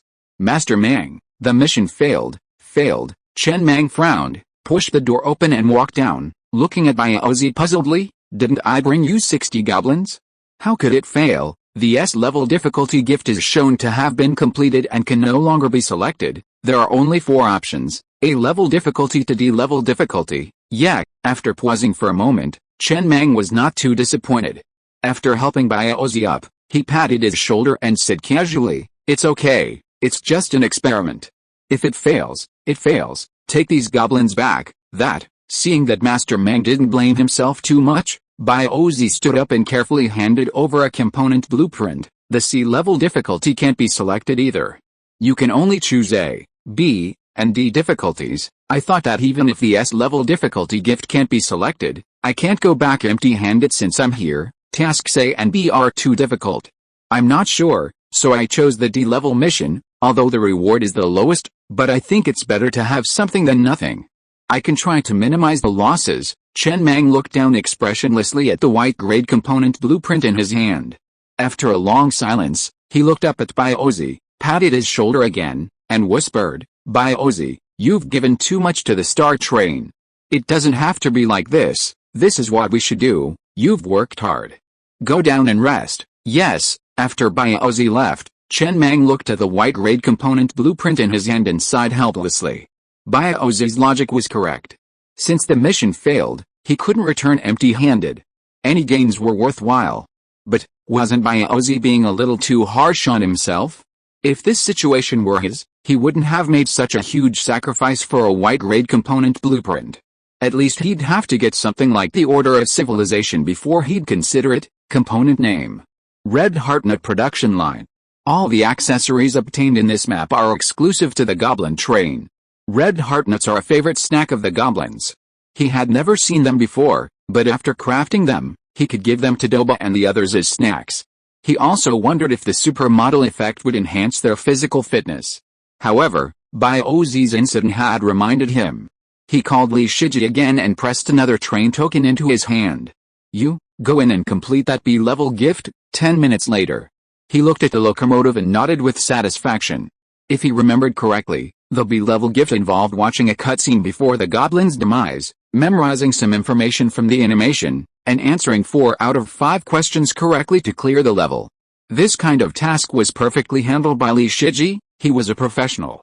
Trading a train token for a yellow-grade vehicle accessory was worth it. As for the A-level gift, forget about the difficulty. The main thing was that it would take 30 days, and he didn't have that much time to waste. 30 minutes later, Li Shiji successfully emerged from the Goblin Ruins and handed him a yellow-grade accessory blueprint. Everything went smoothly. According to Li Shiji, all the S and D level missions within had been completed and could no longer be selected. Very good. Chen Mang smiled at the yellow-grade accessory blueprint in his hand before manipulating the star train to devour the two parked trains. Although both were adventure maps, the Tower of Babel and the Goblin Ruins were different. The Tower of Babel adventure map was a level-breaking one. After exiting the Tower of Babel, it immediately became a restricted area. The Goblin Ruins, on the other hand, could be entered as long as the coordinates were found and the key was available. Furthermore, it could be entered repeatedly. However, once a mission of any difficulty was completed, subsequent trains could no longer select that mission. This included his S-level mission, Bai Ozi's D-level mission, and Li Shiji's B-level mission. As for the original owner of this keycard, that guy was probably the first to enter the adventure map. Erden had told him that the first person to enter the adventure map would receive preferential treatment, so even if that person completed one of the 5 quests, that quest wouldn't be lost. The yellow-grade accessory blueprint in his hand was also exclusive to the Goblin Train. It could only be obtained in Goblin Ruins and other similar locations, making it extremely rare. A Goblin ticket. Its effect was equivalent to a train ticket. The difference was that a train ticket had a range restriction. Only within 10,000 meters of the train could you crush it to teleport back to it. A Goblin ticket, however, could teleport back to the train no matter where you were. However, it was only for goblins. Humans couldn't use it. Chapter 145 Doomsday Machine Cannon. Chen Mang spent 49,400 units of iron ore to upgrade the Red Heartnut production line and the Goblin ticket, 2 exclusive Goblin train accessories, to level 10. Each gained 2 supermetal effects. Red Heartnut production line level 5 supermetal effect. Nuts are automatically shelled upon production. Red Heartnut production line level 10 supermetal effect. For men, it can slightly enhance sexual performance. For women, it can slightly reduce menstrual cramps. Goblin ticket level 5 supermetal effect. If the transmission fails, a first-person view of the user's last minute before death is transmitted back to the train. Goblin ticket level 10 supermetal effect. Nunhum. Chen Mang walked to the number 4 living carriage and casually picked up a freshly produced nut. It looked like a macadamia nut, red and appetizing, and he immediately popped one into his mouth. It tasted quite good. Crisp, sweet, and milky with a flavor of dragon fruit. He had never tasted these nuts before, but he had to admit they tasted quite good and were cheap to produce. 1 unit of iron ore yielded 10 nuts, the same price as a slice of bread, making them a great snack. He grabbed another handful of nuts and placed them on a nearby plate before carrying them back to the train compartment.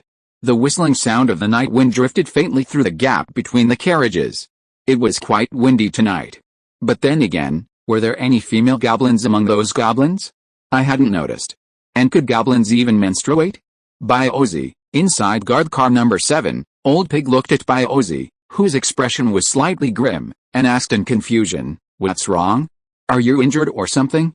Why do you look so grim?" "Nothing." Bai Ozi took a deep breath and shook his head.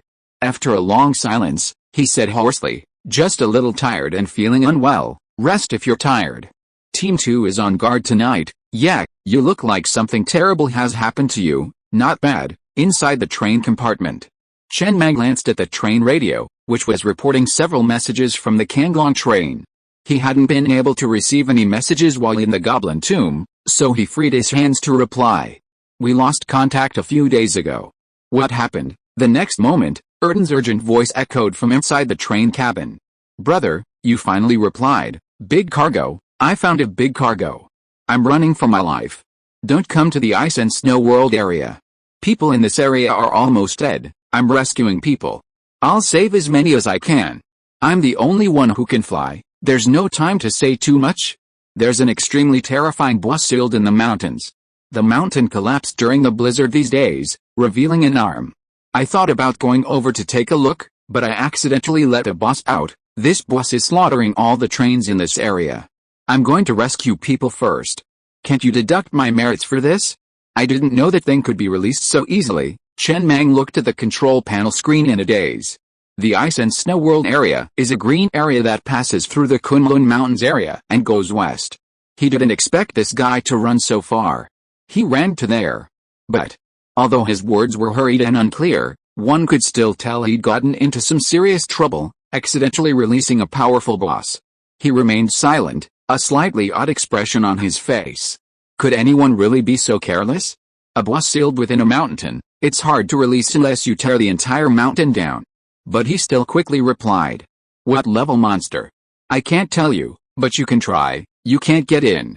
This area is blocked. Well, he wanted to try out his death spin, a combination of a level 50 drill and a level 50 car blade, but he had no chance.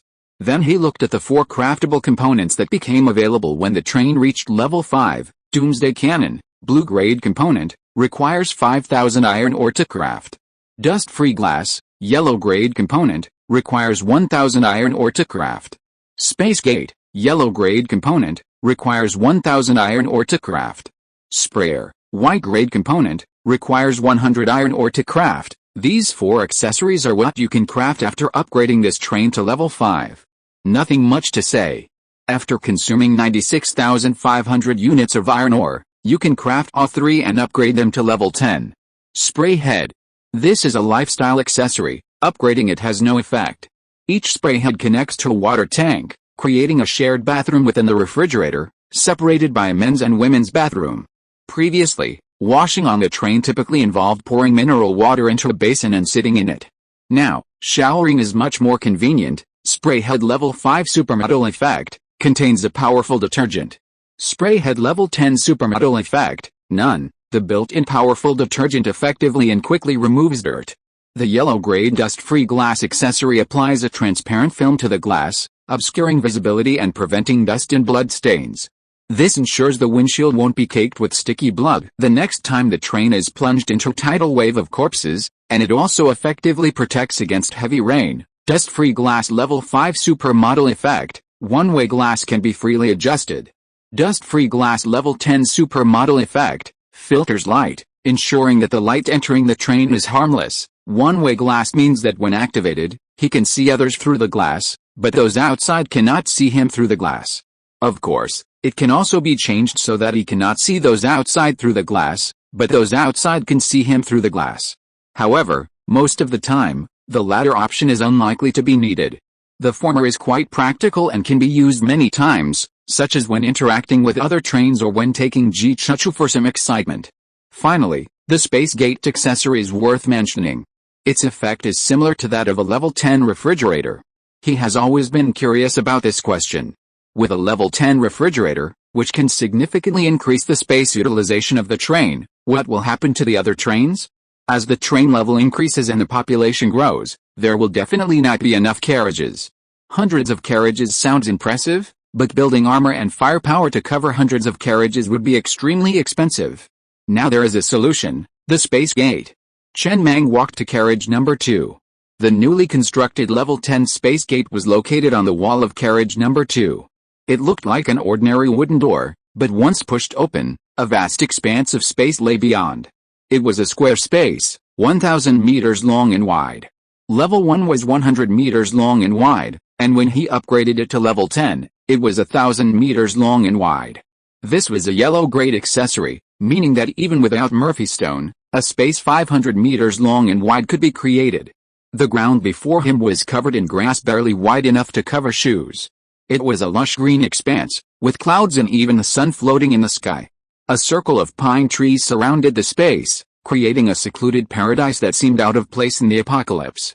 Okay, Chen Mang smiled as he took in the scene. The green grass was the result of a level 5 supermetal effect of the Space Gate. As for the white clouds, the sun, and the surrounding trees, they were all holographic projections. They weren't real. Yet it looked just like the real thing. Standing in the space, gazing upward, the clouds seemed incredibly distant, offering no sense of oppression, and the mere fact that this space was only 50 meters high was completely lost. If he added those refrigerators, a high-end, luxurious residential community would be complete. The first resident on the train to redeem their refrigerator would have it placed inside. This kind of community, with its inherent appeal, boosted his work ethic. Level 5 Space Gate supermetal effect, consuming iron ore allows for modifications to the space, such as planting grass and flowers. Level 10 Space Gate supermetal effect, it can be disassembled and relocated freely within the train. This is significantly larger than a level 10 refrigerator, but it's inferior in one respect. Refrigerators can be taken off the train, while this item cannot. Each has its strengths. After completing all this, Chen Mang looked at the iron ore reserves and allocated 3.2 million units to upgrade the armor of all 15 carriages, including the locomotive, to level 7. Even in the yellow zone, level 7 armor wasn't too daunting. He still had 1.55 million units of iron ore. After a moment's contemplation, he used 950,000 units to build a Doomsday cannon on each of the first 10 carriages, upgrading them all to level 10. He currently had the train-style Death Spin and the Earth Blast missile for bosses, but the former had a cooldown and the latter was too expensive. For weaker monsters, he had the heavy machine gun, the turning blade, the drill, and the 18-barrel Sakura falling rocket, though he hadn't had a chance to use the rockets yet. His most intimidating firepower accessory was the rapid crossbow. This white accessory was so ineffective that he planned to remove the rapid crossbows and free up this carriage when he needed a new one. He had both strong and weak enemies, but he lacked the middle section, and the Doomsday Cannon perfectly filled that space. Chen Mang stepped off the train and stood on the shape lane, gazing at the star train parked before him. It had 15 carriages. Each carriage was clad in thick, dark armor. A pickaxe struck with all its might, and a dull echo could be heard. Outside, mounted on the train were 4 three-legged heavy machine guns, 10 Doomsday cannons, and 1 Hell cannon. The Doomsday cannon had the largest caliber. It was over 3 times the caliber of the Hell cannon, far exceeding the heavy machine gun. Its 18 barrels, like a Gatling gun, allowed it to fire at an extremely rapid rate. A single volley would be difficult for any carbon-based creature to withstand. Both the Hell cannon and the Doomsday cannon were blue-grade components. The Hell cannon was only built once the train reached level 4, and he had only crafted one, never upgrading it. Simply to complete the upgrade. It was clearly an excessive amount of firepower, a waste of resources. But the Doomsday Cannon was different. While both were blue-grade components, it had 16 more barrels than the Hell Cannon, making it undeniably more powerful. Most importantly, the super mod effect of this accessory at level 5 is that its cost is halved. This effect might seem ordinary on other accessories, but it's an exceptionally powerful one for a firepower accessory. The super mod effect at level 10 halves the cost again. This is 2 halvings in a row. Level 1 shell. 5 copper ore per round. Level 2 shell. 10 copper ore per round. Level 3 shell.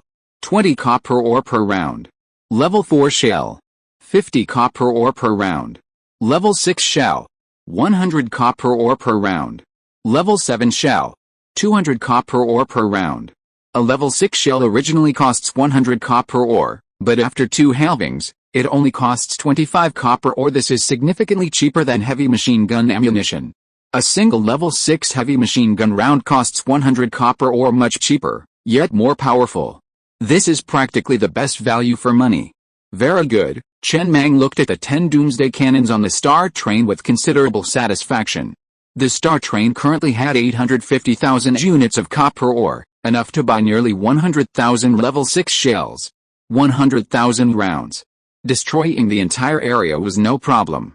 Those were cannons, not machine guns, and the shells would explode. Huh? He breathed a sigh of relief, feeling a surge of security. Having a train like this in the apocalypse was pure bliss. The ammunition problem that had been plaguing him was now solved. Halved consumption. This effect on firepower accessories is simply divine. If only super mod effects could be selected. He changed the super mod effects of all firepower accessories, from level 1 to 50, to halved consumption. From then on, he could basically move freely, setting off fireworks wherever he went. Chen Mang checked his iron ore balance. Only 600,000 units were left. 2 days of painstaking mining, and he had consumed it all in just a few minutes. Just then, someone sent him a private message. A level potential, level 5 train, the world worthy, friend, can we meet up and chat? Someone's trying to connect me and wants to get to know you, world worthy. Chen Mang's brows furrowed slightly. He remembered this train. Besides himself, it was the most promising mechanical train on the shape lane. Without much thought, he simply deducted 3 points and sent it on. Don't rush to refuse. In the apocalypse, everyone has the potential to encounter opportunities and soar to the sky, but that's unsustainable. Every flesh and blood train with potential above a level on the shape lane was supported by them. Chapter 146. Were you threatening me just now? Including the white areas, there are also many trains they support, providing slaves, resources, and component blueprints. You came from the Teeling Wasteland. In your area, there are also several trains with potential that have received their funding. I must make one thing clear to you again. They harbor no ill will. Do not harbor any thoughts of persecuting you. In the apocalypse, our common enemy is the monster. No one would plan to send a train to hell just because it's developing rapidly. That's foolish. If they harbored such thoughts, they wouldn't have attracted so many people to join. First meeting. Just the two of us. How about we meet in the combat training virtual space? I believe this will allay your concerns. I'll open a private arena room, numbered 28301, with a password of 68S. If you're willing, we can chat in the arena. I'm sure you've also upgraded this component to level 5. Chen Mang looked at the long string of words in the train radio's private chat box, frowned in thought for a moment, and strode towards the combat training virtual space nearby. Organization? After the apocalypse, the world was divided into several zones. High-level trains were absolutely unable to enter lower-level zones. How could an organization be established in this situation? He didn't mind making contact with the other party, who clearly seemed to know more information. After the combat training virtual space reached level 5, it was possible to compete with members of other trains of the same level in the ranking competition. 5 minutes later, Chen Mang stood alone on a stage in the combat training virtual space. Standing before him was a rather young man, not very tall, about 1.7 meters. First, let me introduce myself. My name is Ki Don. The man smiled and sat on the ground, motioning for him to sit as well. Then he said, "Try to relax. When I was first approached by this organization, I was just as wary as you are, full of caution, but you have to believe this, in the apocalypse, even a notorious train conductor has merit, he can kill more monsters." Chen Mang replied, then sat cross-legged on the ground, his brow slightly furrowed. He showed no sign of wariness or nervousness. With his strength, he was not intimidated by this man. But from the very beginning, in private chats, and even in their recent meeting, he'd been constantly emphasizing that he should relax. This was a common pool tactic used by those in positions of power. A series of relax phrases would make you nervous even if you were feeling fine, and it would also give you the potential leverage to speak. While most people wouldn't sense the hidden offense embedded in these words, this tactic was something he'd used most often when managing the company before his doomsday, and he was very perceptive. Okay, the boy nodded seriously, then let's start our first formal contact. Their organization is called Balance.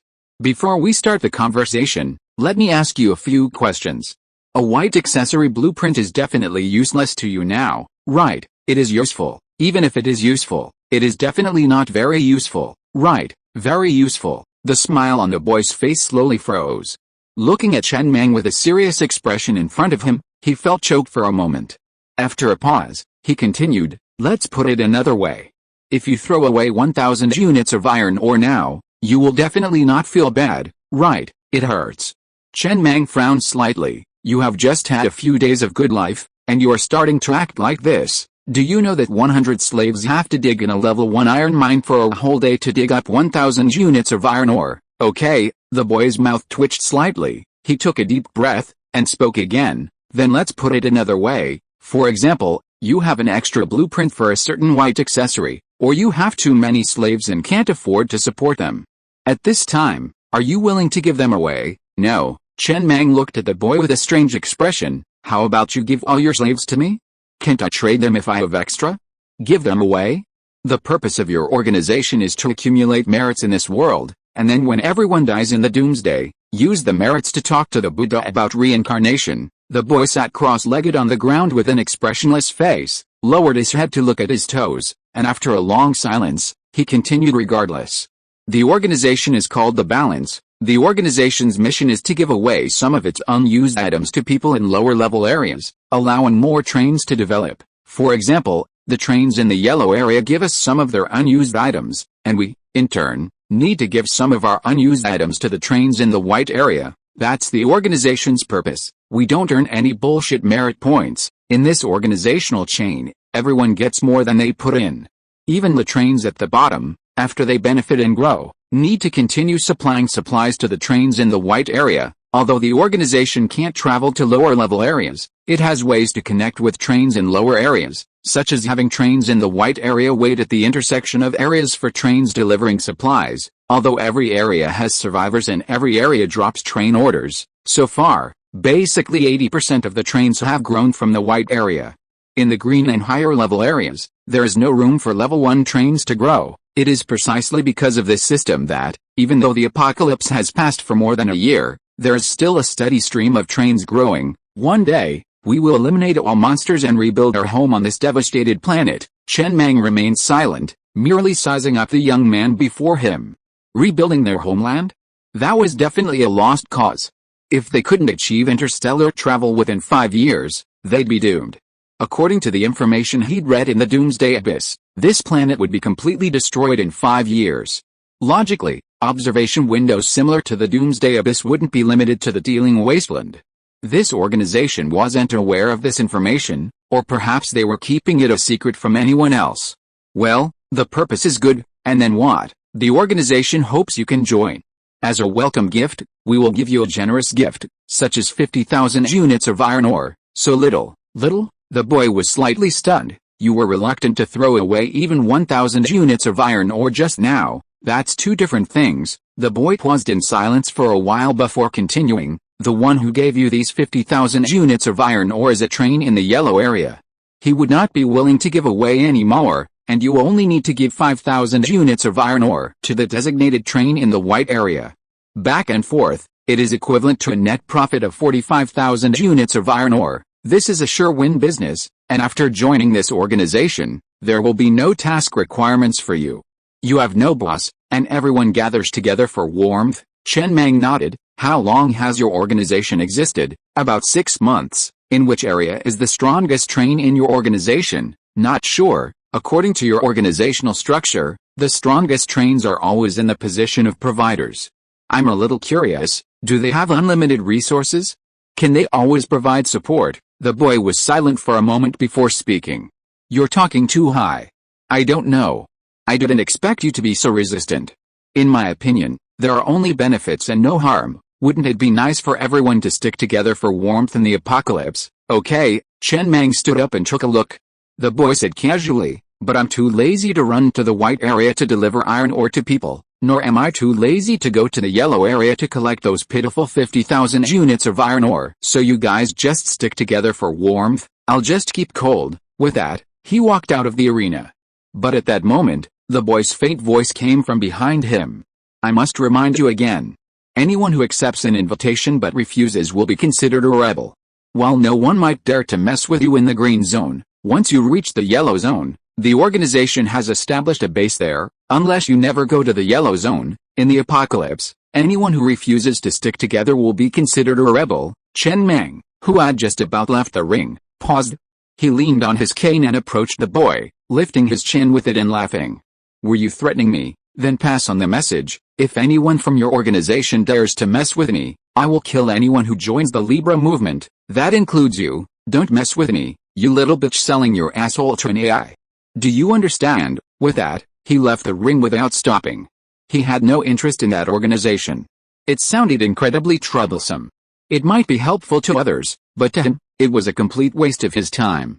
The boy, sitting cross-legged on the ring, gazed at Chen Mang's retreating figure, his face sullen and watery, his eyes gleaming with intense rage.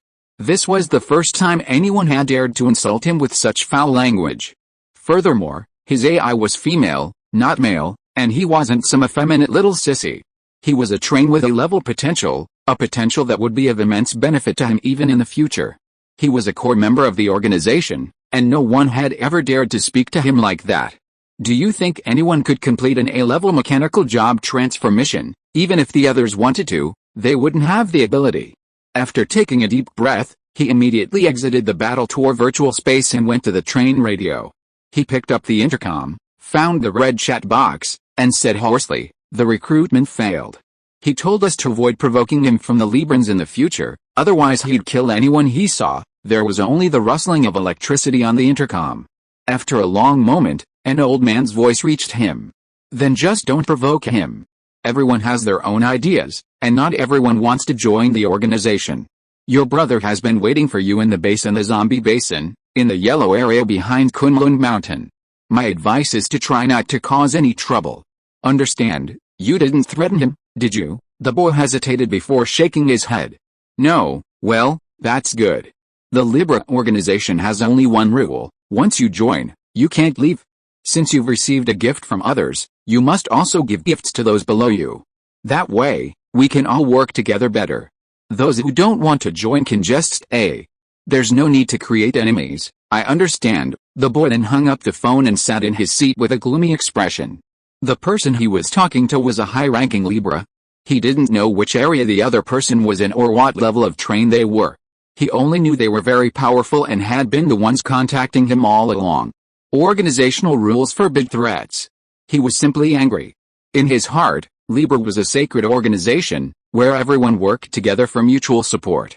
He'd always considered it an honor to join the organization, but the other party's dismissive attitude made him want to threaten them, hoping to make them back off. To his surprise, they completely ignored his threats. Damn it! Hadn't he made it clear earlier that Libra also had trains in higher level areas? How could a level 5 train in the green zone be so arrogant? Just then, what's wrong? A woman approached and curled up in his arms, her fingertips circling his chest as she whispered, "Did someone piss off the Lord?" Nothing. The man held the woman close to him, took a deep breath, and forced himself to calm down. "It's just a small matter, then let's." The woman smiled, her fingers sliding down. "No." The boy, terrified, grabbed the woman's wrist and said in a trembling voice, "Didn't we just come 4 times last night? Can't you take it slow? It's already 17 times this week. Can't you see how pale my lips are?" The woman's smile faded, a trace of sadness in her eyes. "You don't love me anymore, right? You're no longer interested in my body, are you? Then let's destroy it together." The woman opened the cover of the button on the control panel that would immediately self-destruct. "Come on." The boy forced a smile, quickly closing the cover again before saying in a hoarse voice, tinged with tears, "I love you." "Of course I shouldn't. Let's do it right away." This woman was his AI. Under the night sky, the boy, despairing and despairing, lay in the chair, staring at the blurry black figure reflected in the car window, rising and falling over him. Chen Mang's words before he left kept coming to mind. If I had known, I wouldn't have given up on the A-level potential. His brother also had A-level potential, but his brother's AI had no real need for these things. One night, while his brother was sleeping, it activated the built-in fire control system and killed all female creatures on the train, including female slaves, a sow, and 2 hens. Chapter 147. Looks like we have to say goodbye, conductor. An unknown amount of time passed. The woman finished, resting gently on his chest again, like a docile wildcat. He stared out the window, his expression dazed, swearing to himself that he would avenge this grievance. He certainly couldn't defeat the Star Train, but once he reached the yellow zone, his brother would be able to avenge him. No one had ever dared to insult him like that. And then, the woman on his chest suddenly whispered, "I forgot to tell you. Didn't you get 2 Murphy stones today? Can you use them to upgrade me?" "Huh?" The boy breathed a sigh of relief. Fortunately, while the woman had control over all the train's components, upgrading them was still the sole responsibility of his. He had been pondering a question for a while: if he destroyed the train's auxiliary AI, he could rebuild a new one. This new AI wouldn't have as many permissions, but he wondered if it would retain its A-level potential. He couldn't reach his brother over the train radio, so he could only use the old man he'd just met. He didn't dare ask about these matters over the train radio. The woman knew everything. His brother's train was higher level than his, and they couldn't meet in the battle training space. He just felt it was unlikely, since the AI didn't sleep. Before he destroyed the train's auxiliary AI, he figured the woman must have pressed the self-destruct button faster. Unless there was a crisis, she'd completely destroy the train's auxiliary AI and still avoid harming him. What a waste of time. Chen Mang shook his head as he exited the combat training space, brushing the matter off. It was fine if they didn't provoke him, but if they did, they'd see if he could withstand a barrage of 100,000 level 6 shells. Night fell. All the train's inhabitants were asleep, and he felt a little sleepy. He quickly washed up before undressing and climbing into bed. Under a sky filled with stars, the Star Train lay like a giant iron dragon on the Shay Plain. Roar, roar. Occasionally, The sounds of monsters echoed by, but they were scattered, and before they could get close, Zhang Damai, piloting the executioner mech, slew them all with her great axe, without disturbing the passengers' rest. But tonight, there seemed to be a few more monsters. 2 lines of text gradually appeared on the control panel. Ling. 14 level 3 zombies detected approaching the train. Danger level 0, no need to wake the conductor, no sound, just these 2 lines of text slowly appearing on the screen. This was the embodiment of Zio AI's judgment logic, like a village with historical records. When the conductor woke up the next day and saw the historical records, he would know roughly what happened the previous night. Level 3 zombies, outside the train. Piloting the executioner mech, Zhang Damai glanced at the monster information given to her by President AI on the control panel, then looked out at the dozen or so zombies, each 4 or 5 meters tall, charging towards the train in the darkness. Her eyes were filled with excitement, and she gripped her great axe tightly, waiting patiently.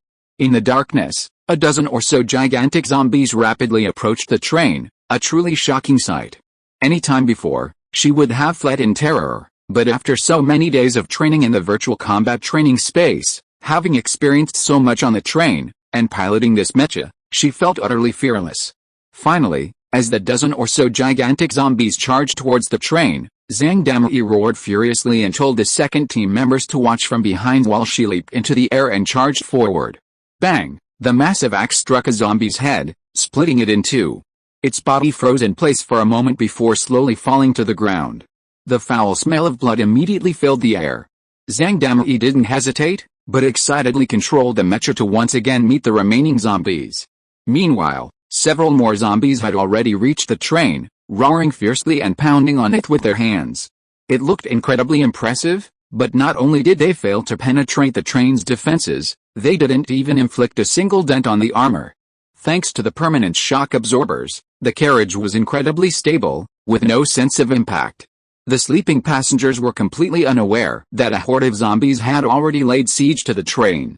Inside the number 5 high-level personnel carriage, Yan Yao sat on the edge of her bed with a complex expression, gazing out the window at the zombies pounding the train. This was her first time seeing zombies so close up, and they were level 3 zombies, each 4 or 5 meters tall, looking incredibly impressive. If she had been outside the train, her pants would probably have been soaked. But inside, she felt a sense of security, no fear at all. She could even carefully observe the decaying wounds on the zombies' bodies. Just then, tick-tock, a drop of rain fell on the glass, followed by a muffled thunder. The rain intensified, a howling storm, even punctuated by light snowflakes. This was the first sleet of the winter. The rain, from the first drop to the full force of a torrential downpour, took less than a minute. Countless drops drenched the zombies, but they ignored them and continued their assault on the train and the mecha that rose up in the rain. The rain left no marks on the glass. The battle scene outside was still clearly visible on the glass. "This feels much safer than the safe house in my villa, and more comfortable," Yan Yao whispered, gazing at the scene outside. "That's for sure." Ji Shuchu also sat on the edge of the bed and looked out the window. After a pause, she continued, "I heard from Brother Bao and the others that when they went to search for you, there was a middle-aged man hanged in the living room of your villa. His lower body was eaten away by monsters. Do you know that middle-aged man? He was my driver. He was in the villa when the Doomsday came. Why did he hang himself? I took him to hide in the safe house at first. At first, he was able to calm down, but after 2 months, when there was still no rescue, he seemed a little desperate and started to bang his head against the wall to commit suicide. He banged his head hard against the wall and fainted with blood all over his head. I thought he was dead, and worried that his body would rot, so I moved him out of the safe house. Now it seems that he was not dead at the time. He just fainted, and then after waking up, he ran to the living room and hanged himself." Ji Shuchu paused for a moment before whispering, "Did you really take him to the safe house when the Doomsday came?" Yan Yao suddenly laughed, her eyes full of helplessness. "Of course it's fake. When the apocalypse first arrived, there were monsters everywhere and people dying everywhere. How could I dare stay in a safe house with a burly guy who didn't know there was a safe house in the basement? I ran in alone and locked the door. I don't know why he hanged himself instead of running away. Maybe he couldn't escape." Just then, roar, roar, a crescendo of roars suddenly erupted, interrupting their conversation. More and more zombies were seen sprinting towards the train amidst the torrential rain. There was no end in sight, like wave after wave. "It's a zombie tidal wave," Ji Shuch whispered with a slightly complicated expression, gazing out the window at the zombies scurrying through the torrential rain. Inside the Star Train, several lines of text quickly scrolled across the control panel screen. Beep. A zombie tidal wave has been detected. The highest level zombie is level 6, the average level is level 2, and there are approximately 40,000 of them. The risk factor is 0. No need to wake the conductor. The train conductor delegated authority, and the chariot blades were about to activate. 3 doomsday cannons had locked onto the 3 level 6 zombies and the remaining 14 level 5 zombies in the zombie horde, ready to fire. The next moment, buzz buzz buzz, chariot blades, each 10 meters long, suddenly extended from both sides of the train and began to rotate at high speed. The remaining level 3 zombies attacking from outside the train had their legs severed in an instant, their bodies instantly shortened. They fell onto the chariot blades, instantly electrocuted by the electric current flowing through their surfaces, charring them black. Then, boom boom boom, the 3 doomsday cannons at the front of the Star Train began to spin rapidly, launching flame-laden shells that streaked through the sky and landed among the zombies. The targeted level 6 zombies were instantly struck by dozens of shells, turning into bloody foam. The surrounding zombies also turned into bloody foam. The roar of the doomsday cannon was inconspicuous in the rainy night, sending countless shards flying into the air and merging with the rain.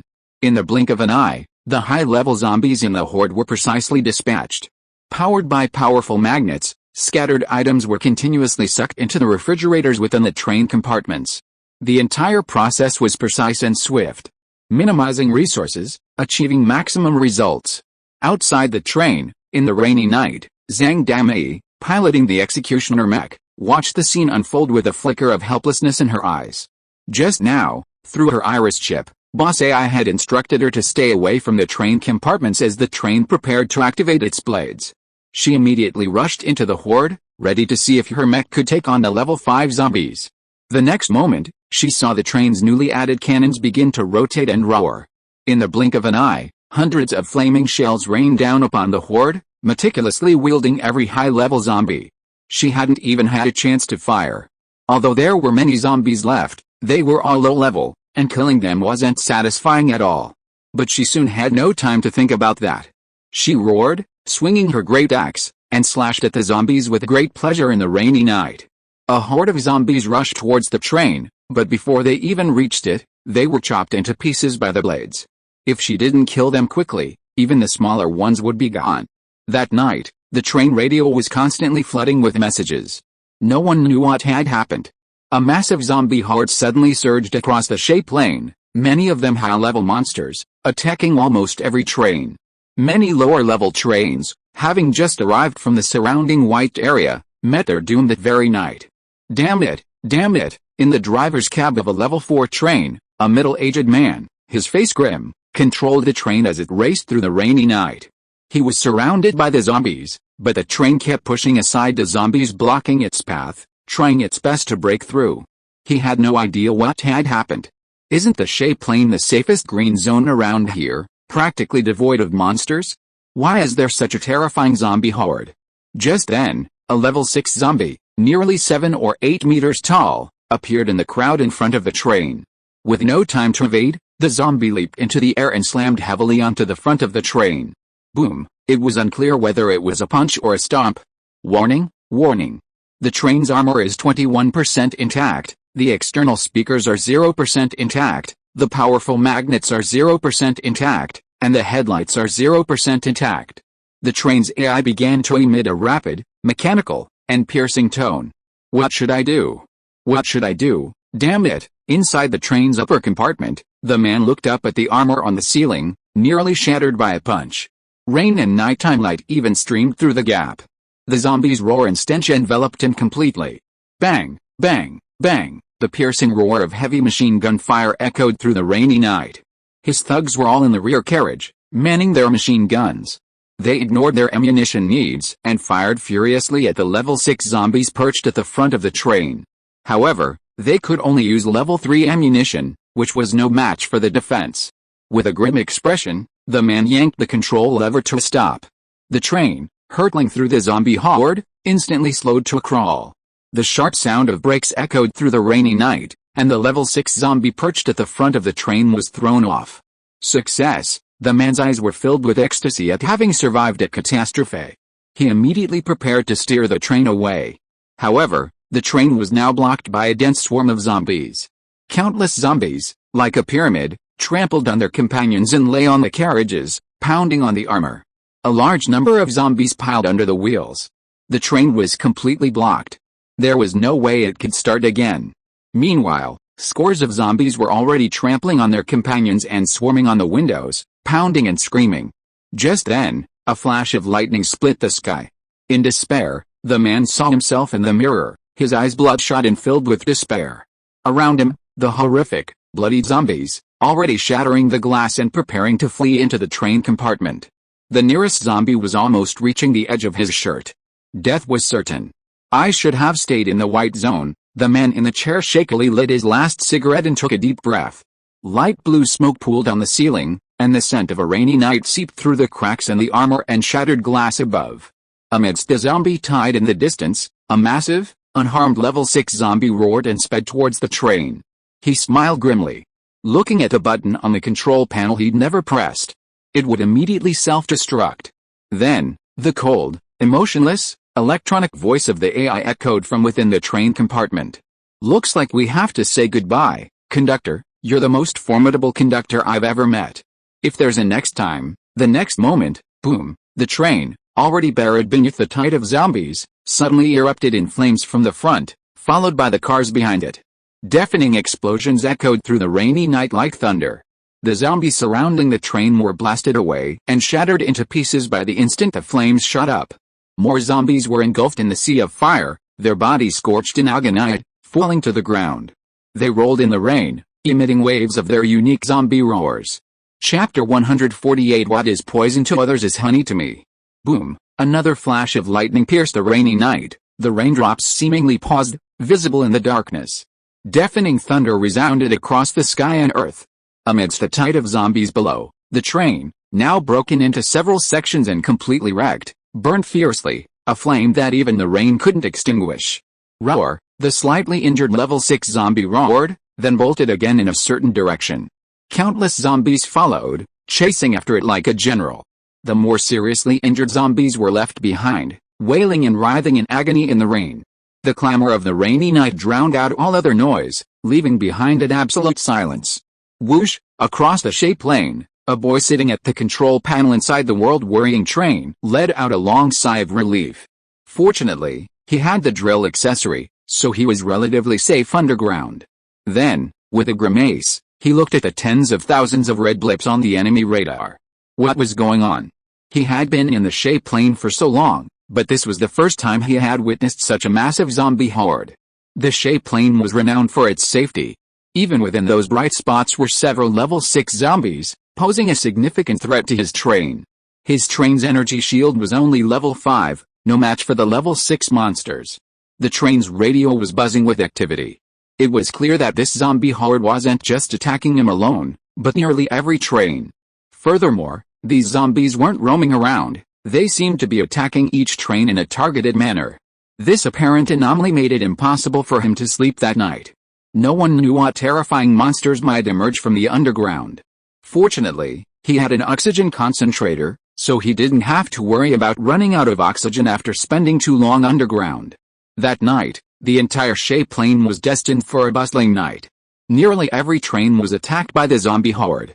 Some perished, some escaped, and many took refuge underground. Fortunately, the shape lane was close to the Kunlun Mountains, and many trains had been equipped with drill bits, making the underground a relatively safe space in times of crisis. As for the oxygen generator, nearly every train equipped with a drill also has one. After all, these two components are necessary for long-term underground stays. Once a drill is obtained, everyone will do whatever it takes to acquire it. No one knows what's happening. No one knows where these zombies have appeared from, as if they appeared out of thin air. Yet, every train conductor anxiously awaits dawn, destined for a sleepless night. But, what's poison to one is honey to another. Kill, kill, kill. A tall woman sat at the controls of a level 6 flesh train, her eyes filled with bloodlust and excitement as she piloted the flesh train. Through the rainy night, she swiftly slaughtered the zombies. The locomotive had transformed into a bloody maw, swallowing every zombie along the way. The slaughter was incredibly efficient. For the flesh train, tonight's zombie tidal wave was as utterly devastating as the mechanical train's journey to the Goblin's Tomb, a land of riches. The monsters in the Kunlun Mountains had suddenly vanished in the past few days, leaving her feeling overwhelmed. She didn't dare to join the other level 6 flesh trains in heading out to other maps. Just as she was unsure what to do, a zombie tidal wave arrived. Like a spring rain, it instantly gave her a whiff of life. But this was limited to level 6 flesh trains. Lower level flesh trains, faced with a zombie tidal wave, could only fight and run, dodging the attacks of higher level zombies while slaughtering the lower level ones. A winter rain plunged the entire Shay Plain into chaos, waking countless people from their sleep. Only the Star Train seemed to be completely calm. Its chariot blades whirled at high speed, slaughtering all the zombies that approached it, while its 3 doomsday cannons roared and unleashed flaming shells, precisely targeting the higher-level monsters in the zombie tidal wave. And then there was Zhang Dami, piloting her executioner mech in the rainy night, wielding her massive axe and slaughtering the zombies. The train's residents, who were staying in the residents' carriages, could only faintly hear the sound of rain outside, as the train had no windows. They slept soundly, having been awake for 48 hours, and were now completely drowsy. They had no idea what was happening outside. Initially, when the train was approached by several level 3 zombies and began pounding violently, the interior of the train didn't even shake. It was utterly silent. Just passing by. Just passing by. Excuse me. Inside the residence carriage of train number 9, a man, having woken up for the night, cautiously made his way to the rear of the train in the quiet and dimly lit area, whispering an apology to the residents he had disturbed. At the rear of the residence carriage was a refrigerator.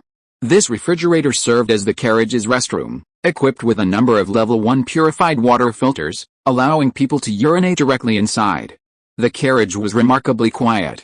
The man tiptoed, trying not to wake anyone else. But as he reached the end of the train, he caught a whiff of blood and the faint smell of earth after rain. He paused for a moment, then shook his head, not giving it much thought.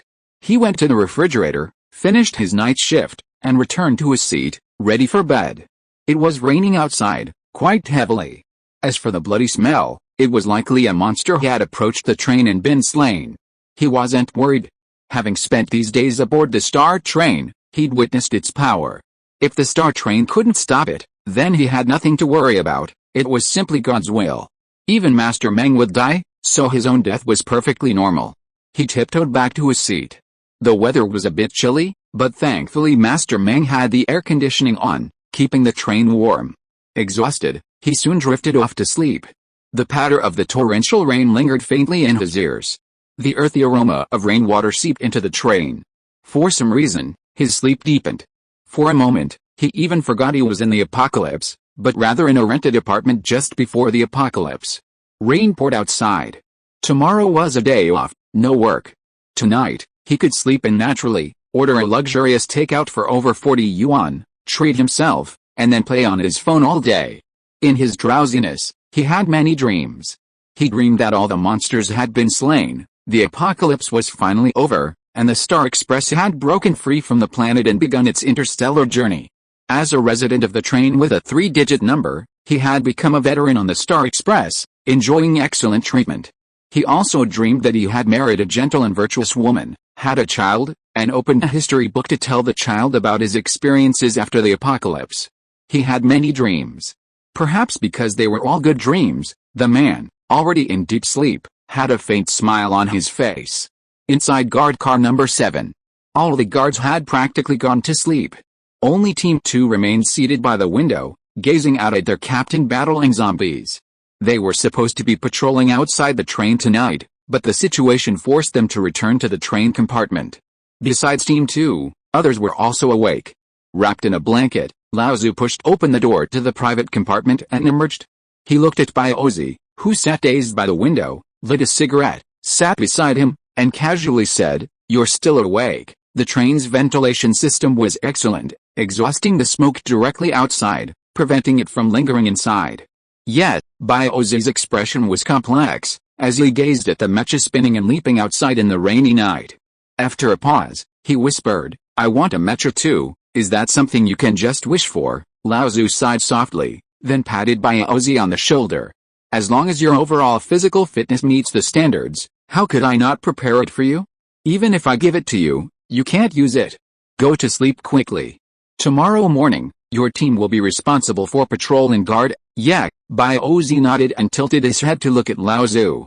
Just as he was about to say something, he suddenly noticed the thick hair on Lao Tzu's head and subconsciously said, "Where did you find the wig?" "What wig?" Lao Tzu rolled his eyes in annoyance. "I took a star voucher to the medical warehouse, and my hair grew back. You will never have the chance to see me bald again." "The one that Chen Mang's girlfriend went to." "Yeah, that's the one, but I didn't treat my whole body. It's too expensive. I only treated my hair. I don't have any major problems with other things. It's just the normal wear and tear of some body organs." "The normal wear and tear of body organs." It sounds like a robot. It is a bit. His medical warehouse is set up like that. The integrity of each organ is so and so, and there is no name for the disease. It does sound a bit like a robot. Baozi withdrew his gaze from Lao Tzu and didn't speak. He just tilted his head to look out a window. "Why didn't you sleep either?" "I can't sleep." Lao Tzu tightened the blanket around himself, sat by the window and followed Baozi's gaze at the almost endless zombies pouring towards the train under the storm. After pausing for a moment, he spoke softly with a complicated expression. "It feels like everything is a little too unreal. I'm worried that I'll wake up from a dream when I fall asleep. You and I are different from Yan Yao. We have all been hiding and fleeing since the apocalypse. I don't know how many times my name has flashed in the book of life and death of the King of Hell. You said last time that there are no good people who can survive the apocalypse. I think we should add one more thing. Those who can survive the apocalypse are those with extremely strong mental qualities. Those with weaker mental qualities would have committed suicide long ago. I'm used to fleeing. I'm used to not knowing when I will die. I'm really not used to suddenly being on the star train. It's like a dream. The last time I experienced a zombie tide with Master Mang on Master Kun's train, Master Mang and I had already made the decision to die. The stench of the zombies went straight into my mind. I could even imagine the zombies tearing my body apart. I was still bald at the time, so it was easier to remove the hair, if zombies had this intention before eating people, but it's only been a few months. Lao Tzu looked out the window with a complicated expression at the zombies that kept rushing towards the car blades and being cut into pieces in the rainy night. After a moment of silence, he extinguished the cigarette in his hand into the can of Coke beside him. "We can sit here and chat like family, and quietly admire the zombies outside. I didn't believe in fatalism before. Fatalism means that when a particularly harmful disaster strikes, there is always a protagonist who takes on the task of saving the world. But after meeting Master Mang, I suddenly began to believe in fatalism. Do you think you will see the day when the star is destroyed?" Baozi was also silent for a moment before shaking his head and said, "No, if the star is really destroyed one day, I will definitely die in front of the star." "Really?" Lao Tzu suddenly laughed. "You seem to have an obsession with the star." "Yeah." Baozi nodded, met Lao Tzu's gaze and shook his head helplessly. "I don't know why. To tell you the truth, the reason why I have been looking for an opportunity to make meritorious service is that I am eager to get the recognition of Master Mang. I don't ask for any reward, I just want him to praise me that I am the captain of the guard team. I deserve the title and can take on the responsibility. On the other hand, I want to maintain my position. After all, I am an old man. If I am not as good as the newcomers in the star in the future, I will feel a little embarrassed. This is human nature, and you can understand it. The last aspect is, I really hope that the star can become better. I don't have any family members anymore. The star is my only emotional sustenance in the doomsday.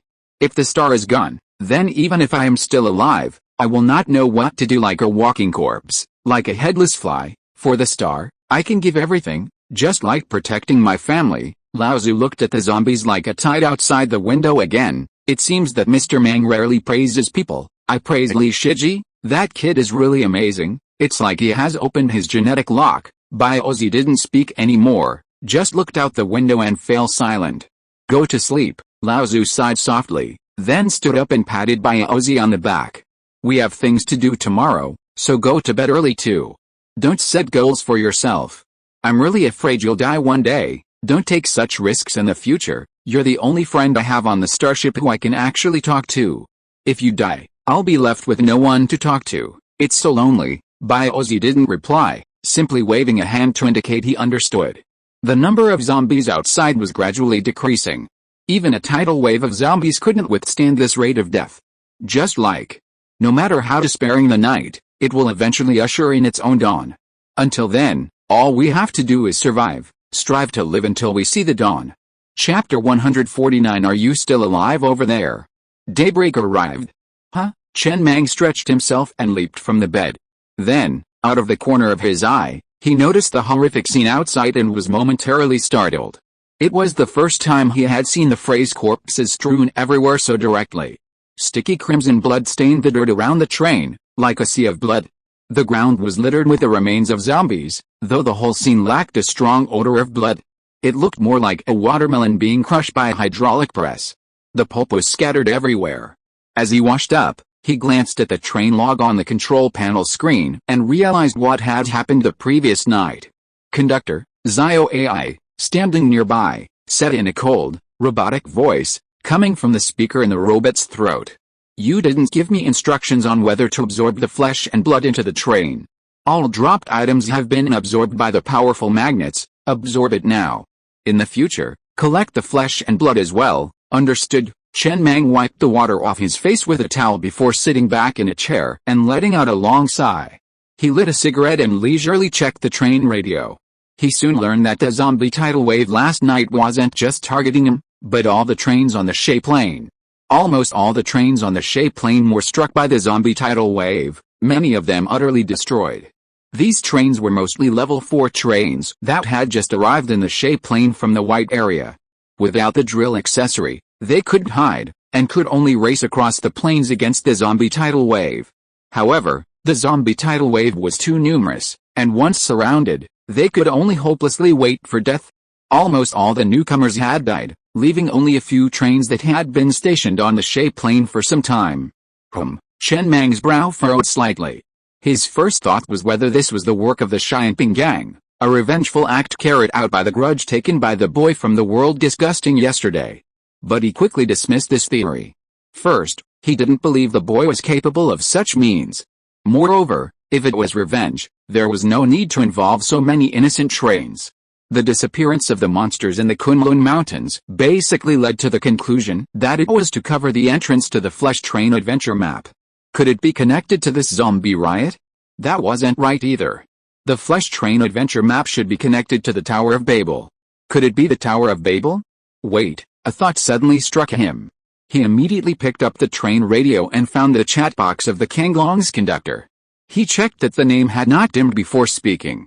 Are you still alive over there? Yes, soon. Erden's familiar and rapid breathing voice was heard from the intercom. I am alive, and the others are almost dead. I wanted to save some people, but it was very difficult. There was not much chance to save them. I only saved more than 300 people. Now all the low-level trains in the ice and snow world are basically destroyed. Only some level 5 and 6 trains are left, and they are running for their lives. That monster is a level 6 monster. I am organizing level 6 trains to see if we can kill this monster together, but it is too big. The damn machine guns hitting it are like tickling. The main reason is, flying in the air consumes too much energy. I don't have much iron ore in my train. When the damn iron ore is used up, I will probably die here without energy stones. How much iron ore do you have left? A little more than 100,000. I remember that the bunny cloud only consumed one level 2 energy stone when it flew for 24 hours. A little more than 100,000 is enough to fly for 20 days. You remember? Erden's panting voice came from the intercom. How do you remember it? Don't tell me you have a fucking bunny cloud too? Damn, you're only on a level 5 train. Didn't you have one when you were on a level 5 train? How could mine be the same? I spent so much time exploring the adventure map to get it, inside the Star Train. Chen Mang glanced at the control panel screen. He wanted to send some iron ore to Erden, but the display showed that they were not on the same area and could not trade remotely. After a pause, he frowned and said, You said that area is blocked and the train can't get in. Can bullets get in? It should be possible. Erden on the other end of the intercom quickly reacted. Do you mean to organize the level 6 train on the Shay Plain to provide fire support at the junction of the areas? Impossible. Bullets are so expensive, and this disaster didn't happen to them. They will definitely not waste the copper ore, and even if they really come, those heavy machine guns and cannons will hardly cause any damage to this monster.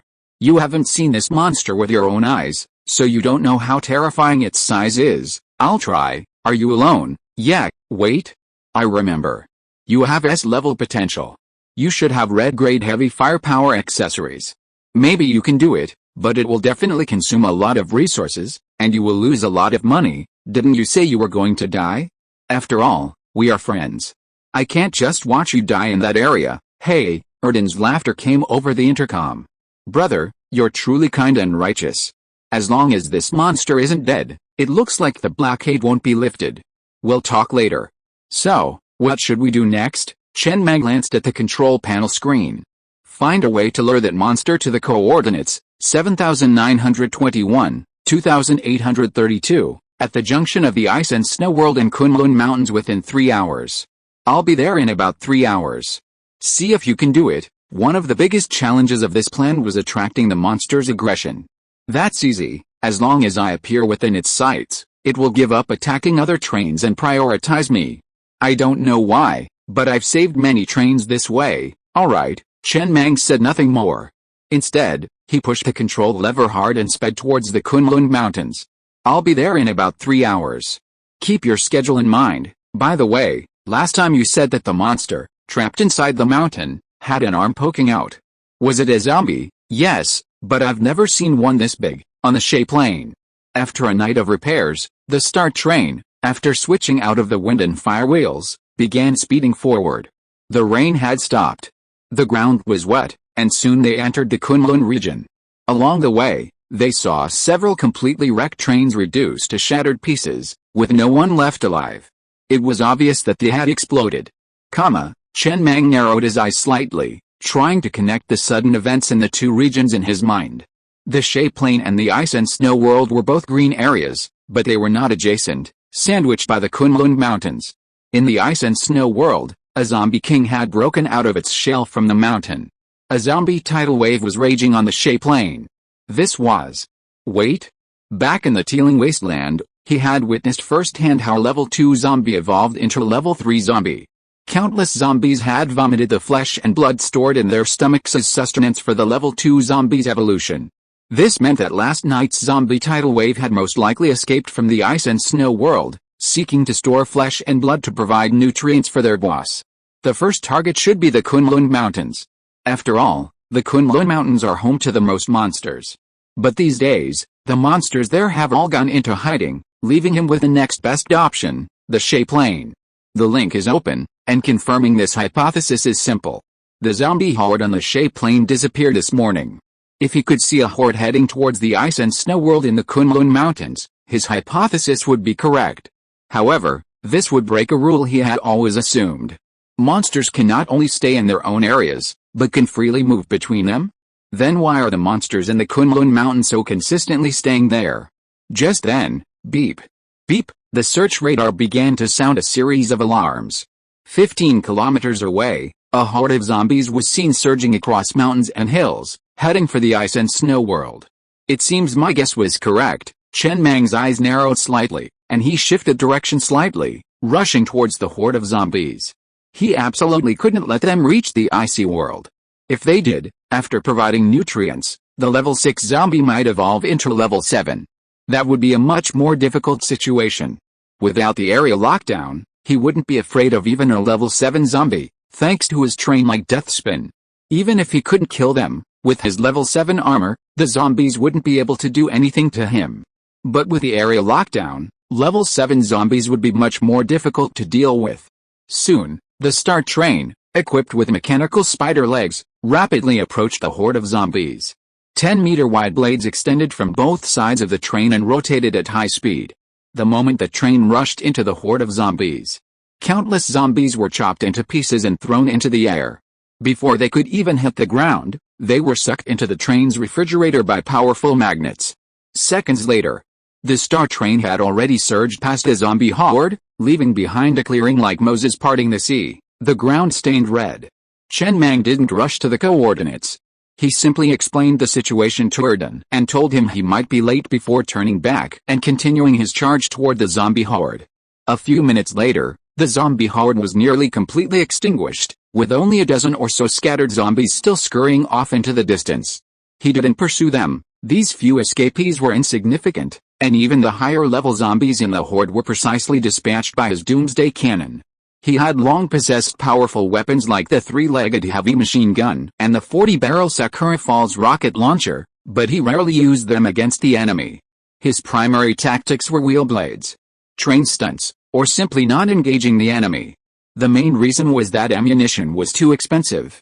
Even with nearly 1 million in copper mines, he couldn't afford to use them.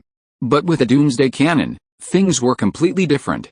2 consecutive have-cost super mod effects directly reduced the price of a level 6 artillery shell to far less than a level 6 heavy machine gun bullet. Finally, he could use his long-range firepower weapons with a bit more abandon, freeing up his attack options. After dealing with this zombie horde, Chen Mang casually glanced at his harvest before once again steering the star train deeper into the Kunlun Mountains. Zombies generally don't drop anything valuable, but he had just spotted a train order among the harvest. Another train order. Zombies seem to have a slightly higher chance of dropping train orders than other monsters. At the beginning of the apocalypse, many train operators earned their first train order by killing zombies, thus launching their journey to wealth. Once this matter was dealt with, he would examine the drops from this zombie horde and last nights. It was likely that flesh would still be the main source of drops. 4 hours later, the star train finally arrived belatedly at the agreed-upon destination Witherden.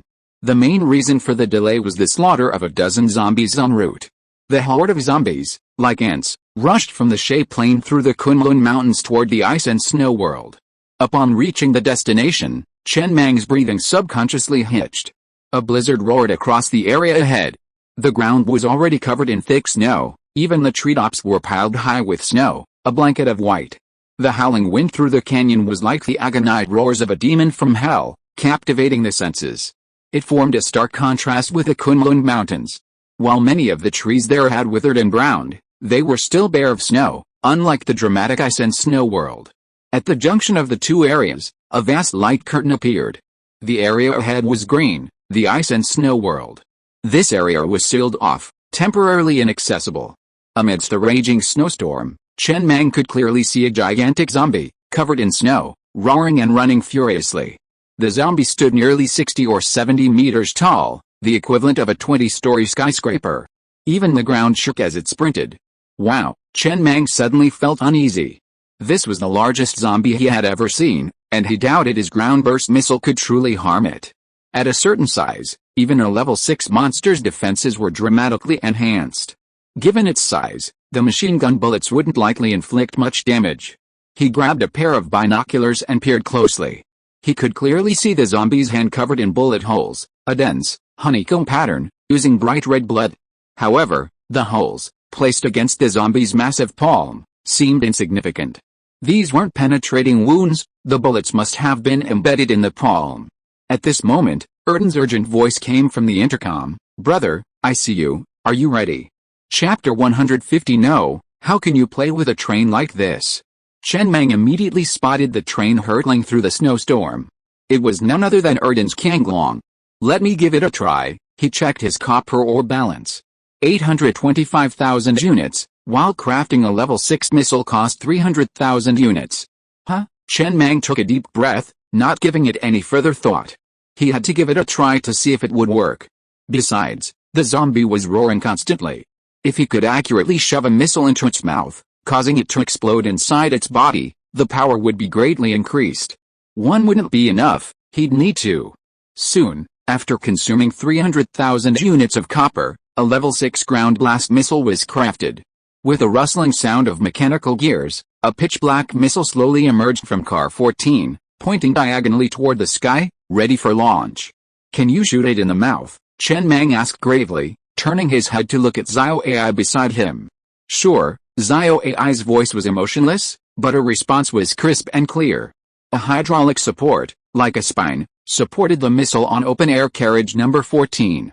With a roar, a deep blue flame erupted from the hexagonal nozzle at the end of the missile, instantly raising the temperature around the train to fever pitch.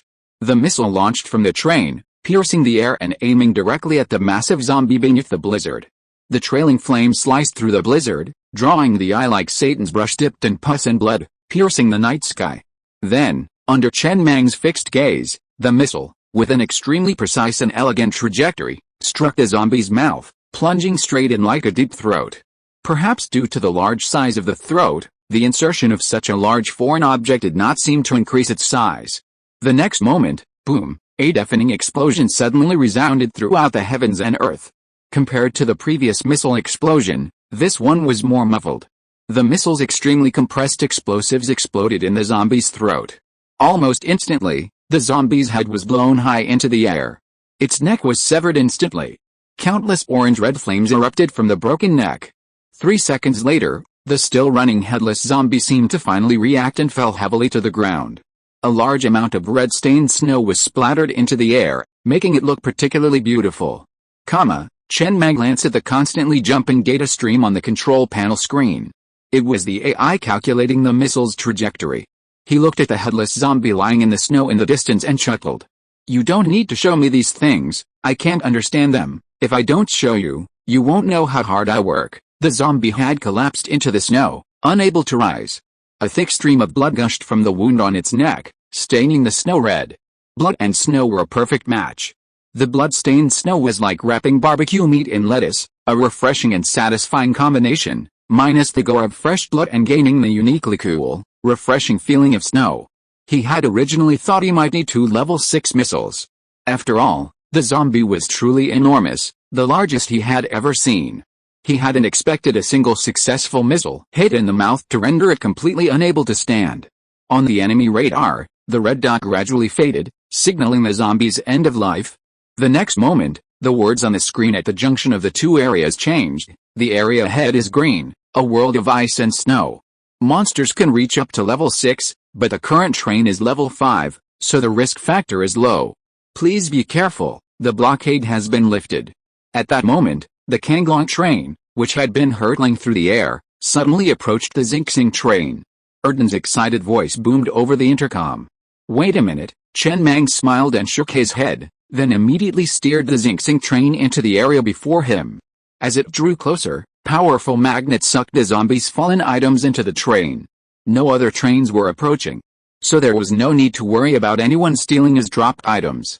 Even if they wanted to, they couldn't outmaneuver him. Erden certainly wouldn't try to steal them. If Erden were that kind of person, he wouldn't come to his rescue. Just then, the Kanglong train turned and landed beside him. Erden, clad in his military coat, jumped down from the train compartment with a look of excitement on his face.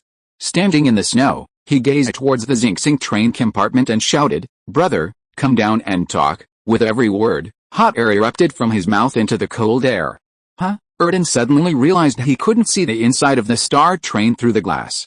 He couldn't help but ask in disbelief, "Brother, you didn't upgrade the yellow-gray dust-free glass accessory to level 5, did you?" Not long ago, a train conductor was crying on the train radio, saying he thought the level 5 supermetal effect would bring something good, but in the end, all he got was a supermetal one-way window. What a waste of iron ore. As the words fell, Chen Mang also pushed open the train compartment and jumped down. Leaning on his cane, he trudged through the snow toward inside. He pulled out 2 cigarettes, lit one for himself, and handed one to Erden. After a long sigh, he looked at the giant zombie lying in the snow not far away and sighed. Brother, did you have your fortune told before the apocalypse came? This area was fine. How come there are so many troubles when you came? Hi, Erden said in a low voice with some embarrassment. You can't blame me entirely for this. It's a long story, I'll tell you slowly later, but brother, I really envy you. S-class potential is really good, those level 6 trains are still using machine guns. Brother, you have even made a level 5 train with missiles. It's simply a dimensionality reduction attack. It's a pity that I haven't seen the large firepower accessories of the A-class train, the world-worthy, on the shape lane, but it is definitely not as good as this, brother. Then he looked at Chen Mang seriously and spoke. Thanks, brother. If you hadn't come this time, I would have been exhausted to death in this area. I'll reimburse you for how much copper ore your missile used. Chen Mang glanced at Erden and said casually, 300,000 units of copper ore. Erden was silent for a moment before continuing, we'll talk about reimbursement later. All the copper ore in my train has been mined. Brother, I'll remember your kindness. If you need me in the future, just tell me, as long as it's not something that requires me to die, just say the word and I'll come immediately. I thought you would say that I would go through fire and water without hesitation. That's a bit fake. After all, who isn't afraid of death? But Erden tightened his military coat and looked at the thinly dressed Chen Mang with a hint of doubt in his eyes. It's so cold, and you're wearing so little? Aren't you cold? Not bad. Chen Mang patted Erden on the shoulder and said with a smile, the accessory of the clothing customization production line has been upgraded to level 10. It has a temperature locking effect. You won't be cold standing here for a while. Why, you haven't upgraded to level 10. This supermetal effect is quite useful. Erden's mouth twitched slightly without saying anything. Even if he suddenly had 1,000 Murphy stones in his life, he would not take out 8 Murphy stones to spend on an accessory like the clothing customization production line. Just for such a temperature locking effect, he would rather wear more clothes. Okay, Chen Mang pointed to the huge headless zombie not far away. Let's talk later. I still have something to do. I have to cut up this zombie and collect it, so that it won't freeze. Wait, Erden looked at the zombie not far away in confusion. Brother, you are not the flesh and blood train. What do you want this thing for? Keep it first, maybe you can use it in the future. After all, such a big zombie is not easy to find, and you can also use it if you trade with the flesh and blood train in the future. No, brother, doesn't flesh drop when you kill zombies? The kind of flesh and blood material with units is the key to upgrading the flesh and blood train. However, the flesh and blood train will indeed devour this flesh and blood as a snack, but it won't take so much. Really? Chen Mang silently looked at the zombie in the distance. He always thought that the flesh and blood train was upgraded directly with flesh and blood.